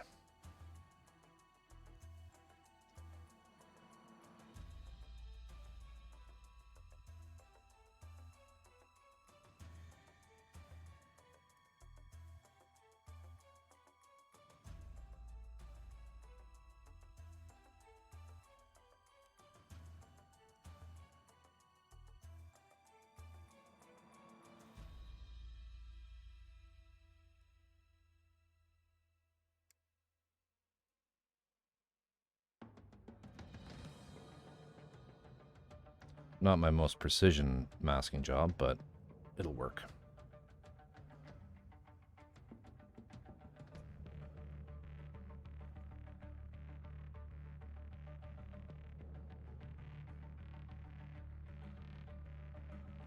So I just need this tiny little square.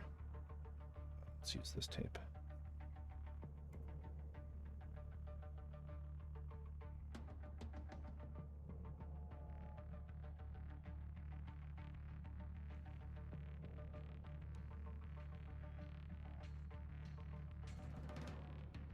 There we go.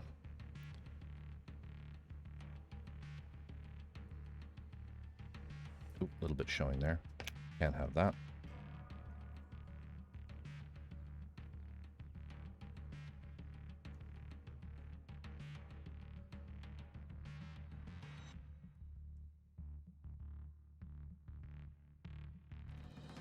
All right, let's put this on a clip, paint it.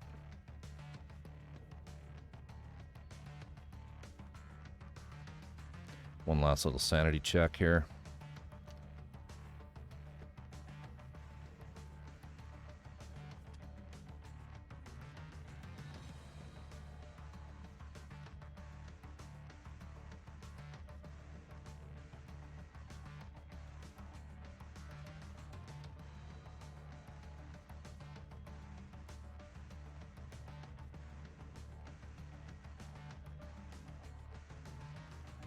Should have just enough paint left over from the part we did previously. Let's make sure everything's nice and tight.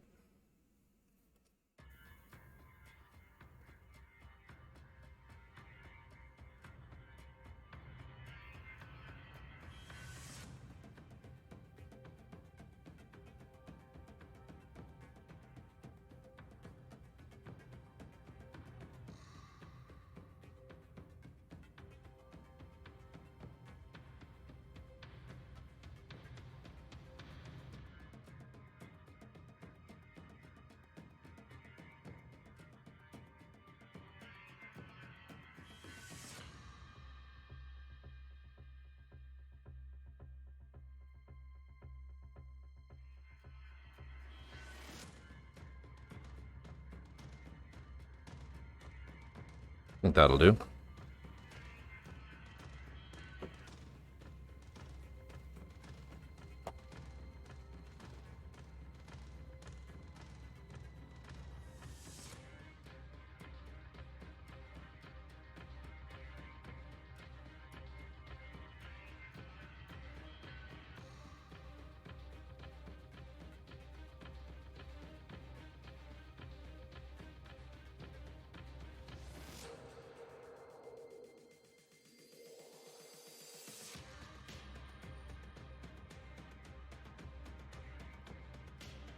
Yeah, you get used to it. You get used to it. In addition to big scalpel, there's big masking. Big masking tape is the other industry that has me.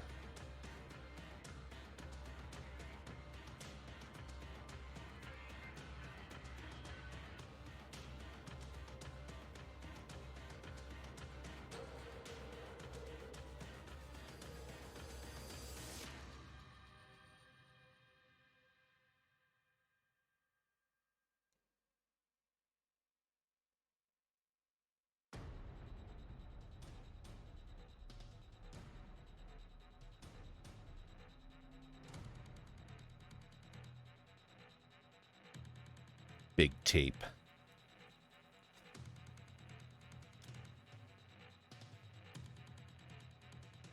Especially with the resin. Especially with the resin kits.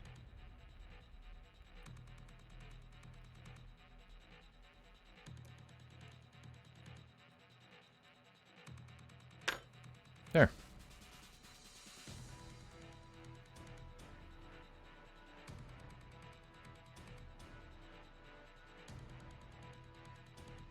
Half an hour of masking. 25 seconds of spraying.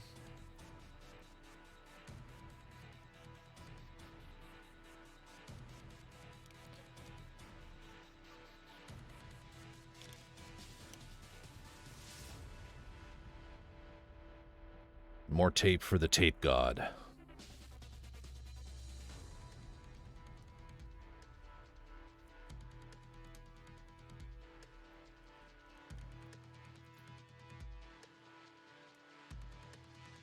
This is the equivalent of collecting all of the nubs for resin kits, is you get a tape ball going. And by the end of it, it's like a foot wide.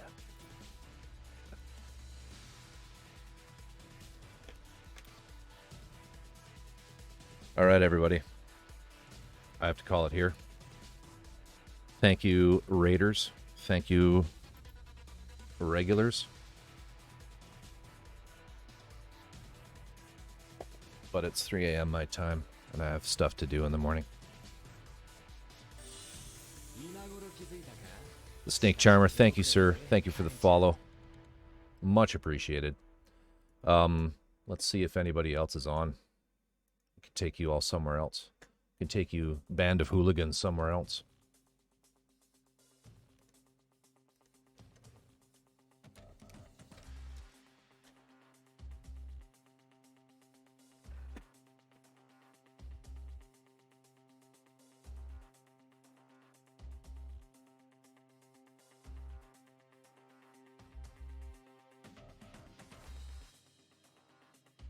Is anyone streaming anything Gunpla related?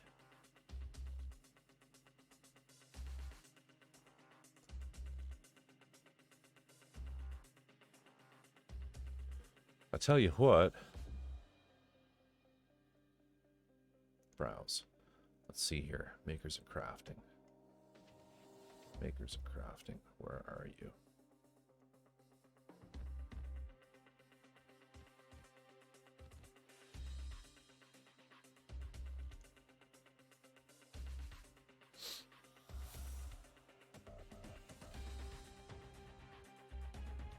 Some Lego.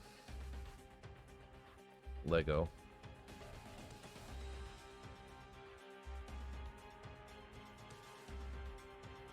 There's some Gunpla, but it's Korean.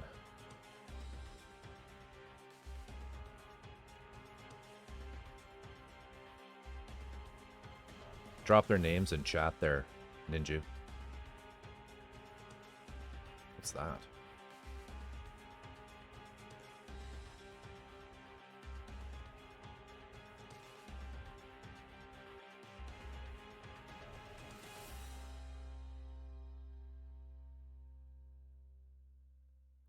What's this one here?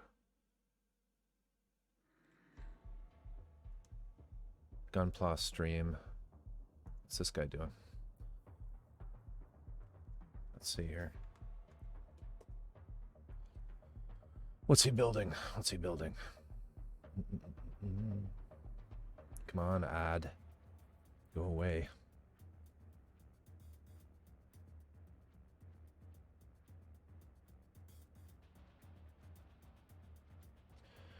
So only been on for an hour and 2 minutes. What's he doing though? No idea. Gakko Hunter 674. All right, we'll keep looking.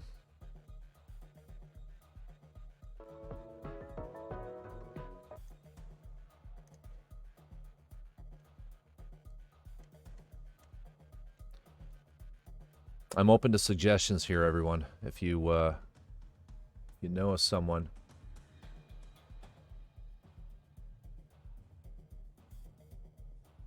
Back scratch here. Why do people stream their 3D printers?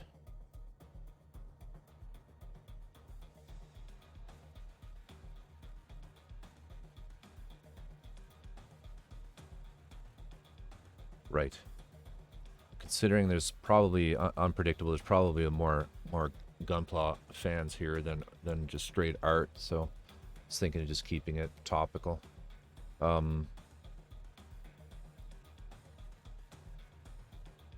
Okay, what about this guy? He's doing an Astray blue frame.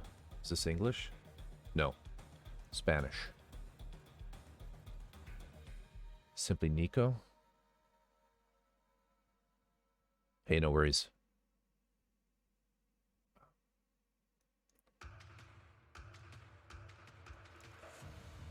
Simply Nico.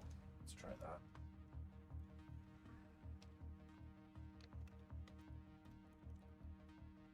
Whoops.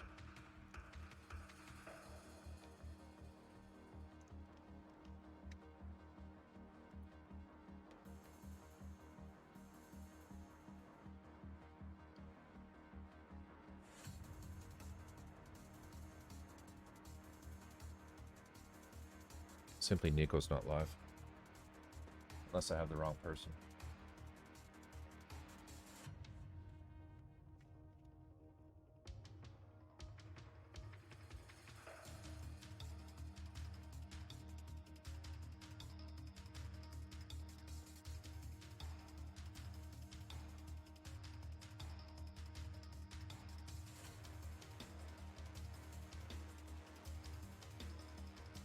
Oh, maybe I spelled it wrong. I didn't put in the underscore. Hang on.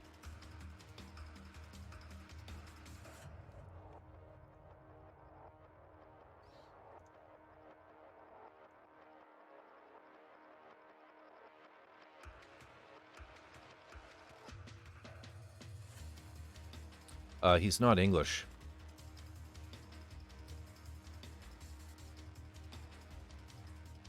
Is the only issue there. He's Catalan. Spanish.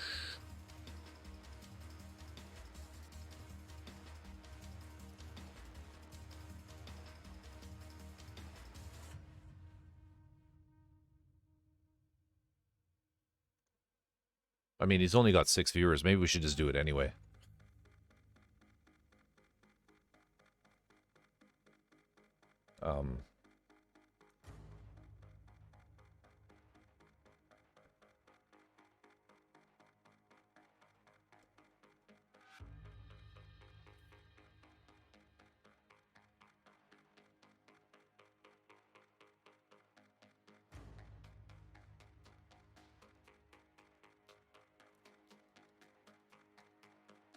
Yeah, I'm really not seeing much here.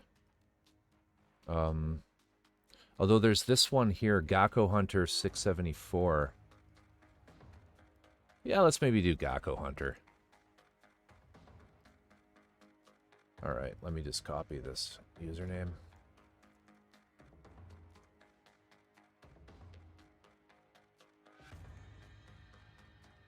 Yeah.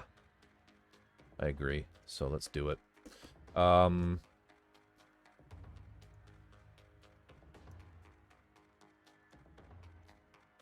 Let's see here. Creator dashboard. Raid channel. Paste. Alright, everybody. Thanks again. It's been an awesome stream. Let's raid Gakko. Bring the love. I'll be back on Wednesday, if anyone cares. Have a good one. It's been a blast. Good night, Unpredictable. Good night, everybody. Thanks, Raiders. See ya.